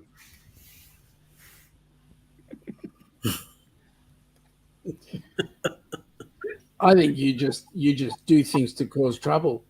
Maybe that's definitely a good possibility.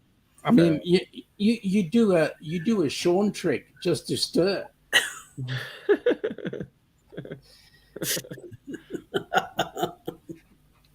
Oh my, oh my, oh my. Yeah.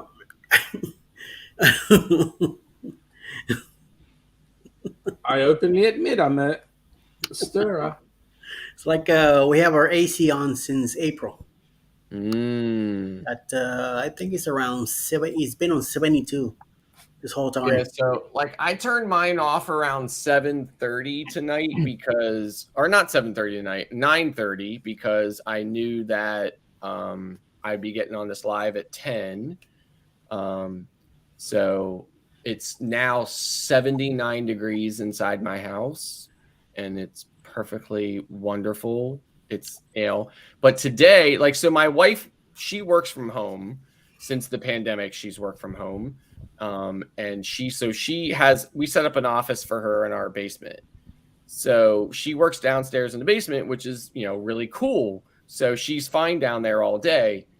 Today, about 3:00, she stops working around 3:30 Eastern. So at around 3:10, I turn the air conditioning on because I turn it off when I go to bed at night. And we have a separate unit in the bedroom that runs that keeps that room cooler. So, but we have a central air unit. But anyway, so I turned it off, and then today around 3:10, I thought, okay, I better turn it on because she's going to be, you know, coming upstairs here shortly, and it was 83 degrees inside the house, which was fine with me. It was perfectly fine with me, you know. Like when I first met her and stuff like that, when we first started dating and stuff, which was a very long time ago, but when we first started dating, she said to me, she's like, I used to think that you were like just kind of fibbing about it, faking it, lying about it, or whatever, about being able, being cold and stuff like that. She's like, until I saw you mow the grass when it was 90 degrees and not have any sweat on your skin. She's like, when I saw you mow the grass, the whole yard, when it was 90 degrees outside and you had no sweat on you, she's like, I knew then that you were telling me the truth. And I'm like, so you are abnormal. Yeah. He's an alien. It's the way I am. So, I mean, when it's 83 degrees in the house, I'm comfortable. He's still living Mars. Melting, but he got dropped up here, and they forgot to come back and get him. So he's So you're the man from Mars, and she's the woman from Venus. Yes. Yep. Yes. It's That's crazy. right, yeah. Like I said, I'm not happy about it, but it's just the way I am. I have to deal with it. So, so when I turn the air on when we're sitting here in the evening after dinner watching TV or whatever, I turn the air on, it gets down to 75 degrees in here. I'm sitting over here on the sofa with a blanket on all the way up to my neck, tucked all the way around me, underneath my legs, everything else. Got my feet tucked up underneath it and everything else. I'm sitting there and I'm still not comfortable. Like, I'm still not like, okay, this is cool. You are a worry. Yeah, it's insane, And like I said, I tell my doctor about it. My doctor just says, this is the way you are. I'm like, you would definitely freeze in my house because I keep it at 69, 70. Yeah, I mean, most people do, and that's and that's normal for most people. But for me, nah. If it was up to me, this house would be 68 all day. Yeah, and then so the fan is on right now, so it's 72 with a fan on since April. So in my house, you will freeze. Yes. I'm not even fibbing to you. Like, see, that's my Nest thermostat. It's off, and it's 79 degrees. So. And probably upstairs, it's probably 82. Because hotter up there or whatever. It's probably like 82 up there or whatever. Yeah, but, heat rises. Yeah. So my house is not that old. My house is only about 15 years old.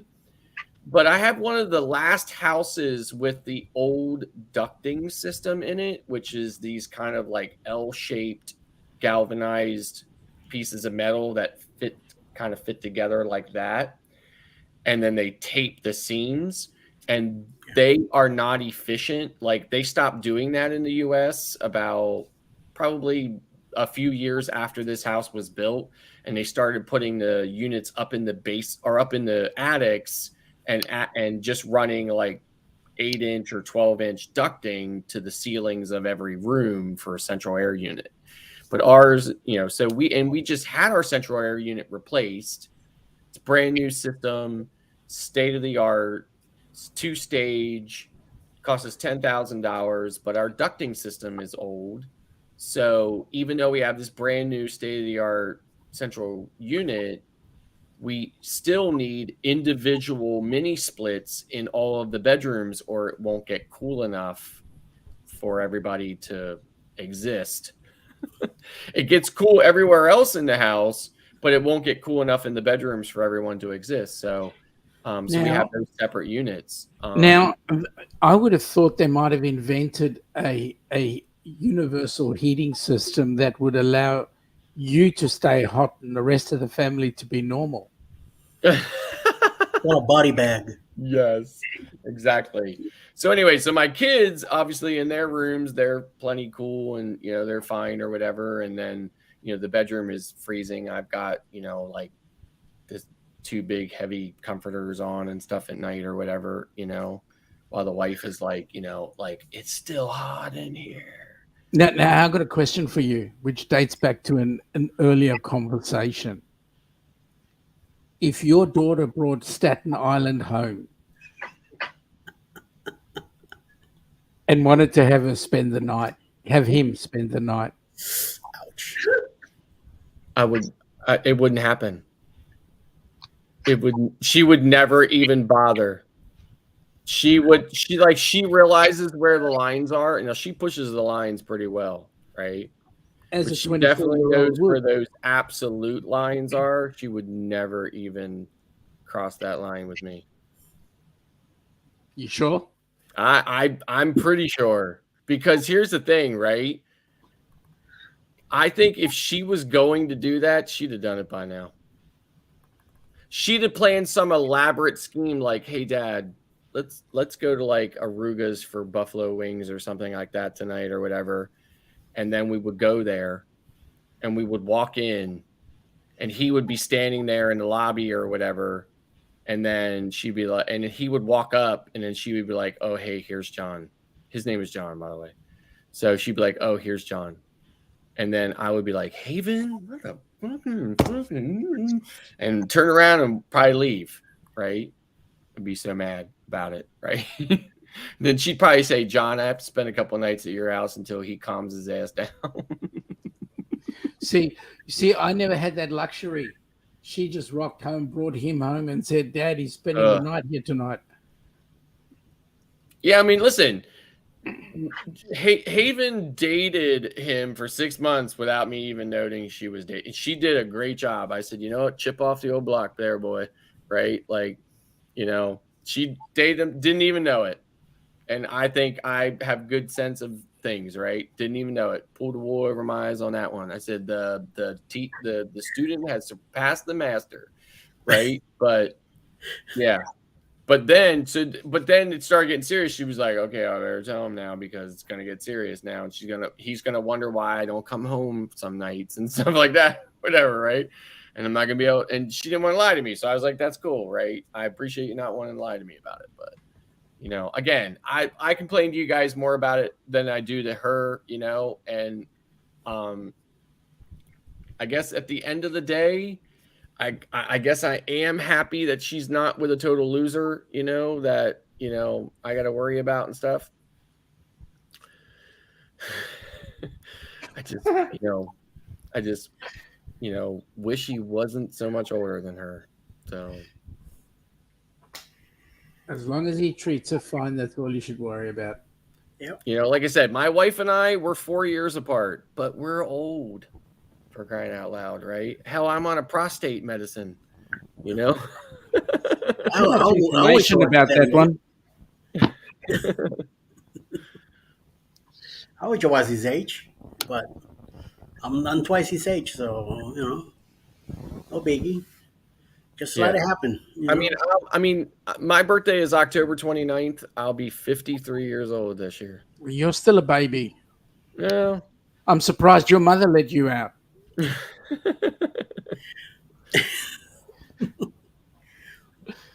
Some people say, "Yeah, you look like you're 53," and other people say to me, "Wow, you're 53," and I'm like, "I will be."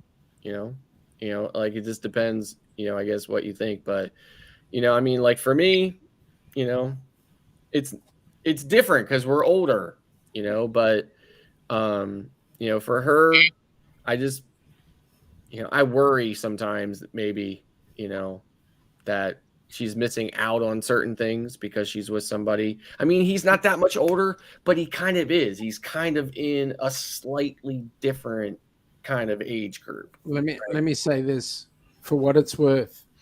My baby is 28 and my oldest is 38. Mm-hmm. Right? She's the 38-year-old is all guns and no roses. But let me say that as long as they are happy, that is all that should matter. It does matter to me, and I am happy that she's happy. And like I said, I am happy that she's not dating. He's not happy. Him. Yeah, I know he's not happy. It's Staten Island. That's the problem. Yeah, I mean, but like, if he would have said he was from, let's pick a place, Melbourne, would it matter? Pennsylvania. No, and if he was from Baltimore, it wouldn't matter. And if he was from Philadelphia, Chicago, it wouldn't matter. Hell, if he was from Pittsburgh. Omaha, it wouldn't matter to me. But right? it's Staten Island. But it's Staten Island. At least it's not Alcatraz. No. No. He could be from Sing Sing. Hey. But And I I'm don't know. surprised that Eddie, being from Brooklyn, is not more sympathetic with me on the whole Staten Island thing. I'm letting her, if she was 17, 18, then really be with you, but she's not. Yeah.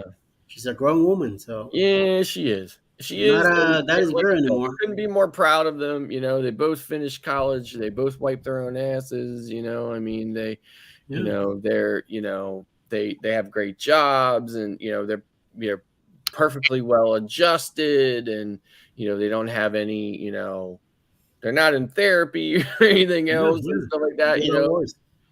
couldn't be happier. And like I said, I'm glad that she's with somebody who is, you know, not a complete loser, that does, you know, seem to have, you know, a good job, and obviously he's not a complete goon, or he wouldn't, you know, she wouldn't be with him, because, you know, she gets, you know, like you kind of have she's kind of like a one strike and you're out kind of person, you know.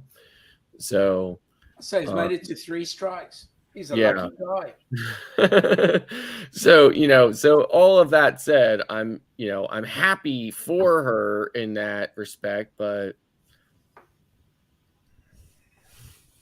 Yeah, you're gonna be the best of buddies when finally. I mean, like I said, I mean, I don't see it ending tomorrow. At some point, I'm gonna have to meet him. Hopefully, it goes over well. I mean, listen, you know, like I was on Maravilla in March, and she contacted me via Google Hangouts or whatever, Google Duo or whatever it was, video call, and she said to me, she said, "Dad, my wife was not with me. She was at her mom's, and she said, do you mind if I take John over to meet Beth and Grandma?" And I said, no. And I found out later that when John went over there, he took a box of cannolis to Grandma, because cannolis are Grandma's favorite dessert. Yum yum. Oh, that was pretty damn decent of him, right? You know, so, you know, so yeah, so he's not a total goon, I guess. Oh, you're As we mad you say- didn't get a cannoli. That's what happened. We say, he's a mensch. He's a man. Yeah. I mean, I thought, well, you know, that's kind of, you know, but again, here's the other side of that, right? I would expect that from somebody from New York, right? Not from Buffalo or Schenectady or something like that or whatever. Would you right? expect it from somebody from But Staten from Island? somebody from one of the boroughs, right? From the big. Would you expect it from somebody from Staten Island? Well, yes and no. I mean, Staten Island, I think, is kind of a 50-50 thing, right? Like half of them are, you know. Sean, it's coming down to politics. That's all it is. Maybe, you know, and like I said, you know, like from Pennsylvania, we're Ocean City, Maryland people, maybe Ocean City, New Jersey people, which is Southern Jersey, right? Which is way different than Northern Jersey. You know, that's the kind of people we are, but you know, next week he's taking her to some, you know, New York kind of beach thing or whatever, and I'm just like, and they're going to have fun. Like, how many Goombas are going to be on that beach, right? They're going to be having fun. They're going to be dining. No doubt. No doubt she's going to have a wonderful time. She's going to have a great time. You know, and you're going to be stressing over sweet nothing. No doubt. It's going to be stressing over nothing. Yeah. Now, Scott, what if the first time you ever met him was on a cruise ship? Listen, I've actually said to my daughter, this is what I said to my daughter. Family cruise. I said, listen, so my daughter's been on a ton of cruises. In fact, she's actually on Royal Caribbean. She's Diamond. Okay. So she's been on a ton of cruises. However, and this is the Gen Z thing, right? I took on 2018, we went on Carnival Breeze. It was our first only Carnival cruise. Came off of there and she said, Dad, I can't go on any more cruises. I said, why? She said, because they work those poor people to death. They work them 7 days a week. They don't get a day off. You know, she was like, they work long hours and everything else. She was like, and I know that they agree to sign up for that and everything else. She's like, but Dad, I cannot be part of the problem. She's like, and if I go on another cruise, I'm going to be part of the problem because they're there because people like me are there. She was like, so I will not do it anymore. So I said to her not long ago, she was saying to me about, hey, can you look up some stuff for John and I to go to like an all-inclusive or something? And I was like, yes. So but I said to her, I was like, hey, why don't you bring him on a cruise? I said, and even if it's the same ship I'm on, I'll just pretend like I don't know you. Yeah, And she was like, no. She was like, John keeps asking me if I will go on a cruise with him. She was like, but I keep telling him the same thing I'm telling you. I will not be part of the problem. I won't do it. So I don't think I'm ever going to meet him on a ship unless he goes by himself. And then if he's on a ship that I'm on and she's not there and my wife's not there, I'm going to throw his ass overboard. And then you're going to get a lovely holiday in Sing Sing, I think it is. Yep. Yeah, they're gonna be taken to the break. Yep. Sing. I mean, like, I don't know what happened. He was telling me about how he didn't want to live anymore, about how he couldn't go And on. then they look at the cameras on the ship, and then you are screwed. He was telling me how guilty he felt about dating a much younger woman. No, I don't think he'd be saying that. I think he'd be saying he's feeling guilty about the fact that it comes from Staten Island.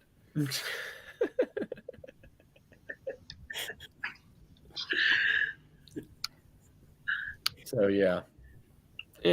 So like I said, I complain to you guys more about it than I do anybody else, just because, you know. I know we love. I feel like I can express myself. Yeah. Especially at this time of night when hardly anybody is listening, and I've had a bunch of beer. Time of night. It's not even 5 o'clock yet. What's your problem? That's right. And we've got a family function to go to that everybody doesn't want to go to.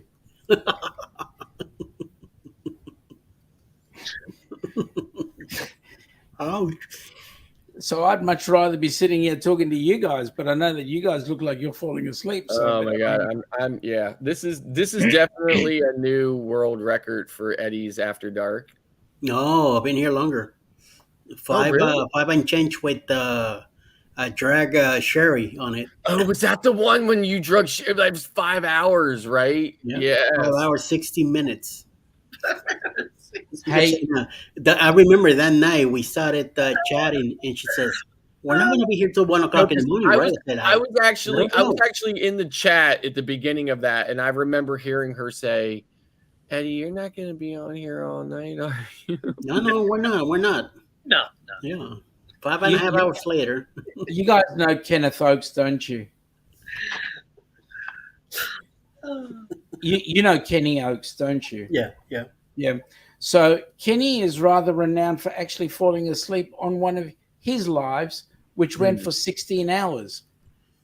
What's always funny is when Clock's on there, like he's always like, you can't see it because I got sunglasses on, but he's always like, and I'm like, is Clock frozen or asleep?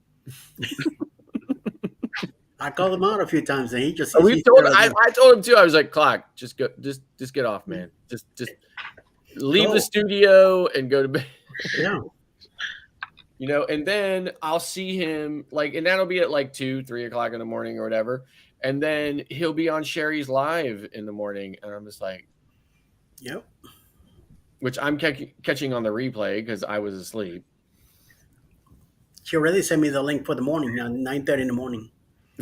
Not today. I don't see myself getting up in the morning. Yeah, like seriously, like my wife says to me all the time, she's like, God bless Eddie. She is like, that man does not need any sleep at all.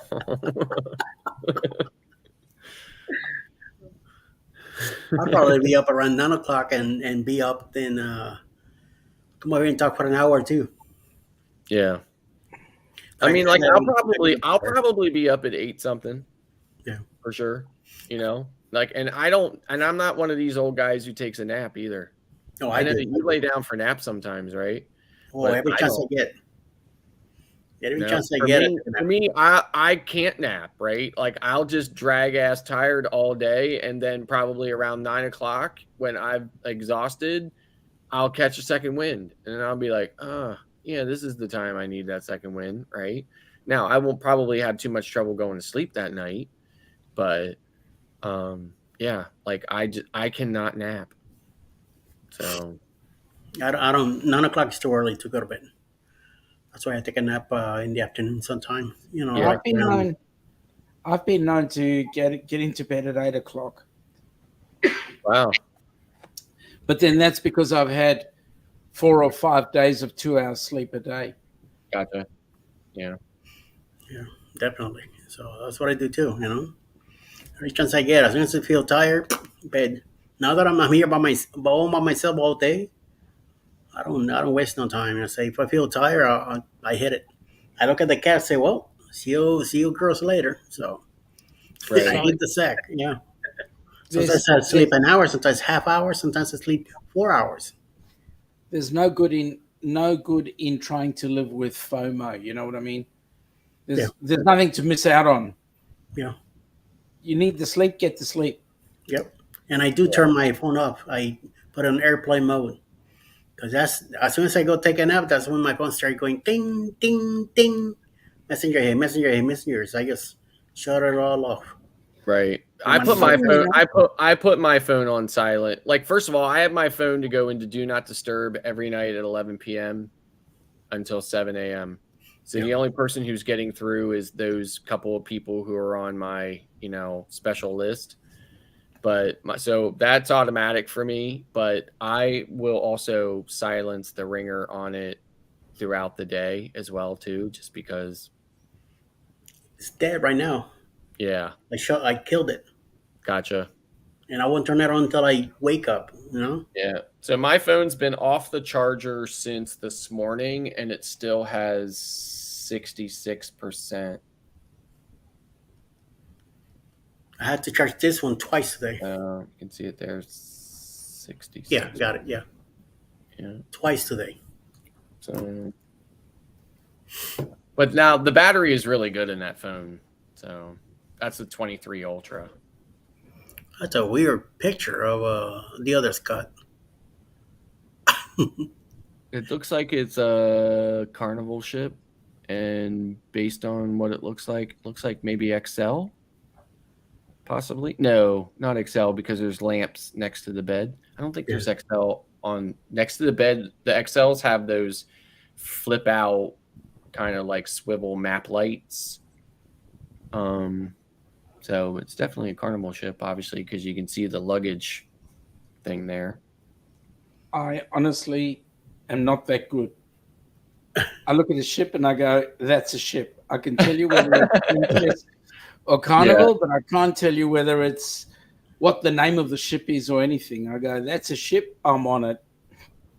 Yeah. Like every time I hear them talk about the X class, the this class, the that class, I'm like, okay, they all look the same to me. I know one's bigger, the other one's older. That's it. Yeah, so the only thing, so here's the thing. So Vista class and Dream class are very similar. They have a lot of same design aspects and elements, but they're not entirely similar. However, on Royal Caribbean, Freedom class and Voyager class are identical. The only difference is Freedom is bigger. So it's a larger ship. It's bigger, it's longer, it's wider, but the layout is absolutely identical from stern to bow, and it is identical in every way. So, but for Freedom, there's only three. There's only three Freedom class ships: Freedom, Independence, and Liberty. So, for Voyager, there's Voyager, Mariner, Adventure, Explorer, and I'm missing one. I know it. I can't remember, but yeah. So And then, of course, with Oasis, every version of Oasis they make it just a teeny tiny little bit bigger. And then, so every version of Oasis that comes out, they say it's the largest. Not that Oasis is largest, but whatever the latest Oasis class ship is the largest, because they always make an Oasis just a teeny tiny little bit bigger.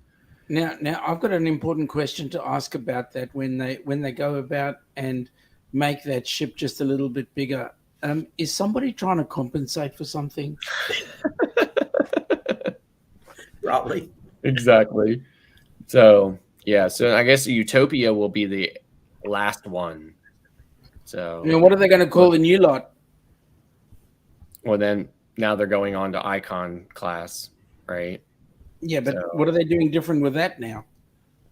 I mean, nothing Like different. going higher now. Nothing. I mean, here's the thing: if you know what a Quantum class ship is and an Oasis class ship is, the best way to describe Icon is if the two of them had a child, right? But even beyond that, it is even just a little bit beyond those two kind of combined. But it is basically at the core, it is Quantum and Oasis combined plus. So, but it's specifically being geared towards families. There's lots and lots and lots of not only family, but child centric and focused, design and aspects and venues and things like that. I don't hate children by any stretch at all. And I don't mind being on ships full of families and children. I'm just minding it a little more than I used to, but certainly not minding it. Yeah, I know what you mean. Yeah. So I don't know how much I will sail Icon, just because of that. I'm already thinking I'm already kind of putting I have a month, exactly 29 days before I get on Oasis, and which is going to be just overflowing with families, and probably some of them from Staten Island. So I sure hope so. Are you stepping on my floor? Do you come from Staten Island? Get off! So I'm already trying to prepare myself for it and to put myself into a Zen place, to be on that ship full of. Do you know how many of those people would be coming on your ship from Staten Island with the name John? Gonna be zero. So, Scott, I anyway, do have a real Royal Caribbean question for you, though. Since I'm going on that Utopia this season, I usually sail Carnival. If I'm going on that ship and I haven't sailed Royal Caribbean probably in, I don't know, 20 years, and I probably don't really remember it because I was really young, do you think that is going to set the expectation and the bar for Royal for me almost too high, because now I really can't sail on anything else other than an Icon, like a Utopia of the Seas class ship, without being okay. I mean, listen, I always tell that to first time cruisers, right? When you pick the top ship for first time cruise, there's only, there's nowhere to go but down. Right. It just depends what your perspective is on cruising. Like if you're a real diehard love cruising, which I assume you are, right? So, you'll still be able to kind of connect with, I'm still on a cruise. I'm on a ship, I'm doing this, I'm doing that, right? But I personally, when I'm on an Oasis class ship, and let's say I go on, I don't know, Carnival Pride or something like that, then, right?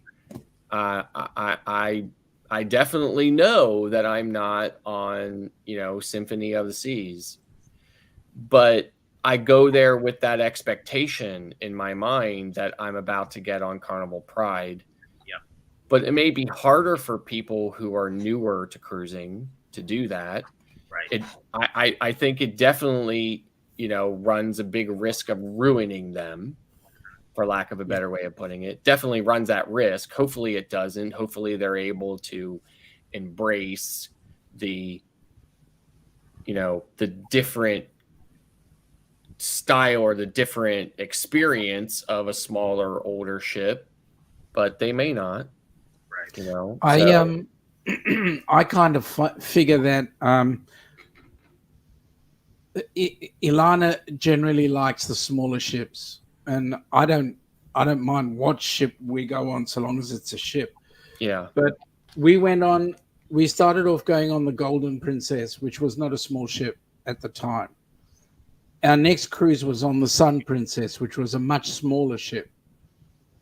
The next cruise we went on was the Horizon. All right.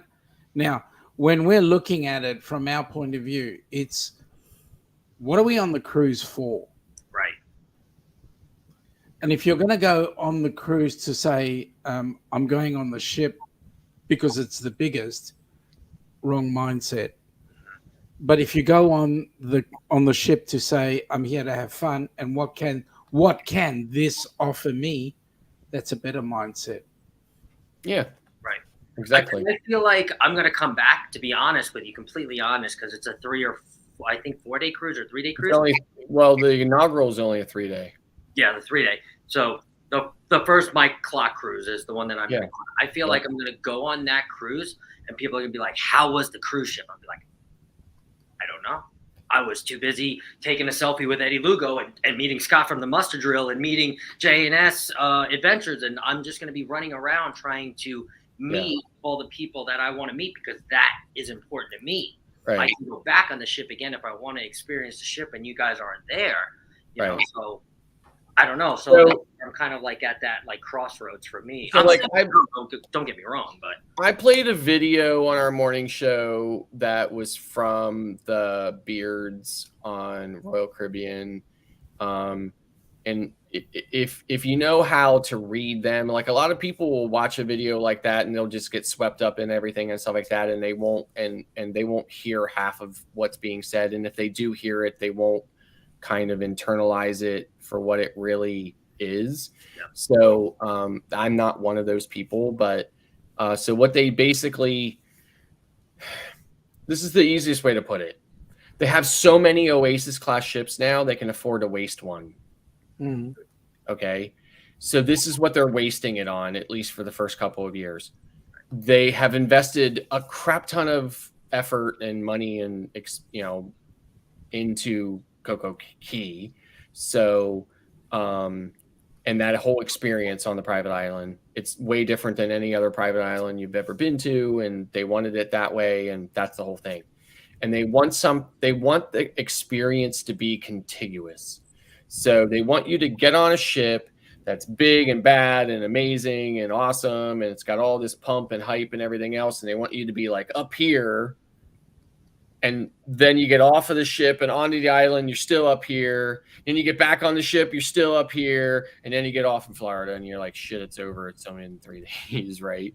So that's what they want. But they want that specifically because it's only 3 days. So then they're like, oh, you have to come back. You're going to book again. Yep. You have to come back. You have to come back and do it again and again and again, or you have to do it back to back, right? So that you're on the ship longer. I have this term in which I privately refer to the cruise lines as money whores. Every corporation is entitled to making money. I don't begrudge any corporation, including the cruise lines, of making money. I make money off of cruises, right? As a travel agent that specializes in cruising. So I don't have a problem with it at all. However, I think that the pursuit of that profit from a cruise line perspective is a step above all other corporations, no matter what it is they're selling. And that's why I refer to them as the money whores, because they will do anything for not a little bit of money, but an obscene amount of money. So that's the whole gear of it. You know, we have so many Oasis class ships now, we can afford to waste one in developing this concept that is deliberately so short that we will almost guarantee that a decent percentage of the people that sail that ship will either book a back-to-back, making us double the money, or will come back very soon afterwards for more because they just didn't get enough in that 3 days. So, yeah, I mean, that's, you know, that's the whole concept of that entire utopia. Here's, I mean, here's the thing. right? I mean, he booked the back-to-back too. So, I mean, on that Yeah. same ship. Exactly. Right. Here's the thing, the way I look at it from our point of view, we were on the Carnival Horizon as the inaugural Helping Hands for Cruising group cruise. Okay. Now, from that point of view, don't ask me about the ship. I haven't got a clue. Right. But I'll tell you what, that cruise changed 40 people's lives. And I will say it was the best cruise I ever been on. Okay. I don't know. I'll still get lost on the horizon every time I go and look at it. But I know that what we did, the time we spent with people, the way we spent it with people, and the people we met and we had fun with, yes, we changed lives. Yes. And Right. that is the best cruise I've ever Yes, been on. absolutely. Yes. And if that and if that experience is only 3 days, then so be it. Yes, absolutely. I completely agree with you on that. Like I said, I feel terrible sometimes complaining about some of the things that I do because believe me, I cannot articulate how strongly I am in touch with how much of a first world problem that is. Mm-hmm. And since the moment I found out about your organization, I have been head over heels over the concept of it. Right. Thank you. Because it is truly an amazing thing in a world where so many people are, you know, trying to cure cancer and heart disease and this and that and everything else. For there to be a focus on things like that, it is. I love it. I absolutely love it. You know, and when, like I said, when I'm on a ship, when I'm in a port, I don't want to do touristy kind of things. I want to get far away from all that, and I want to meet the people, and I want to see how they are in their element, right? Yep. Same thing on the ship. I love being on a ship with other vloggers. I love having conversations with other vloggers. I love hearing other vloggers' perspective on the exact same thing that I might be vlogging about. But but what I love more is that guy who walks up to me who says, "Are you a vlogger?" And I say yes. And he says, "Can I talk to you about this or that or whatever?" I love those conversations. I love them. You know, I mean, I don't vlog them, but part of me wishes I did. So it's like on the horizon. I'll give you an example. We had the excursion, the chef's table, and in the group there was 10 of us. Of the 10, there was probably one couple that was not part of the group, but one of the guys on the group was actually the recipient. Okay, and for starters, talk to him about avocado.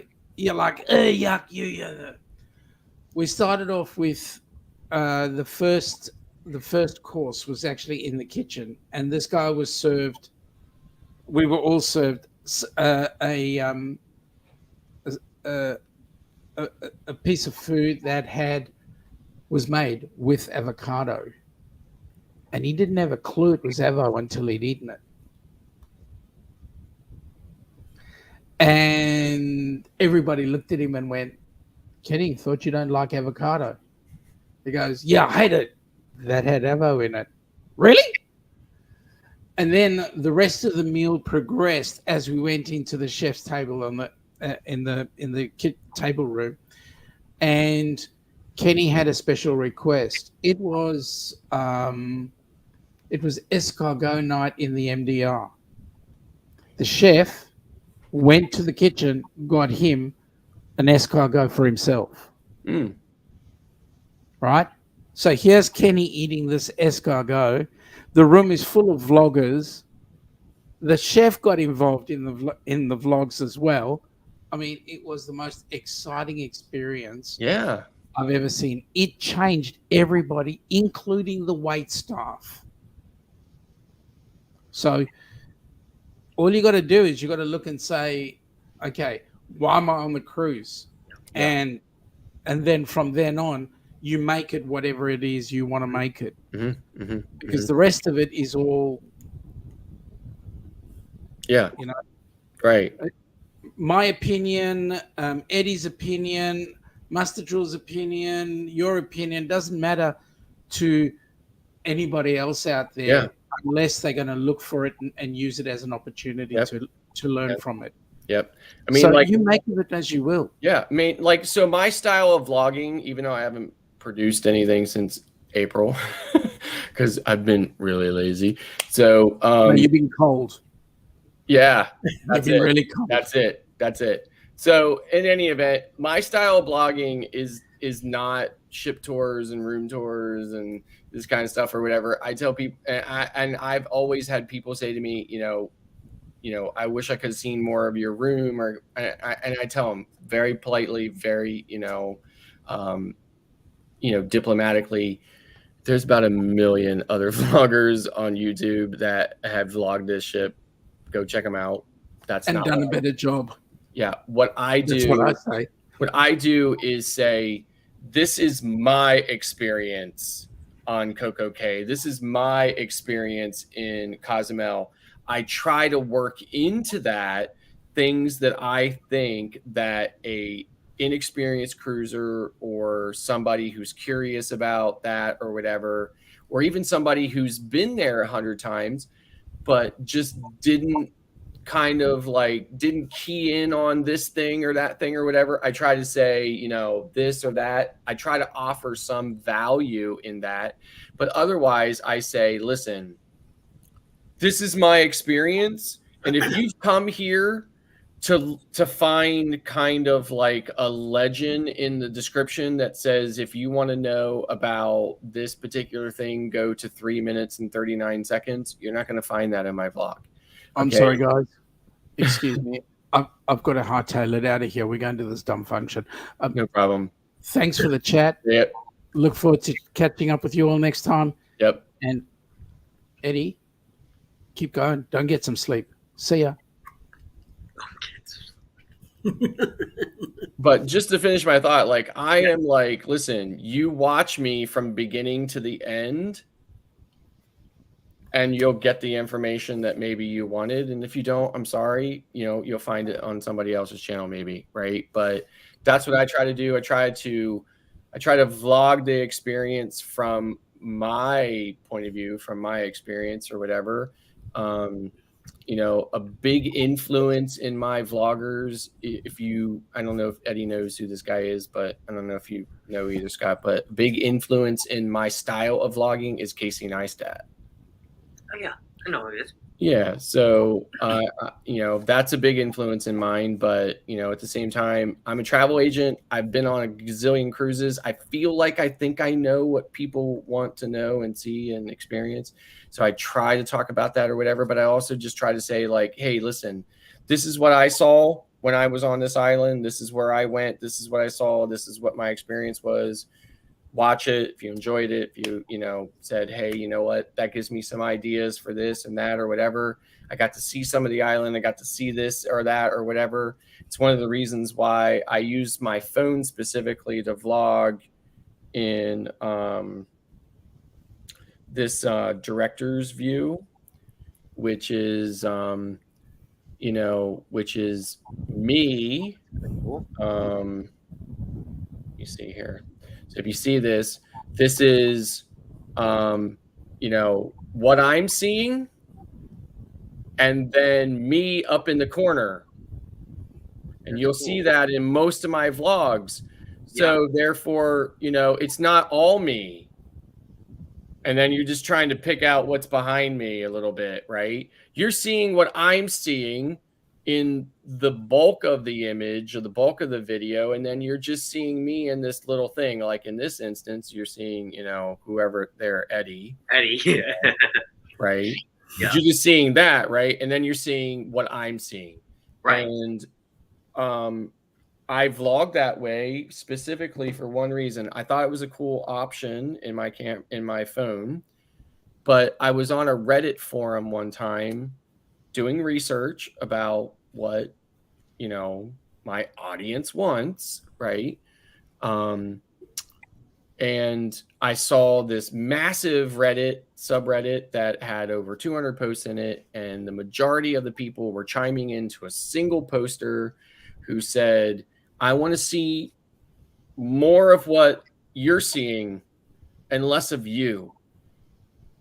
Like more POV, like your eyes, kind of like what it's capturing. Yeah. That's how he said it. He said, I want to see more of what you're seeing and less of you. And I was astonished that over 200 people said, yep, me too, me too, me too, me too, me too, me too, me. And I was like, okay, that's perfect. Because, you know, that makes for, you know, a unique style of vlogging anyway. You know, very few people vlog that way anyway. I mean, there's B-roll, right? And certainly you'll find plenty of B-roll in my vlogs and stuff like that. But when it's not B-roll, that's what you'll see. You'll see what I'm seeing with just me up in the corner, right? So you're still seeing me, and you're still seeing a little bit of what's behind me, and you're still hearing me talk, and you're still all that, but you're seeing what I see. So, you know, and people love it. And I get comments all the time about, you know, especially in my earlier vlogs, people are like, you know, like now people are just kind of like used to, that's how I vlog, right? Right. But in the earlier days, people are like, love it, love it, love it, love it, love it. Keep vlogging that way, you know, because I get to see what you're seeing instead of you deciding what should I see in B-roll. And then the rest of it is just you. And I get to say, oh, I think I see something like that behind him, you know, a little bit like that or whatever. So it's awesome that my phone offers that option. You know, so that's how I choose to vlog. That's my style. But somebody's style is different. It's not any better or worse than mine. It's just different. It's just different. It's almost kind of like putting on like a virtual reality, like, well, not really, but like if you're looking at the screen, just imagine putting on a virtual reality headset, right, of what you're seeing and being like, oh, wow, like, yeah, whew, he's in Costa Maya, he's in Grand Cayman, like, yeah. I mean, like I said, you know, people, when I saw that, when somebody said, you know what, I want to see more of what you're seeing and less of you, I'm like, you know, that sounds good to me too. If I was watching vlogs, I'd want to see more of what that person was seeing. I mean, I can't tell you before I was a vlogger how many times I went searching for content about things, and I was like, oh my God, I just wasted like 6 minutes on that friggin' video. I didn't see any of the shit that I wanted to see. You know, like, you know, I was the same way. So, you know, yeah. So that's how I choose to vlog, you know. Like I said, my biggest thing is that people hate that I wear sunglasses. I get comments all the time. People are like, lose the sunglasses. I'm like, I'm going to lose you. Hide user from channel. Right? So, you know, no, this is how I vlog. If you don't like it, Casey Neistat wears sunglasses. Super Saf wears sunglasses. There's over 750 million vloggers on YouTube. Okay. Vlogging about everything from underwater basket weaving to cruise ships. Right. And, a huge percentage of them wear sunglasses in their vlogs, right?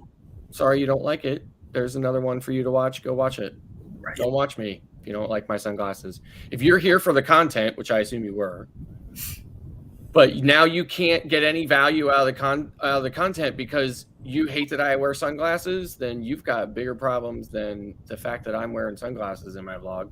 Bingo. You know? Yeah, that's how I feel about it. So You know, if you cross a line with me, I'll hide you from my channel. If you don't, I'll just politely accept your comment and your opinion about it and not lose any sleep over it. Yeah, for sure. So back with it. But yeah. So, I mean, like, even that, it wasn't even that long ago. I was in one of Eddie's late night vlogs here or something like that, and somebody was like, I can't watch because they're like, they started out like, why do you wear sunglasses? And I think I told them why. And their prescription too, on top of that. Oh yes, you've said that before. Yes. Yeah, their prescription too, right? So I think I told them that or whatever. But then, like, after a minute or two, they chatted in the chat. They were like, okay, I can't stay anymore. I have to leave. I'm like, Yeah. See ya. See ya. Do you vlog on cruises too, Eddie, as well, or are you just more like put the phone down, let me enjoy whatever? No. I completely block all I can. Everywhere I go, my phone is the first thing I hook up in the car. I make sure that it's charged 100% and I'm filming. I'm always filming. Then I get home. If I'm not going to use it, delete it right there. And I've just recently started vlogging about things uncruise related. Just recently, and it's really kind of discriminating. Like, it has to be like something really interesting that's not cruise related. Otherwise, my channel is just about cruise. Now, if I went to an all inclusive, I would vlog about that because I feel it's very similar. It's certainly more similar than spending a week on the mountain. Yeah. You know, so, or something like that, or a theme park or something, right? But that's just me. That's just my channel. That's how I feel about my brand, and that's just me, right? But there's certainly nothing wrong with it. But I've just, you know, like when I rebranded in January, well, I didn't rebrand, but like I relogoed and everything else and stuff, I added adventures. So it says cruise travel and adventures, just to give myself that window or that doorway into things that are uncruise related, but I'm still being very discriminating against those uncruise related things. So, yeah. Like even like tonight, I'm streaming this to my channel tonight, but I wouldn't normally. Like ordinarily, when I was in here hanging out with you guys and stuff, even though we're talking about cruising, I wouldn't ordinarily stream it to my channel. Yeah. It's just a decision. It doesn't have anything to do with the content. It's just that I just feel like it's not cruise centric enough. Although it has been, which is why I'm streaming tonight. Tonight was very cruise centric. And there was another night that I streamed when we were talking about Ross's rock and roll. The tribute concert cruise. Yep. So I streamed that. Yeah. But sometimes I wouldn't. Or if I did stream it and I felt at the end of the stream that it wasn't kind of cruise centric enough, I would mark it private on my channel so that, you know, somebody wasn't seeing it. Again, nothing against the content at all. Nothing against the content creators in it. I just would feel like it was not focused enough on your channel, yeah. On what my channel is about. So now the other thing is not cruise related that you do end up posting, or if you do post them, do you put them up and pretty much just post them and not really care because you're kind of trying to introduce your audience to something else, like in I would just put it out there in the normal, you know, the normal normal vlog playlist. You know, the thumbnail would probably clearly show it's not about a cruise. Yeah. You know, people click on it or not.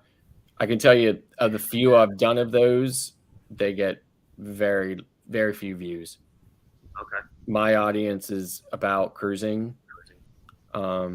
You know, like even my live streams in the morning when I'm on Go Live, I get tons of messages from my viewers saying, good luck with the live stream, but it's not interesting enough for me. I'm not watching it. You know, so, and that's how a lot of people feel. A lot of people, like Eddie had made some comment one time or whatever, and I don't know if I caught the context, the total context of it, but he was talking about like a big channel like Lalita Loca, right? Yep. Has over 200,000 subscribers. Yep. But when they do a live stream, they might only have 900 viewers like participating. Now, that's obviously huge, right? But not in comparison to having over 200,000 subscribers. And the reason is that people do not like lives. I would say the majority of our viewer community does not like a live stream. Yep. A lot. They're there to watch our videos for very specific content.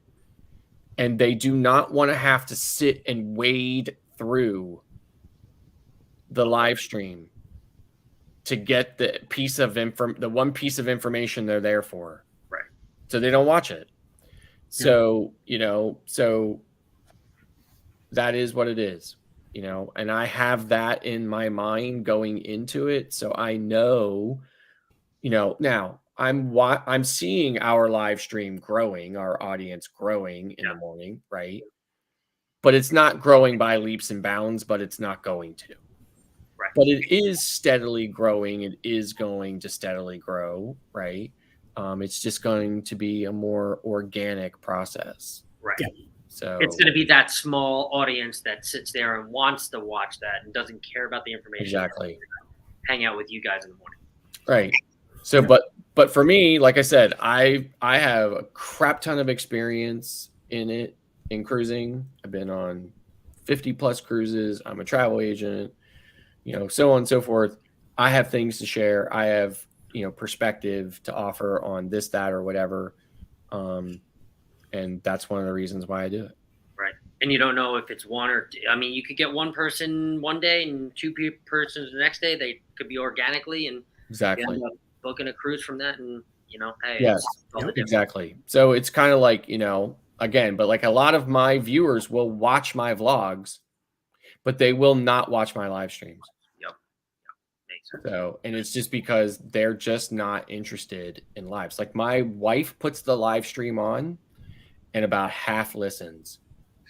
She tells me all the time. She's like, I half listen because she doesn't like live streams. And then I always say too, like I'm frustrated. Like I'll be like walking around the house here and stuff, right? I'll be like, what's it gonna take to get these people to click that damn like button, right? Or something. And and she says to me all the time, she's like, I don't click the like buttons. I'm like,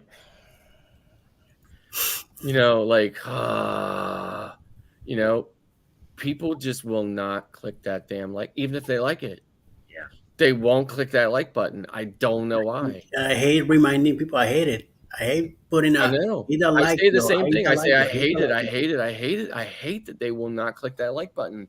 And even, like you don't want to look at them and say, I need you to click the like button. This is why, because it does this to the algorithm. And then the algorithm says, okay, all these people liked it. So more people are going to like it. So I'm going to show it to them. And you can't say that. But that's what it is. But that's what it is. And you want them to know that, but they don't. And I would be even willing to go out on a limb and say even a large percentage of them that did know that, they still wouldn't click that. They still wouldn't do it. So they just wouldn't do it. Yeah. So, And my hope is if they watch an ad, to watch the whole thing. Yeah. That's why I put non-skippable ads on my videos. And because they're only 30 seconds, I make half the money, half the penny now, but at least it's a guarantee half penny. Right. And hopefully they're watching. Yeah, I mean, listen, 3 or 4 minutes of the video, move on, and see what happens. Right. I mean, and I can tell you for absolute certainty, YouTube has lost a lot of its advertiser base. I mean, a lot. So that's why we're seeing all of these 10, 15-second videos, for Grammarly and, whatever. It's why we're seeing all of these really short advertisements, ads on our channels, just because they've lost so many of the big advertisers, the long ones and stuff like that were paying big bucks, right? I mean, so there's nothing we can do about it. We just have to roll with it. Hopefully that it'll change. Hopefully they'll come back to YouTube or whatever. But a lot of them are jumping to other platforms, and stuff like that. And we just have to deal with it. So I never went into this expecting to make any kind of money off of it. I went into it for one specific reason. For years, I was nervous and too scared to do it. But always wanted to share my experience and perspective on cruising. I finally got the nerve up, went on the Grandeur of the Seas, got off the Grandeur of the Seas, got home, and got the email saying the entire cruise industry was shutting down. Yeah. I looked at my wife and I was like, how the hell am I going to launch a YouTube channel about cruising when it just stopped? What the hell am I going to talk about? What am I going to do? So I didn't. So I sat on it and sat on it and sat on it until about 3 months, 4 months or whatever before the restart. And that's when I started up, and I started doing a video a day, just talking about all the news and stuff that was related to, all the speculation about what was going to happen with cruising. And then I got to go on Mardi Gras' third sailing back from the restart. So, and that was my first on the ship vlog. And were you already a travel agent then? Oh, I've been a travel agent since 2016. Oh, okay. Yeah. So for quite a few years. So, anyway, so I just started vlogging, on the ship and stuff like that. This is what it's like, just getting back to cruising. But then I was going on like 2 cruises a month. Oh, wow. Through that whole year of the restart. Okay. Like 2 cruises a month, every month, like vlogging about it and everything else, right? Channel was exploding, growing, right? And then all more vloggers started coming on, and more vloggers started coming on, stuff like that, and everything just kind of started leveling out and falling off, and and everything else. And then the last cruise I was on was in March of this year. Okay. Yep. Was Maravilla. And I published videos from there, but I haven't, and I have tons of videos in the pipe. But what I had was I had a problem with my channel in that my channel got visited by bots. Hey. And I got bot attacked. And when I got bot attacked, I got notification from YouTube that they were limiting ads on my videos because of invalid traffic. Yeah. That's what they call it, invalid traffic. And it's from bots. Invalid traffic is also the result of if you get subscribers and then the next day they're all gone. Or you get views and then the next day a whole bunch of the views are gone. Not all of them, but some of them. Some of them, yeah. Maybe a couple of days later, some of them come back, but not all of them. That's invalid traffic. That's the algorithm saying we think that those views or that this or that or whatever, those subscribers aren't real. They're not that they're not real, not that they're not real people, not legitimate accounts. The way they see it is their interaction with your channel was not deemed to be genuinely engaging. Yep. That's the thing, right? Not that they're fake, but that they are not genuinely engaging with your channel, so therefore they take them away. Yep. Right? And it's the algorithm determining that, not a human. And there is deliberately no human manual oversight. So it's very frustrating. I spent countless hours fighting with creator support in chats, which some of those chats could have even been with bots. Like could have been with Google AI, could have been with Bart, right? Who knows? But anyway, got nowhere with it. Finally had to just surrender to it and give it up. But I had my ads severely limited for a long time. Because they deemed they saw that bot traffic as invalid. So literally I went from making $700 a month in ad revenue to $6 a month in rad. No, I'm not even kidding you. I'm not kidding you. I went from making 700, 800. One month I made, I think my best month I made $1,400 in 1 month. Oh, shit. But on average, I was making between 5 something and 7 something a month, every month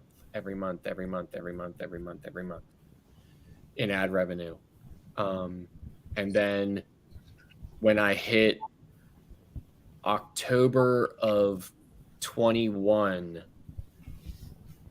my revenue was only 148. And then November of 21, my revenue was 0.3 of a cent. And then December, it was like $4. And then it slowly started creeping back. And then at some point it got hit again and went back down again, and more arguing and fighting with them and getting nowhere. And then finally I was just like, okay, fine. I'm not going to publish regular videos. I'm going to put 1 video out a month. I'm not giving them this content for free, right? I put 1 video out a month, every month from there until this past April. And then that was the last time. And the only reason why I haven't put out a video since April is because I have literally not found the time to finish editing the video that I have to put out next. Yeah. Just between live streams and my life and travel agent stuff and everything else. Traveling yourself. Yes. I just have not had the time to do it, nor am I tripping over myself to do it so that I can get, 100 views and make 56 cents on it. Yeah. That's just kind of been my attitude. It's a piss poor attitude because I really do enjoy content creating. Yeah. Right. And it's a bad attitude. And I know that it's a bad attitude and I shouldn't have it. And, and I don't like that that's my attitude, but that's my attitude. Right.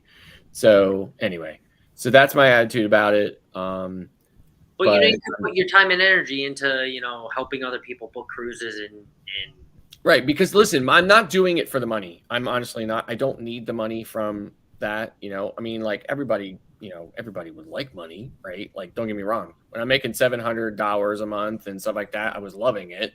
Right. For money. But I'm not doing it because I need the money to like live or something like that. Right. So I'm not doing it for the money. I was never doing it for the money. And I never realized that my channel would take off as fast as it did. It just happened to be one of the few vloggers that were vlogging about cruising during the restart, and everybody wanted to know about the restart. So, they flocked to my channel over it. So, but in any event, it's just how I kind of feel about it now at this point. So I keep every day I get up and I do the live stream and then I say, okay, I'm going to go to hell down there and freeze my ass off in the basement and finish editing that video. And then I don't. I can feel that. So, but I need to, I really do. But here's the thing. As I'm traveling, I was just in the mountains in Virginia. I vlogged it. I'm still vlogging. I still am vlogging just like, every day, like it was any other day. When I go on Oasis next month, I'm going to vlog the shit out of it, right? Yep. But you probably won't see the damn thing till 2027. Yeah.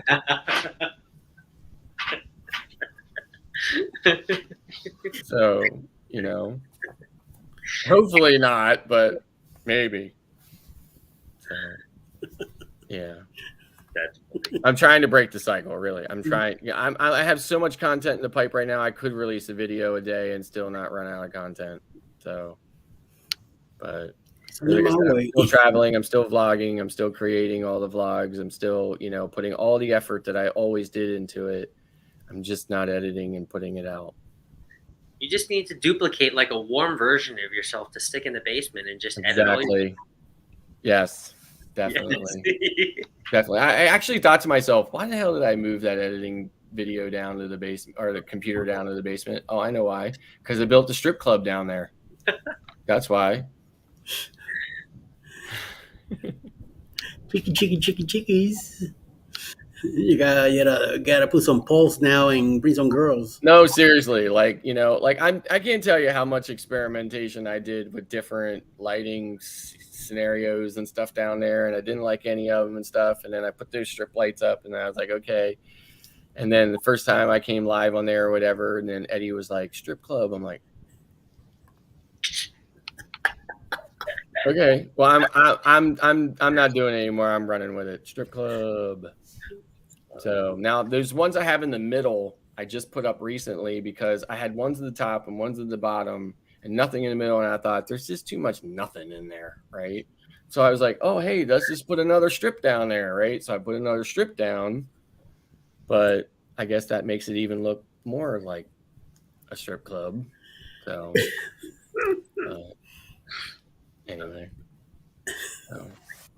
All right. Well, I'm just like rambling and ranting on here and stuff like that or whatever. And so I'm sorry, but Oh no, I asked the question, so I mean, this is great. This is like a private tech talk. So yeah. Ask when the next tech talk was, but I'm getting my own private tech talk. But like I said, I love cruising. I there's no vacation on the planet that I think is better value or more fulfilling than being on a cruise. I certainly like other types of vacations, but cruising is my love, my passion. I love it. That's why when I decided I was starting a travel agency, that I knew that it was going to specialize in cruising. So I love it, and I love vlogging about it, and it's just where it's all at for me. So I really liked I see the free gas really compared to what, but to echo on that, I mean, I just kind of always loved cruising just because you can go on a ship and visit various different ports and just be on that one cruise ship and see so many different ports within a week span. Yeah. Right? Get off the ship, Right. adventure, get back on the ship, adventure. So, Yep. compared to, I guess, hotels and resorts and all inclusives, for me, it's just more of the adventure and being, I guess, a day on the sea is better than a day on land to me. It always was, but yeah, right. Now I've been to a lot of these islands as well, staying. And I've been out on my balcony watching the cruise ship sailing out in the evening and screaming, "So long, suckers!" I'm heading out tonight, and I've explored the islands at night and stuff, which are way different than when you're there during the day, while the ships are there and stuff. Loved it, but still think that, I've been in that. The flip side of that is like, oh, there goes the ship and I'm not on it, So, because I think to myself, oh, those people are going to dinner, they're going to go to the show tonight, they're going to do all that stuff, and I'm going down the street here to Pepe's Cantina, to have some tacos and some Corona, which is going to be great in itself, but it's not going to be on the ship, So That's what I'm doing here. I have no idea what I was getting myself into. I have no plans to be on YouTube at all. You would ask me even during the pandemic. You would even Alice asked me, you think you want to do this? So like, no, I don't want to get into this mess. To me, this guy's talking about cruising. I'm like, who's cruising where? With the Yeah. pandemic, you can go nowhere. Yeah. Right. So I'm down here in Georgia, and one of my great nieces here says to me, "So, what are you planning to do now that you're retired?" So like, I have no idea. So she says to me, "Well, why don't you draw something?" I said, "Okay. I mean, give me your phone. I want to film you while you're doing it." I'm like, "Okay." So I'm drawing a sketch, whatever, something quick. She films it, and then I see her going back and forth with her fingers. I'm like, "What are you doing on the phone?" She's like, "I'm almost done." I'm like, "What are you really doing?" "I'm gonna show you in a minute." She gives me back the phone. Says, "Here, you have a YouTube channel." I'm like, "I have a what?" "You have a YouTube channel." I said, like, "I have no idea what the hell you're talking to me. I know what YouTube is, but I have a channel." Mm-hmm. She explained to me what she did, what she used, and all that. And we kept doing more drawings and more videos. So if you go back in my channel way at the beginning, it's all drawings. So I said, "Wait a minute. You mean to tell me I could do this?" She's like, "Yeah." So, she showed me how she did it. I started playing around with it. Then I started like driving around and filming, going someplace, going to a restaurant, filming what I was eating there. Then I traveled somewhere. I started filming. I wasn't doing any cruising yet. And then our blogger showed up. So I got some practice there. And now I said, well, I could do, so I do a lot of travel entertainment, not just specific cruising. That's why I named it Hidalgo Studios.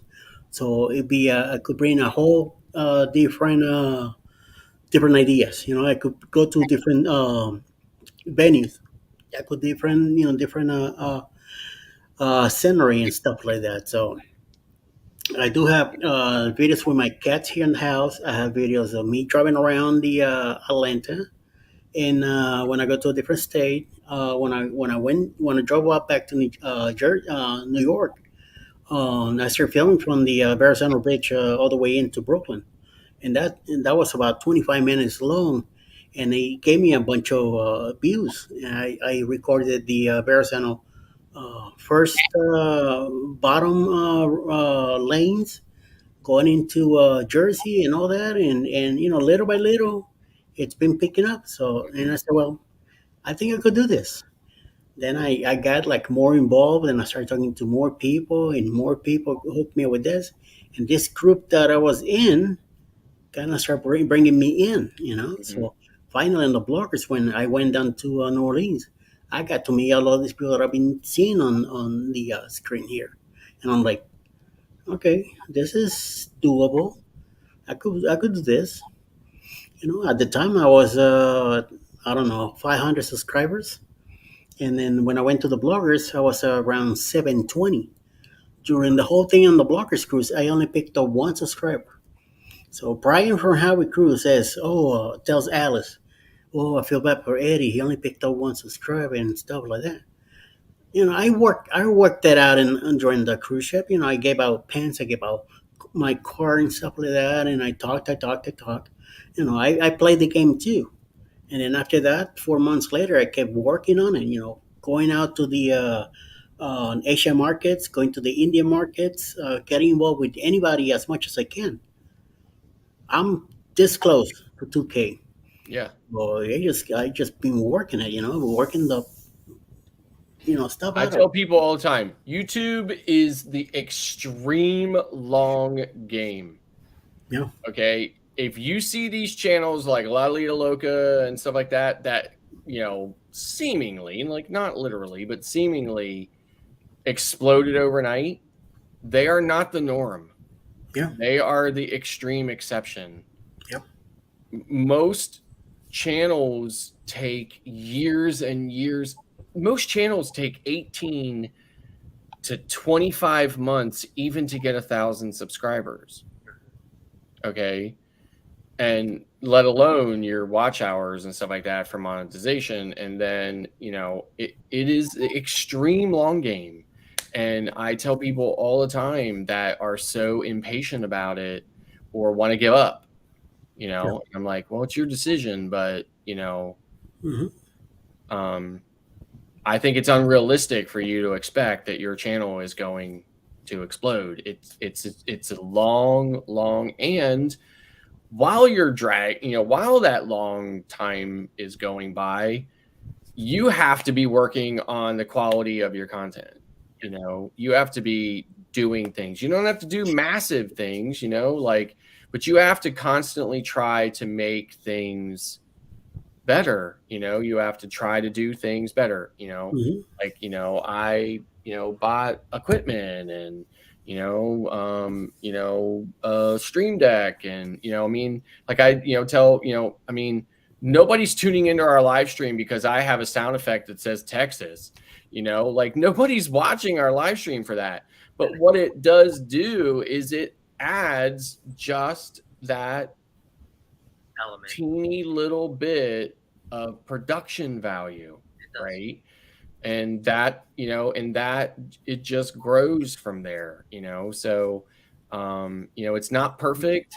I'm not by any means saying that any of that is perfect or if it's even appropriate for the long term, but it's what you do. So I tell people that all the time. You just have to have that expectation that it's going to take you a very long time. And on top of that, you have to remember, if every single YouTuber was going to be the super successful YouTuber with 1 million subscribers and 32,000 views in the first 5 minutes that you post a video, if every YouTuber was going to be that, then every YouTuber would be that, and everybody would do YouTube.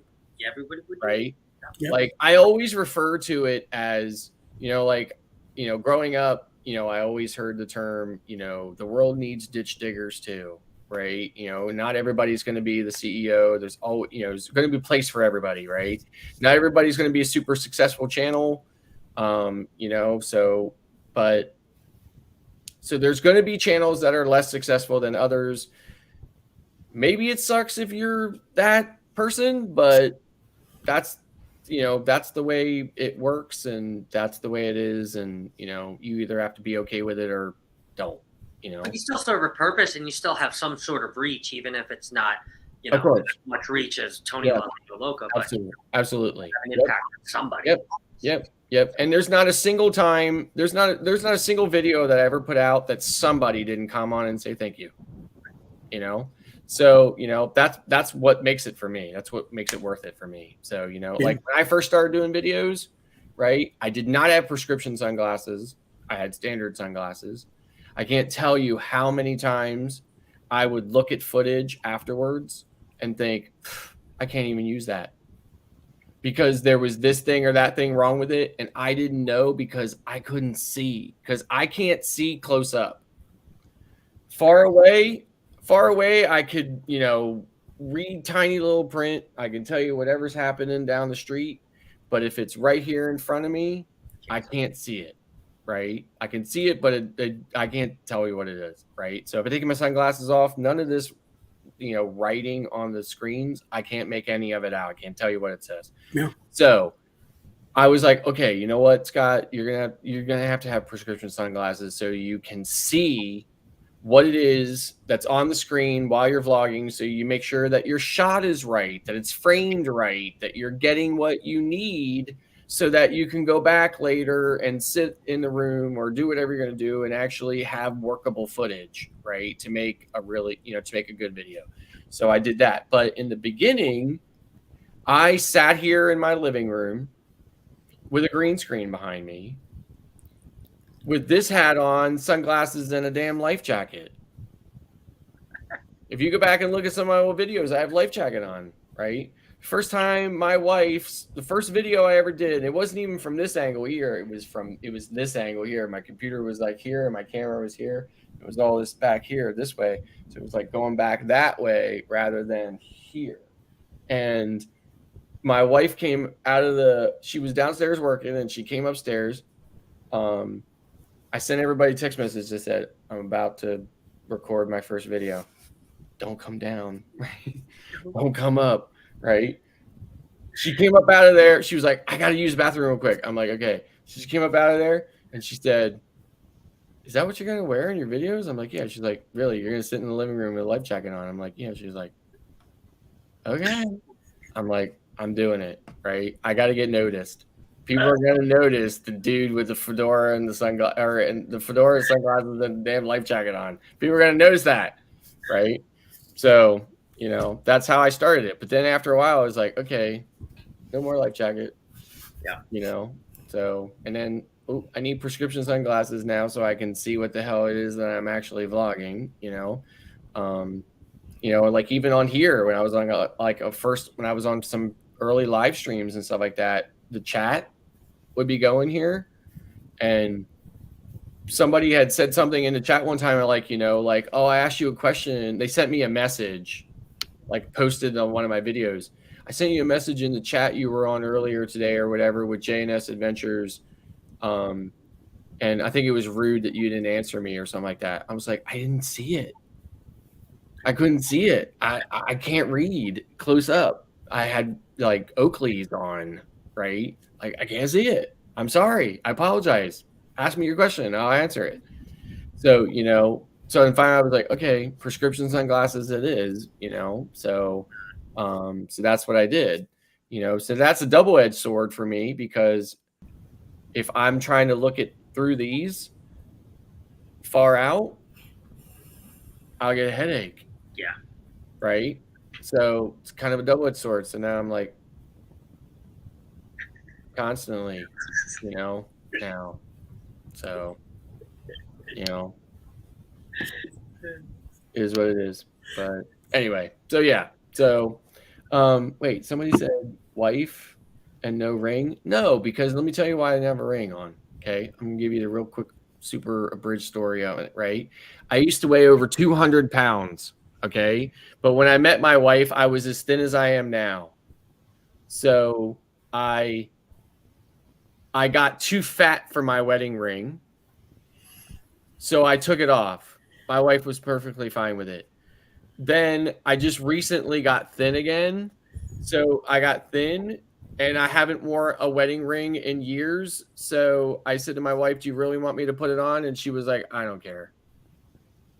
It's not like our marriage is different because you don't have a ring on, So I'm like, fine. So I just didn't put it back on. That's why. So, but I didn't wear it because I was too fat for it. I'm still wearing mine for a while because they're the metal stuff. And then I didn't have one with me. So in Timo, I see these silicone rings. So, well, let me try one out, because they're soft and they're bendable and stuff like that. Right. I went ahead and ordered a pack of, I think, 6 or 7 different colors, 98 cents. Yeah, I mean, listen, if Beth said to me, hey, I want you to put a ring, I want you to start wearing a ring again, done. I wouldn't have a problem with it. I've been wearing depending on the shirt that I have on, that's the ring I wear. So my wife, for our wedding anniversary, she gets me this one from the Lords of the Rings in silicone. Right. She wants me to make sure that I wear a ring. No matter what. Now I have no excuse. Because the matter with my fingers being so swollen, they keep getting swollen and not. So the metal wasn't in place, and it hurt. It hurt these 2 fingers. Right. I have arthritis on my hands too. Yeah. Now with a silicone ring, nothing, no pain. Yeah, right. So now I have no excuse. Yeah, I mean, I've seen those silicone rings, and they say too, one of the reasons why they developed them was that literally people have lost fingers because whatever their jobs are, whatever, something has caught, some type of machinery has caught the metal ring, and because the metal ring was so strong, it literally ripped their finger off. So they developed those silicone rings so that they would just kind of rip off and not rip people's fingers off and stuff. They're, and they're definitely very popular. Yeah, they're very popular. I would wear one, I would wear one, no problem. But, when my wife and I got married, I spent a lot of money on her rings and stuff like that. But I spent almost nothing on mine because I was, didn't care about it. It's the same thing, but this one's silicon, this one's metal. Yeah. With the stuff from the movie on it. Hard to tell the difference, really. Yeah, but it's metal. Yeah. This right. one over here is just plastic. Yeah, right. Silicon. It's hard to tell the difference, really. So, but yeah. So anyway, so. I think we're about to eclipse a record here and coming up on 6 Oh hours. my God. It's crazy. Oh my God. This is a new record for me. It was 5:09. Insane. The longest. This is it's about to hit 6 hours. It's absolutely insane. The only person we have in the chat is the troll. Yeah, and Darian still comes back in. There's still 12 people watching us. Oh, is there? Yeah. Oh, it's nobody's chatting. Yeah. Darian and the Freak are the only two. Nayuma came in and say hello. Cruising Kusis came back in, says that he was just hitting everybody now and moved on. But it shows 12 people. So I think a lot of my friends from the Philippines are here too, watching. But they're just watching, So well, this person, DeFreak or whatever, had said that he was the best troll ever. So that's why I said that. See, Darren's here. No troll here. LOL. Mm-hmm. The drill will sell too.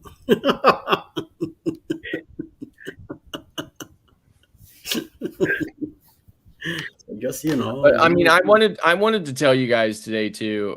I wanted to apologize for being a little off on the show this morning. This morning, yeah, I didn't say anything about it, but when that kind of stuff happens, that happened in our show this morning. Oh, okay. When that kind of stuff happens, it rattles me, Eddie. Yeah. Like it really rattles me, and I have a real hard time getting over that because people are people, and people are going to do, like even when I was driving today, right, back from Maryland, some guy came up alongside me and hollered out to me, learn how to drive or something like that or whatever, because I wasn't going fast enough for him or something, right? I mean, people are people, right? I don't have a problem with those people. They don't bother me. But the kind of stuff that happened today, that really bothers me to a point because I cannot get my mind around how somebody says to themselves, I'm going to go do something like that. Like, oh, hey, it's 9:00 on, Friday or Tuesday or whatever. Let me go into this particular, venue and behave that way. Yep. And I just have such a hard time with it. And it really, I couldn't let it go. Like, so Scott, to let you know, it's Scott, Jeremy. Of course, they're white. I'm a Latino, and this person comes in picking on a black person. There was no reason for it. In the coffee to with the No, coffee. no. In the together with coffee and tea. Yeah. Oh, yeah. Right at the beginning, right off the bat. In the chat, they were, putting out the N-word. Yeah. Yeah. But so House the of way X, they were doing it was look them out. They were doing it one letter at a time per chat so that it would spell it out vertically. Yeah. And then when that got busted, then they put in hashtag N-word. And like that stuff just like I said, people are people. I deal with difficult people all the time. I don't have a problem with that. I can easily deal with that. Right. My problem is that is across the line for me. Yeah. And I can't get my mind around, I can't fathom what kind of mind, what kind of existence, what kind of personality says, out of all the gazillion things I could be doing right now, that's the thing that I'm deliberately gonna go and make myself do. Yep. Right. and it's just so hateful and so rotten, and I can't just dismiss it because it's so crossed a line for me. It's not something that I can just be like, oh, okay, that's no big deal, and move on from it. Like I can, but I can't do it right away, right? So it really just bothered me so badly today, you know, like. And, I mean, we haven't had to deal with it in a while. Yeah.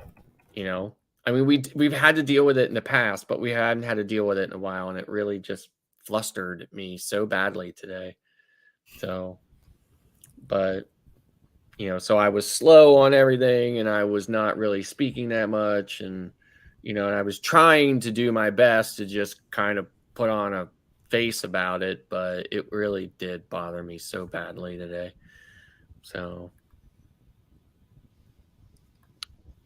It bothered me too, for sure. Yeah, I just don't get it.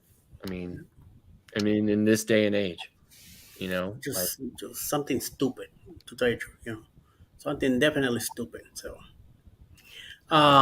Scott, check your hours today, and in 2 days, check your hours again. Yeah. The hours you collected tonight is gonna take 2 days. Yeah, I'm sure you know that, but everything on YouTube is 2 days behind. Yeah. Yeah. So. And let's see how much of a difference it does make. So just let me know, okay? When you check out and see what you find out this way. We'll be back next Friday night again. I was really surprised at Jeremy's hours. Yeah, I'm very surprised that he's so low. I know. Like, what is going on with that? Yeah. He said, "What? How many did he have?" He said almost just under 500. No. Like around 14, 1500. Yeah, 13 or 1400. Yeah. But that doesn't look good. I'm like, Z has like over 2,000 hours, right? Yeah. And I'm like, Jeremy's on almost as much. I mean, maybe not as absolutely as much, but like between lives and other videos and small clips and shorts and things like that, I just thought he would have way more hours than that. Yeah. So, because now that he's over 1,000 subscribers, but he's still so far away on watch hours, I'm like, ugh. Yeah. And I keep telling him, keep doing this, what you're doing, and do more lives. If you want to get back into it, he better start jumping on it. Yeah, right. So for sure. I don't know, unless they do a lot of co-work on both channels. So maybe it's more into the Cruising Fun Anytime. But I mean, it seems like they have been focusing on Cruising is Fun Anytime more than JNS. Yeah. It seems that's what they've been doing. Like in the mornings, that's what he uses. Cruising is Fun Anytime. He's not using his channel. So yeah, I didn't know that. So so that's why more hours is going to her channel than his. Right. So yeah, and I don't think he's told us how many hours that channel has. So yeah. So now, would either one of you go for the shorts views instead of the watch hours? Because ironically enough, I get a decent amount of views on my shorts for being so little. Yeah. Channel. Right. So I mean, I do shorts, like, so this is what how I do shorts is I actually do TikToks. Mm-hmm. And then I use the TikTok video for a short. But I don't focus on shorts too much because when I do the TikTok, I get a lot of views on the TikTok. Mm-hmm. But typically the music I put on the TikTok, I can't use on YouTube because of copyright. Yeah. So I don't want to go through the hassle of it. But sometimes that's not the case. So I just take the TikTok video with the TikTok watermark and I put it on as a short. I'm just using CapCut and I'm just doing memes. That's all I'm doing. I'm just filtering memes from an emotion and Right. saying, okay, this is the way I feel. I feel like Tom and Jerry. Okay, POV me booking a cruise, or POV all my friends on a cruise and me sitting at home, or whatever. And I'm just posting that. And I figured when I first posted, I figured, okay, cool, I'll get 30 views, 40 views, but Right. my shorts are getting anywhere in between like 1K and 5K, and between like my top one has like 7. So I'm like, should I be more focusing on like uploading 5 to 10 shorts a day rather than doing a live, where I'm doing 6-hour lives a week, because I'm getting that reach on the shorts. Like you need 10 million views on shorts. Yeah, that's the problem with shorts. You need so lot. many more views, right? My shorts are doing for fun.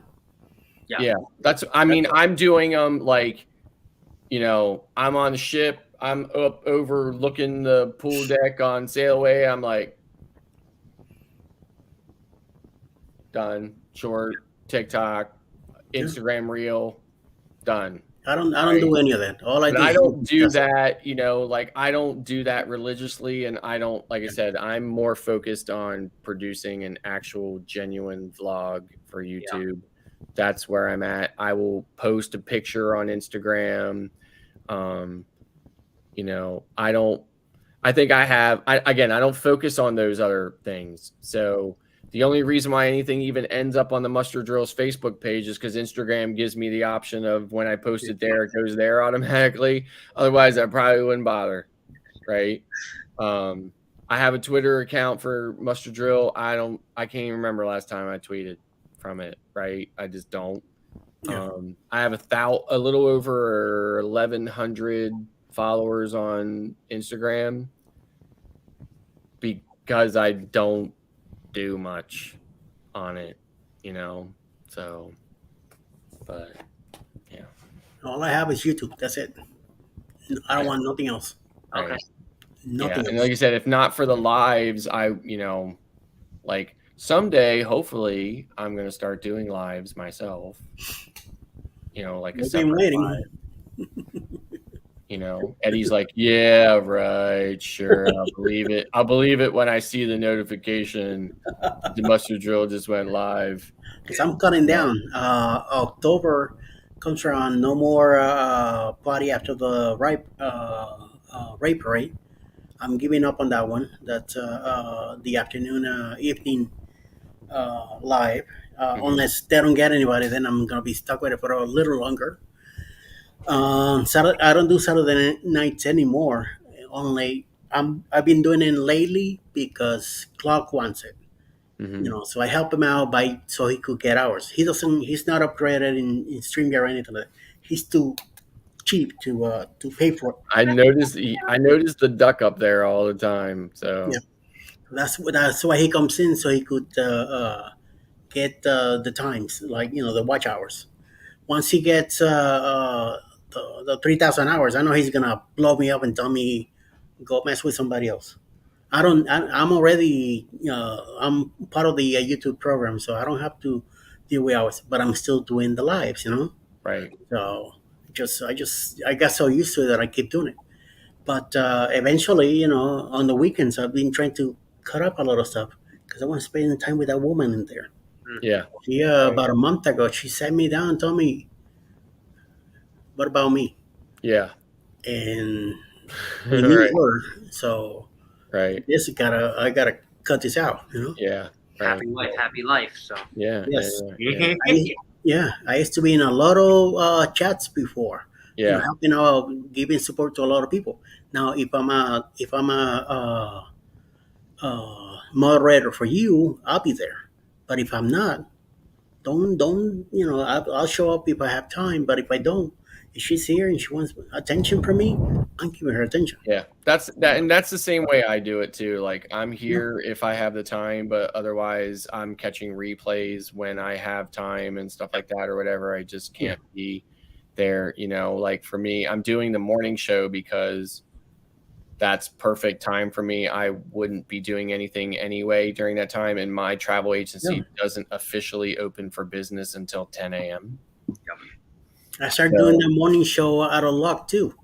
So I start waking up early in the morning when Ali's going to work, and I always noticed that there were people chatting back and forth between before Sea Lake Journeys came in at 8.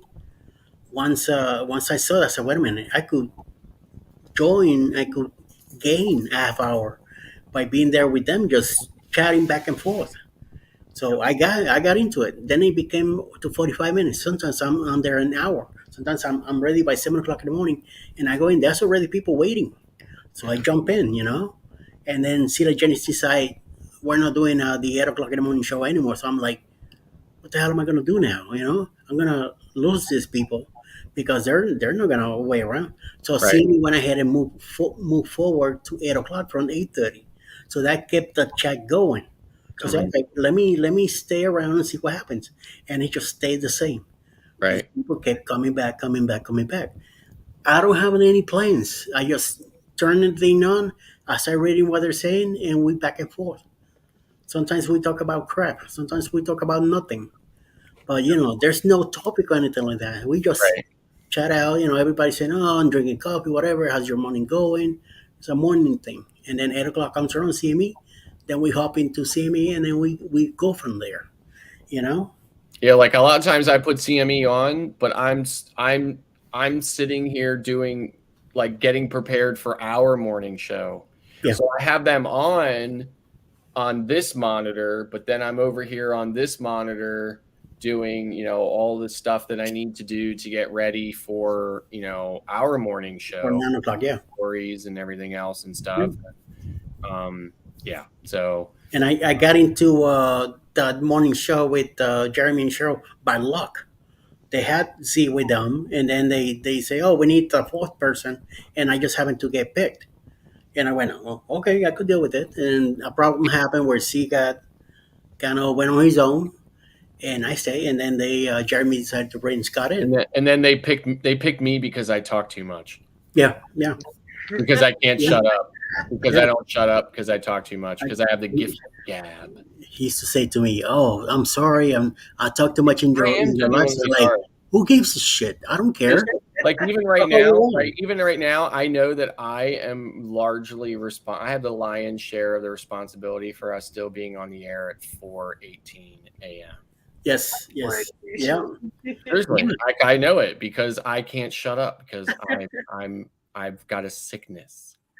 Well, I'll tell you, I definitely found both of you in the morning because it fit into my schedule, and I found you guys by accident because I was the one searching, cruise vlogs while I was drinking my coffee, and you guys came up, and then it just became like a habitual thing. I would do the morning and coffee, and like you said, I would put it on the background while I'm making my coffee and making my breakfast and getting ready for work, and then it just became kind of like okay, I'm gonna watch this every day.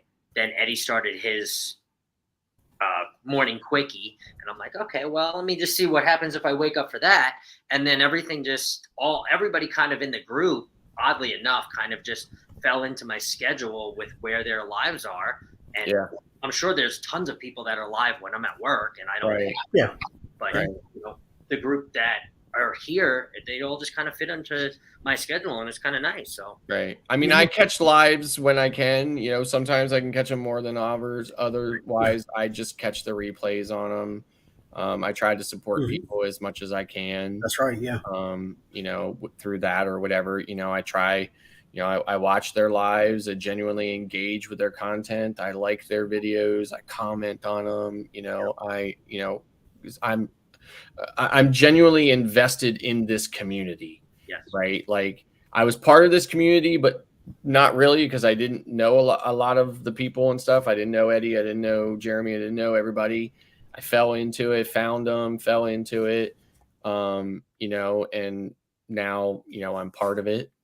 So now you're part of it, so, so yeah. Yeah, and can't wait to meet you guys too on the cruise, whether it's the booze cruise or clocks first. I know, like even these people that I like, even Eddie and Jeremy and stuff like that or whatever. I only get to spend like about an hour a day with them or so, or whatever. But, I mean, they're amazing humans.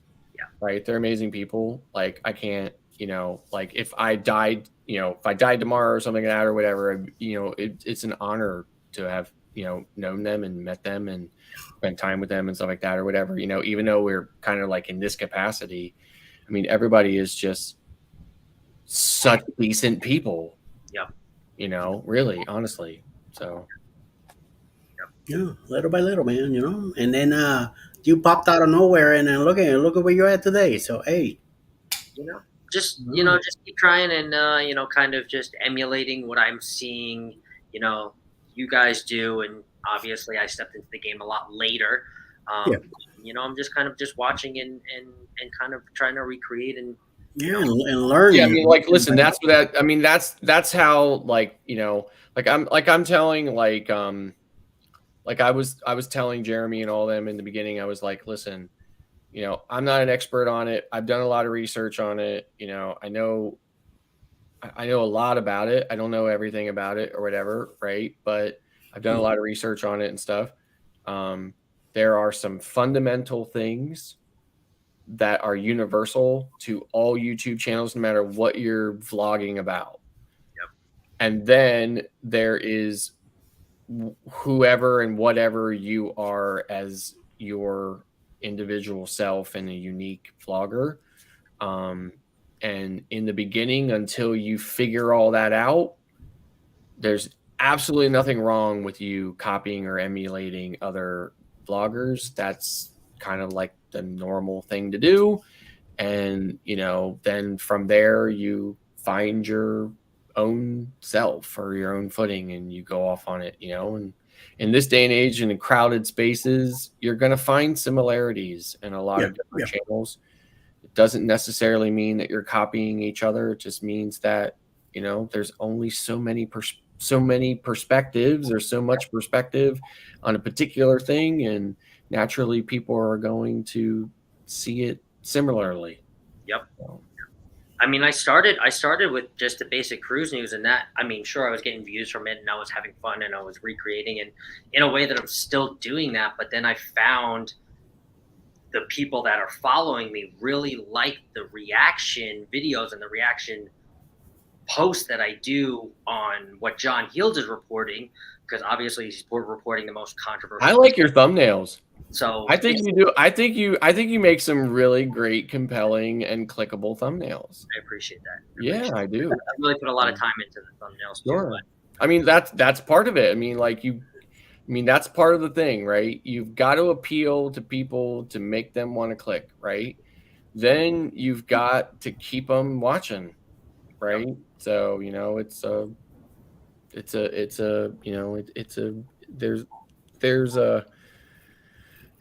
there's a structure to it, and there's more to it than just winging it, I guess is what I'm trying to say. Definitely. And I mean, for a while you are winging it, because for a while, I was just reporting that cruise news, and it was kind of, floating me, and I was seeing it. But then once I kind of, took that turn and I did that one video, and I was just like, wow, like I got that many views from like a reaction video from John. Let me do another one. Right. Oh shit. Okay. Well, that got more views than just reporting the cruise news. Let me do it again. Okay. Well, now I'm seeing a trend. Like maybe they don't want me to just spit out repetitive, non-important cruise news. Maybe it's more just like home. Right. And the moment that is the truth, the moment that's the case, yep, it could switch and probably will switch on you. Yep. Because I say this all the time. There are no humans on the planet more fickle than our audience. It's true. Really, they are the most fickle human beings in the world. They're here today, gone tomorrow. What they loved today, they'll hate tomorrow. So you just have to keep going, yep, and evolving with it and stuff. So, yeah. And they always say your first, 2 videos or your first video, you look back on, years later or videos later, 100 videos later, and you go, oh God, like, ugh. I can't even watch that. Oh my God, I can't even believe I put that out. And then now you look at, your 75th video, 175th video, and you go, okay, well. Of course, like I sometimes watch my videos when I was in the life jacket, and I just crack up laughing over it. My wife will come in, she's like, what are you laughing about? At myself. I'm laughing at myself. So, I just crack up over it. And I watched my very first video where I just like, you know, because I did all this research and stuff on it, you know, and everybody's like, you just got to hit record. Just got to hit record. Just start recording. And you just, so here's my first video. Okay, so here's our first video. And we're supposed to just hit record. And we're supposed to just say whatever. And we're supposed to know that our video is going to not be that great. And it's not going to be the best video in the world. But we're going to keep doing it. We're going to, yeah, that was kind of what I was saying in my very first video. Right. Yep. So, you know, 110%. Yeah. Just you gotta take it one day at a time. No, but seriously, you like watch Eddie. You watch Eddie in his morning show, right? Yep. I envy him, right? Because for me, when I'm on this live here or whatever, talk. When I am doing a vlog, I'm like, okay, so we're here at Coco K and we're here at Coco K take 127. You know, like that's how I vlog. But here's the thing. When I saw Nick Nimmin, if you know who that is, he's a big channel about how to be a channel. Okay. It's got almost 1 million subscribers, right? When I saw him do a video one day, and it wasn't the one 100 years ago, it was a recent one. When I saw him do a video one day about how many takes it takes for him to produce a single video and for him to say, this is every video, folks, knowing that his channel is huge and he gets, you know, hundreds of thousands of views per video and this and that and everything else, and he's taking 127 takes for a single segment or a single scene in his video, I was like, okay, I don't care about that anymore. Like I was really busted up about that, not being able to just kind of flow and talk. And I used to look at camera and say, I swear to God, people, English really is my first language. You know, like, you know, I mean, like I can't talk, right? On the lives I can talk. In fact, I can't shut the hell up on the lives, but on the vlogs I can't, right? But when I saw him and I saw that he has the same problem, and then I saw other vloggers saying they had the same problem, I was like, okay, I'm not alone. I'm in the same boat. So I'm not going to be hung up over that anymore, and I'm going to do whatever it takes to produce the best segments that I can then put together into a whole coherent 8 to 10 minute video. You know, now my thumbnails, I change my thumbnails out frequently because I am not good at the thumbnail, and the thumbnail is one of the most crucial parts of it. Yep. If you do not have a compelling thumbnail, people are not going to click on it. So I switch my thumbnails out frequently to try to re-engage and get people to click. Yeah. So I've been changing my stuff a lot. You know, every week I do something that I say, oh, I like that better. Let me do that now for a couple of weeks and see what happens. Oh, a month later I see something different. I'm like, okay, I like that better now. Let me go that way. Boom, boom, boom. Keep going. You know, it's always something renovating, something new. Don't just stick to do one thing the one way. You know, always you have to evolve and and look for other things and learn new words that you use on your thumbnails, on your titles. Right. Colors are very important too. Oh yeah. You use colors. Yep. Yeah, so I use I tend to use now. I used to use Spark, Adobe Spark, but I've been using Canva in over the last year or so. But I still try to use like I use blues and reds mostly, right? Because those seem to be the colors that resonate with people. But yellow, like a bright yellow and stuff, tends, it really just depends on what your background is. So my background, I typically try to make like if I'm the Carnival Magic, I try to make my background as the Carnival Magic. If I'm at St. Martin, I try to make it an image I snapped in St. Martin, or whatever. So, so depending on what that background image is going to depend on how well those colors do. in the in the titling and stuff. So, and then it's usually just me down in the corner with my sunglasses on. Yeah. Like red and yellow, it's hunger. Purple and beige, it's tranquility. It all depends how you mix the colors and what you're using them for. It's all psychologically. Yeah. So sometimes you gotta wait a minute. That might not work. This might work. I mean, listen, there's definitely a universe. Like I say this all the time. There's a universe component to this whole thing, right? Some people are going to be, appealing to the masses, and some aren't. And those who are obviously are going to take off and be super successful, and the others are going to be less successful. And I highly doubt that those people even realize on a conscious level that, they're groupies. Yeah. Like, I don't think they do. I think they just, are like click, click, click, click, click, click, click, right? Like, a lot of those people will be like I had somebody comment on my video, one of my early videos, which was Cruise News. Just didn't watch my video, commented on my video. I saw your video.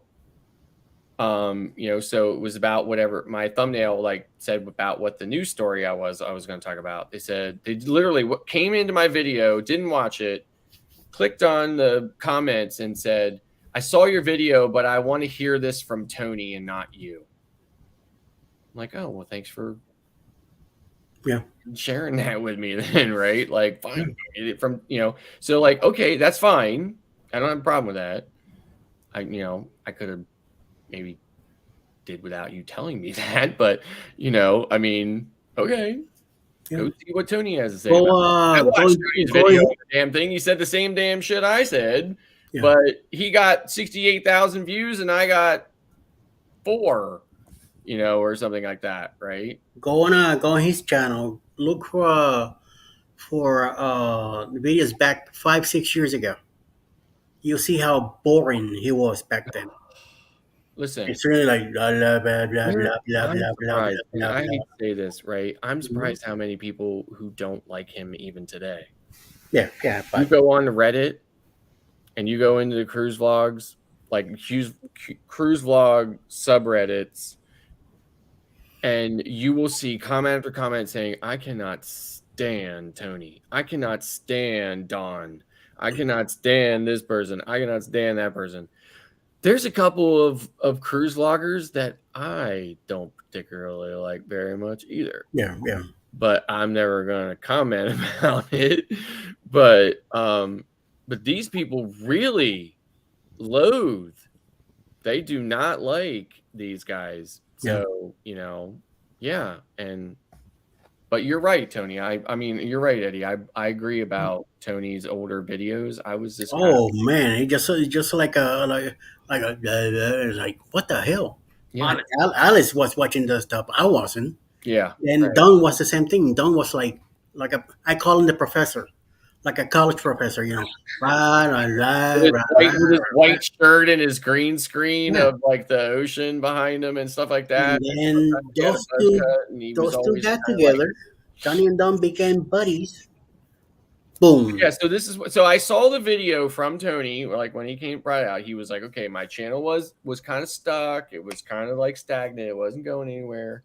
He's like, and I reached out to Don and I said, "Hey, listen, if you would please look at my stuff, and if you like what I'm doing or whatever, if you'd be willing to mention me on one of your videos, I would appreciate it. Thank you very much, Tony." Right? And Don did it. And that was the end of it. So the first time I've met Tony many times. I've met Tony probably about 9 times. Okay. I've had crap tons of conversations with him. In fact, on one ship, he and Jay and I sat in Serenity for hours and just shot the shit about stuff. Right. So I've talked to him a lot of times. Right. He knows me when he sees me, Anyway, so I was talking to him one time when I first met him, the very first time I met him, and I said, I saw your video about, your channel with Don and everything else. I was like, are you like, do you do that? Because I watched his videos at the time because I wasn't a vlogger before and stuff. And I was like, so do you do that for other channels? He said, no, I have a consulting business. And if a YouTuber wants me to look at their channel and offer suggestions on how they can improve it, I have a contract I send them and then they pay me and then I do that and I give them my feedback. He was like, because it's a business for me. He's like, it's absolutely 1000% a business all the way.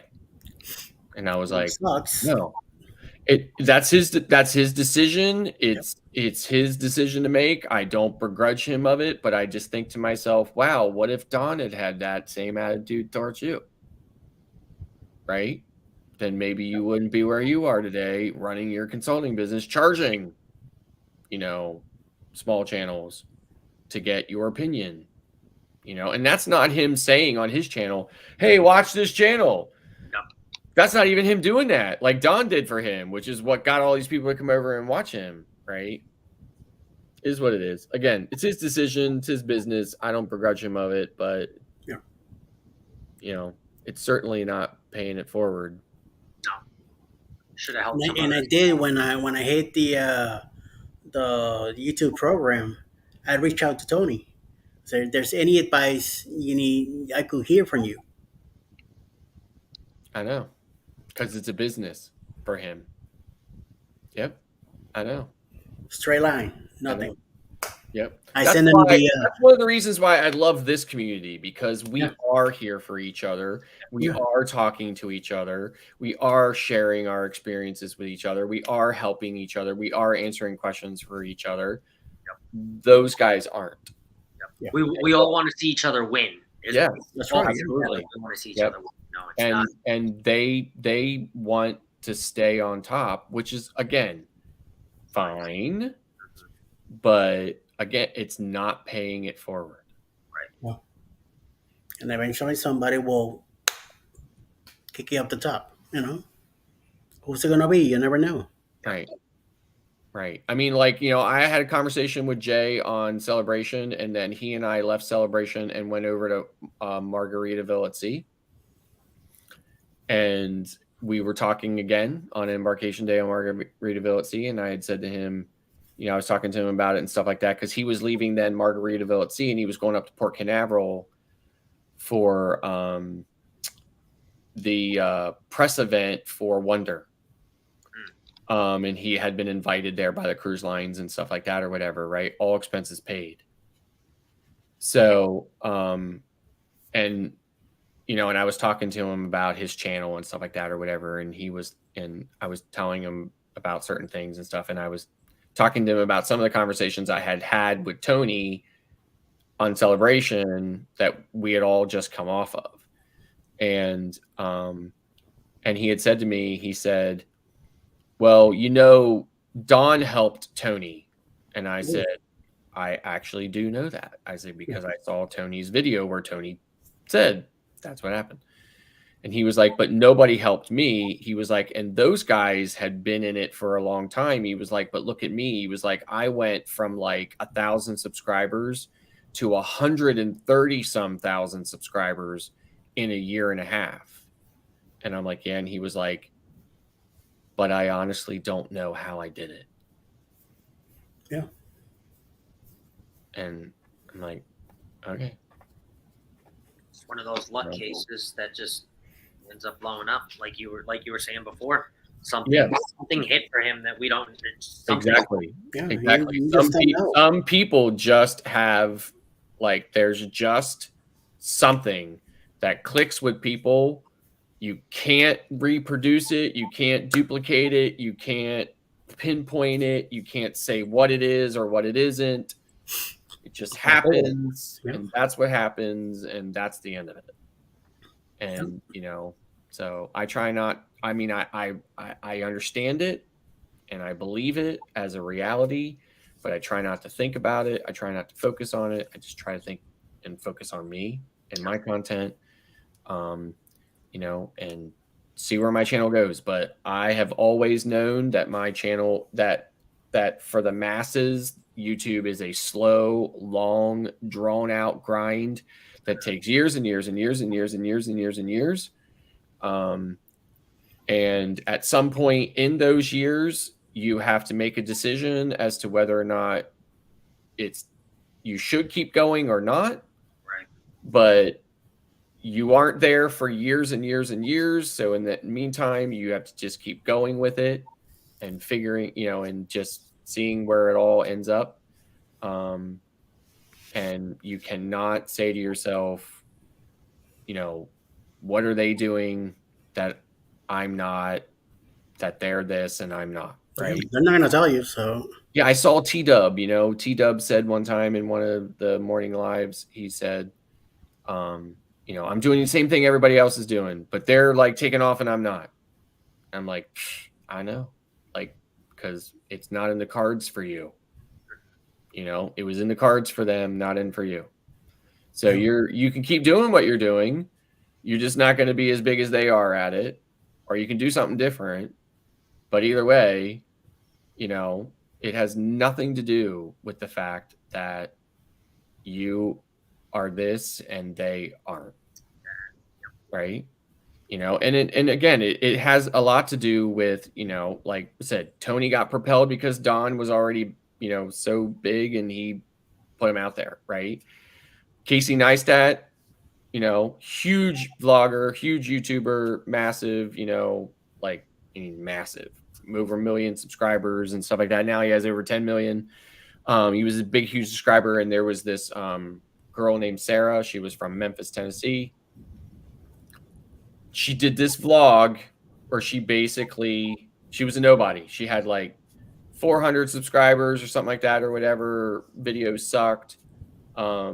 She did this video and it wasn't even a very good reproduction, but it was a video of a collection of recent videos that Casey had done where he was on his skateboard. It was literally scenes that he had done where like the camera was just pointing down at the front of the skateboard for a moment or two. And he had gotten some Amazon packages and opened it and some of the things that he said in his vlog. And she just did the same things, right? And she put it out there and a whole bunch of some of his subscribers found it and said something to him about it. And he went and looked at it. And he talked about it and he showed some of her vlog on his vlog. And then he talked about it. And the next thing you know, she was huge. She moved from Memphis to New York. She was making $200,000 a year. She had endorsements and this and that and everything else. She got a studio in the same building that Casey's studio is in. The whole 9 yards, right? Done. A bunch of other people came along and tried to do the same thing. They went nowhere. And the reason why they went nowhere is because Casey didn't talk about it. So, you know, so there's that component too, you know, where if somebody's willing to pick you up. That's why I was telling Jeremy and Eddie one morning in our after show, I was like, I am posting, you know, like IG things and stuff that I've made, you know, like posters, like promotional stuff about our morning show all over social media because it's only going to take one bigger channel to share it to do that. Yeah. So they haven't done it yet, but I keep doing it because it's only a matter of time before some big channel picks it up and shares it, and then it goes, you know. So, all right, I'm really gonna shut up now. I'm not saying another word, honestly. I know. I know this will be the Oh, first. damn. This will be the first Saturday morning that Beth beats me up. Like she'll wake up before I do, because normally she doesn't wake up for hours after I'm up. So So you get yourself ready for whooping. yeah. So, Scott W.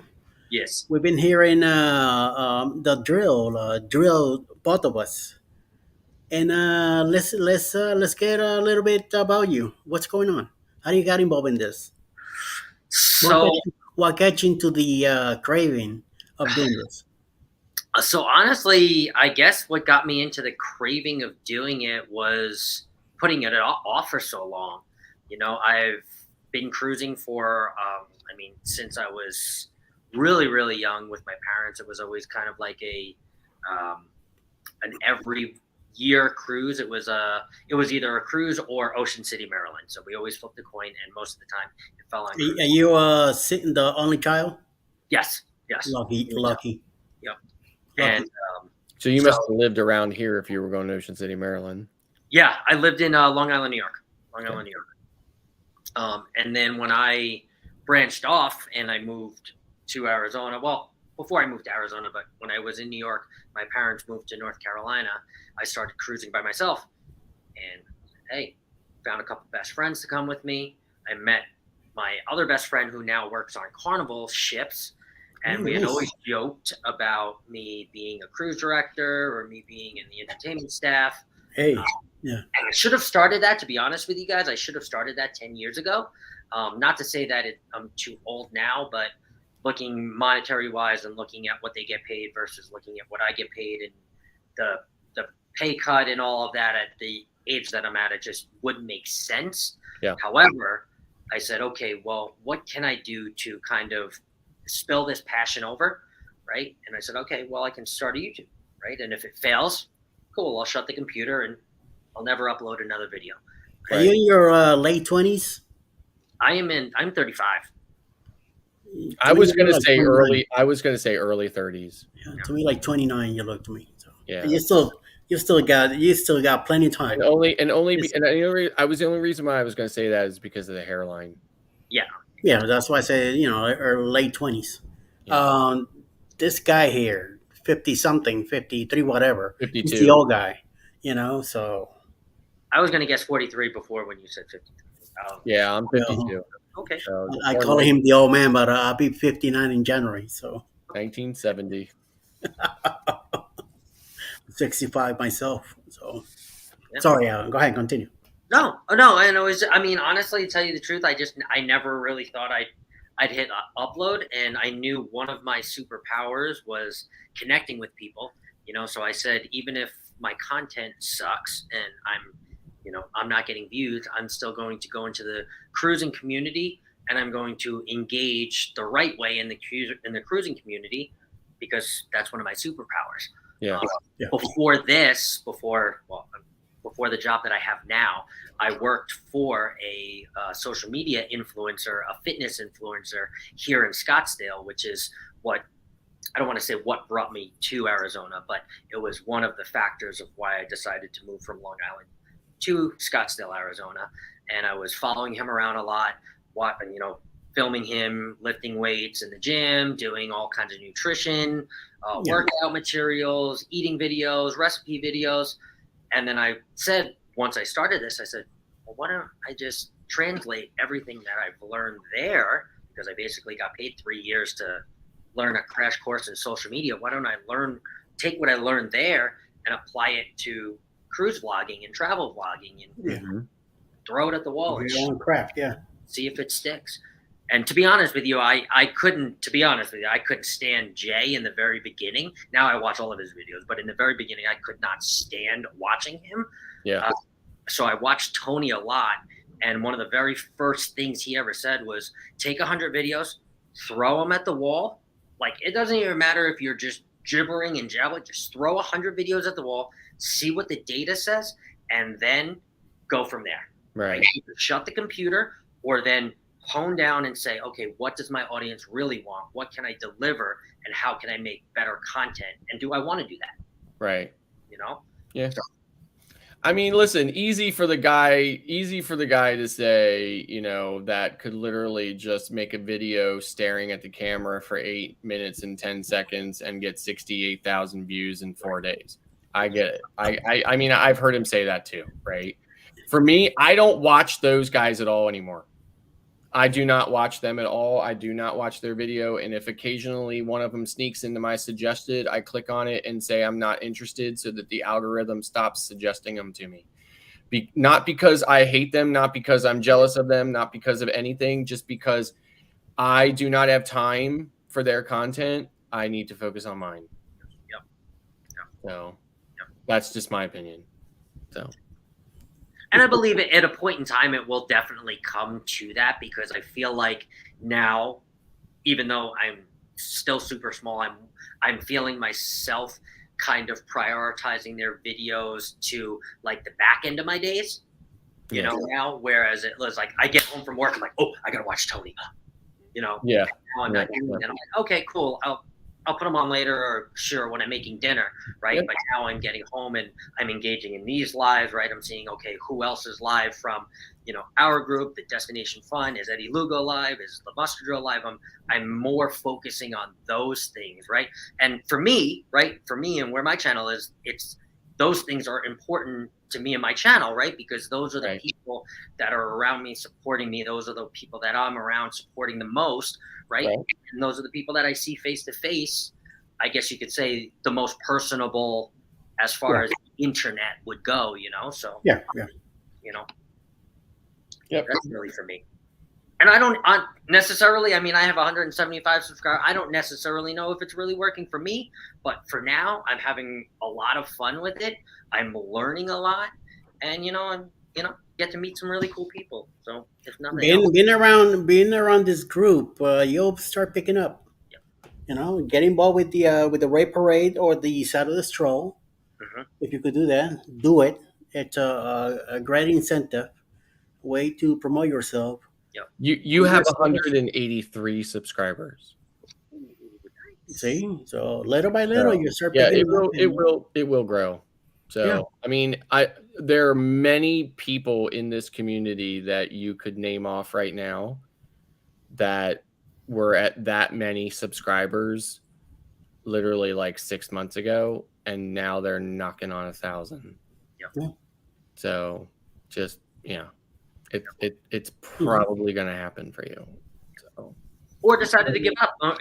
Some of them probably are still sitting at 183 and decided to shut the Absolutely. I mean, that does happen for sure, right? Like, absolutely. Well, they don't help themselves, Right. You expect to do something and expect everybody to come. And listen, and it's like anything else. You're going to have days when you're just so discouraged and you're just like, but, just push through it. Right. Push through it. Keep going with it, because it's going to get better. Right. So. There's days that you're like, do I really want to do this? You know? There are days when I'm just like, how much better it would be if I didn't have this on my plate with everything else. But, and some mornings I'm just like, oh my God, I can't, I just don't feel like doing it today or whatever, but I do it. And I ended up being happy that I did do it, especially those days when it's like 20 minutes to showtime. And I'm like, I still don't know what today's question is going to be. I'm like, Beth, what's today's question going to be? And she's like, I don't know. I'm like, I don't know. Question mark. Or she'll say something. She'll say to me, I was like, no, I already did that like 2 weeks ago. So give me another one. She'd be like, She's like, I have like a multi-billion-dollar audit I have to review right now. I'm like, okay. And you're asking me for a cruise question. Yeah.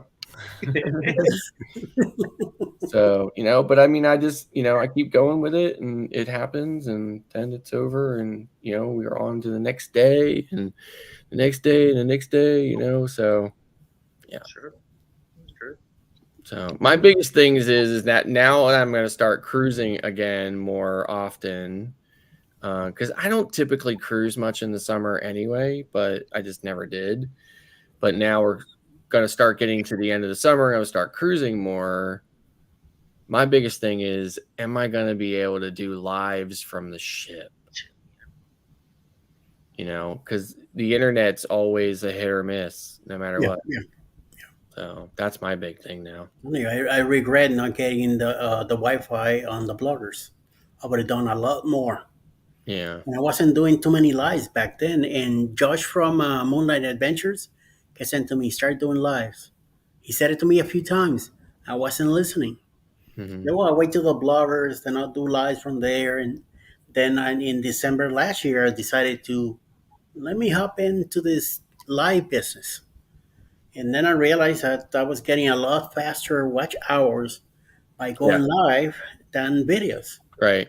Yeah. So- Like I noticed for me that I was starting, like I really liked the lives. I really liked being able to engage in kind of like, in different, like I didn't have to think it and plan it out like I was with vlogs and stuff. I could just kind of get in and talk about my experience and knowledge and stuff like that or whatever. And then I started seeing like it was a little bit, things were flowing a little bit more better for me on lives and stuff like that or whatever, even though I tend to ramble on about nothing. So, but anyway, so that's what I do.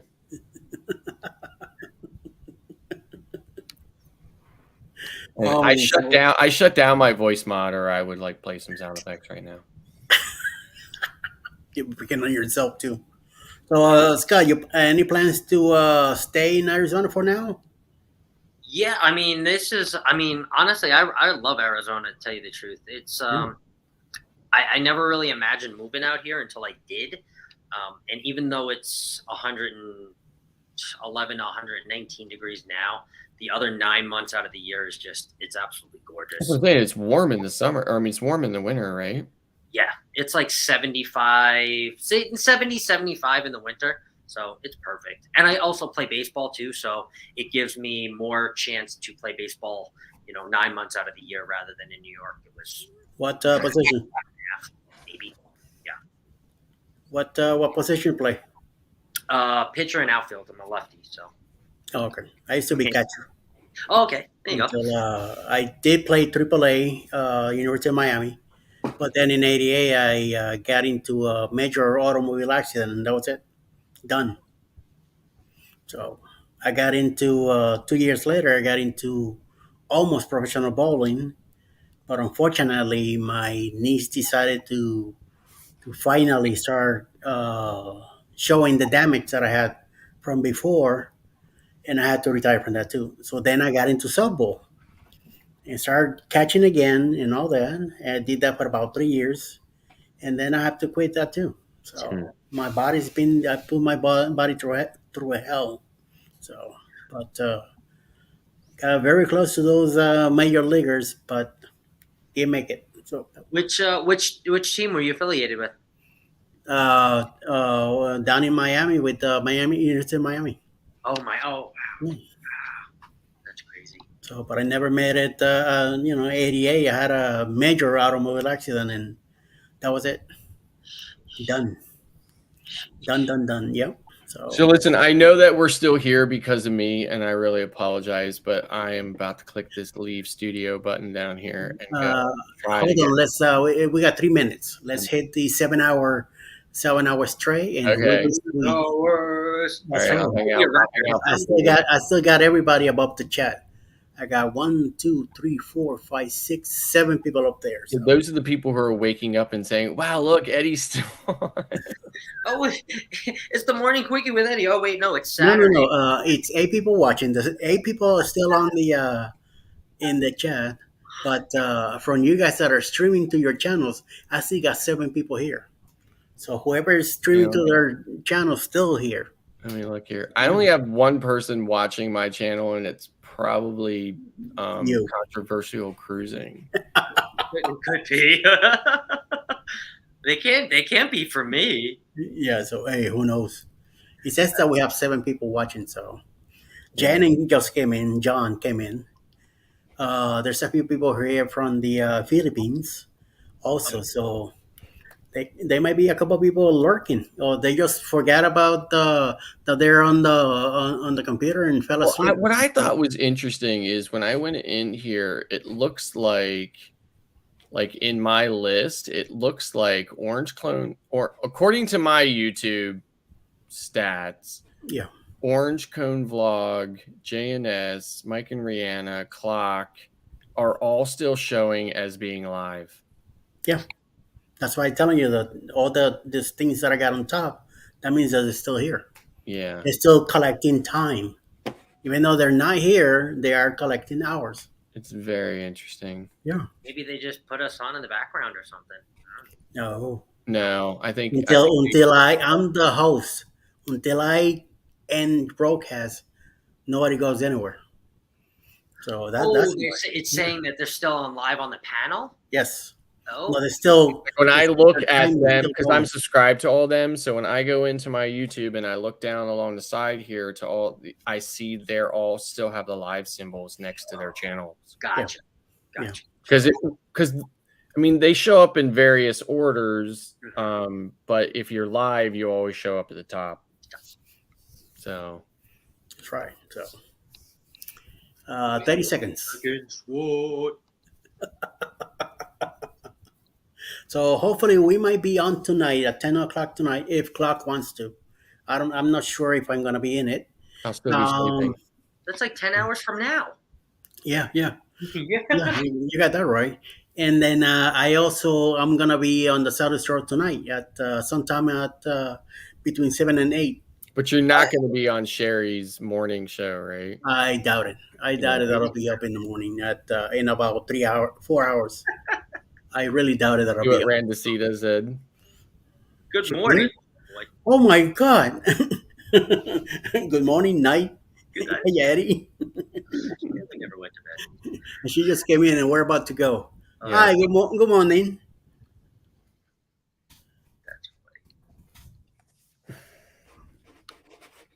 All right. Well, listen, it's been really great hanging out with you guys tonight. So 100%. Definitely next week for sure. I'll be here, and I'll see you Next guys. Friday, 10 o'clock Friday. So, and we'll be on during the week in the morning, 7:15 till 8, and then we're all together at 9 o'clock Eastern till 10 ish time, and then who knows what happens to do that? Yeah. Oh my God. I know I keep blanking my camera out so nobody sees me yawning. All right, guys. I just have to smack myself. Everybody have a great now. Randacita, Awesome thank you for talk. coming in. Love you for coming in at this time. But we're about to go. We've been here 7 hours. So it's time to hit the hay. Sherry from Destination Fun will be on at 9:30 in the morning. If you want to check him out, please do so. And we'll see you later. I'll be on the Sell of the Straw later tonight. So, Randacita, hope to see you then. 7 p.m. Eastern time tonight. So, guys, good night, fellas. Good night. Stay out of trouble, right? Good night. I got no money for bail, so I know what I'm talking about. Good night, Randacita, John, and Nancy, and whoever else is still in the chat. Good night. Good night. We'll see you later. Stay out of trouble.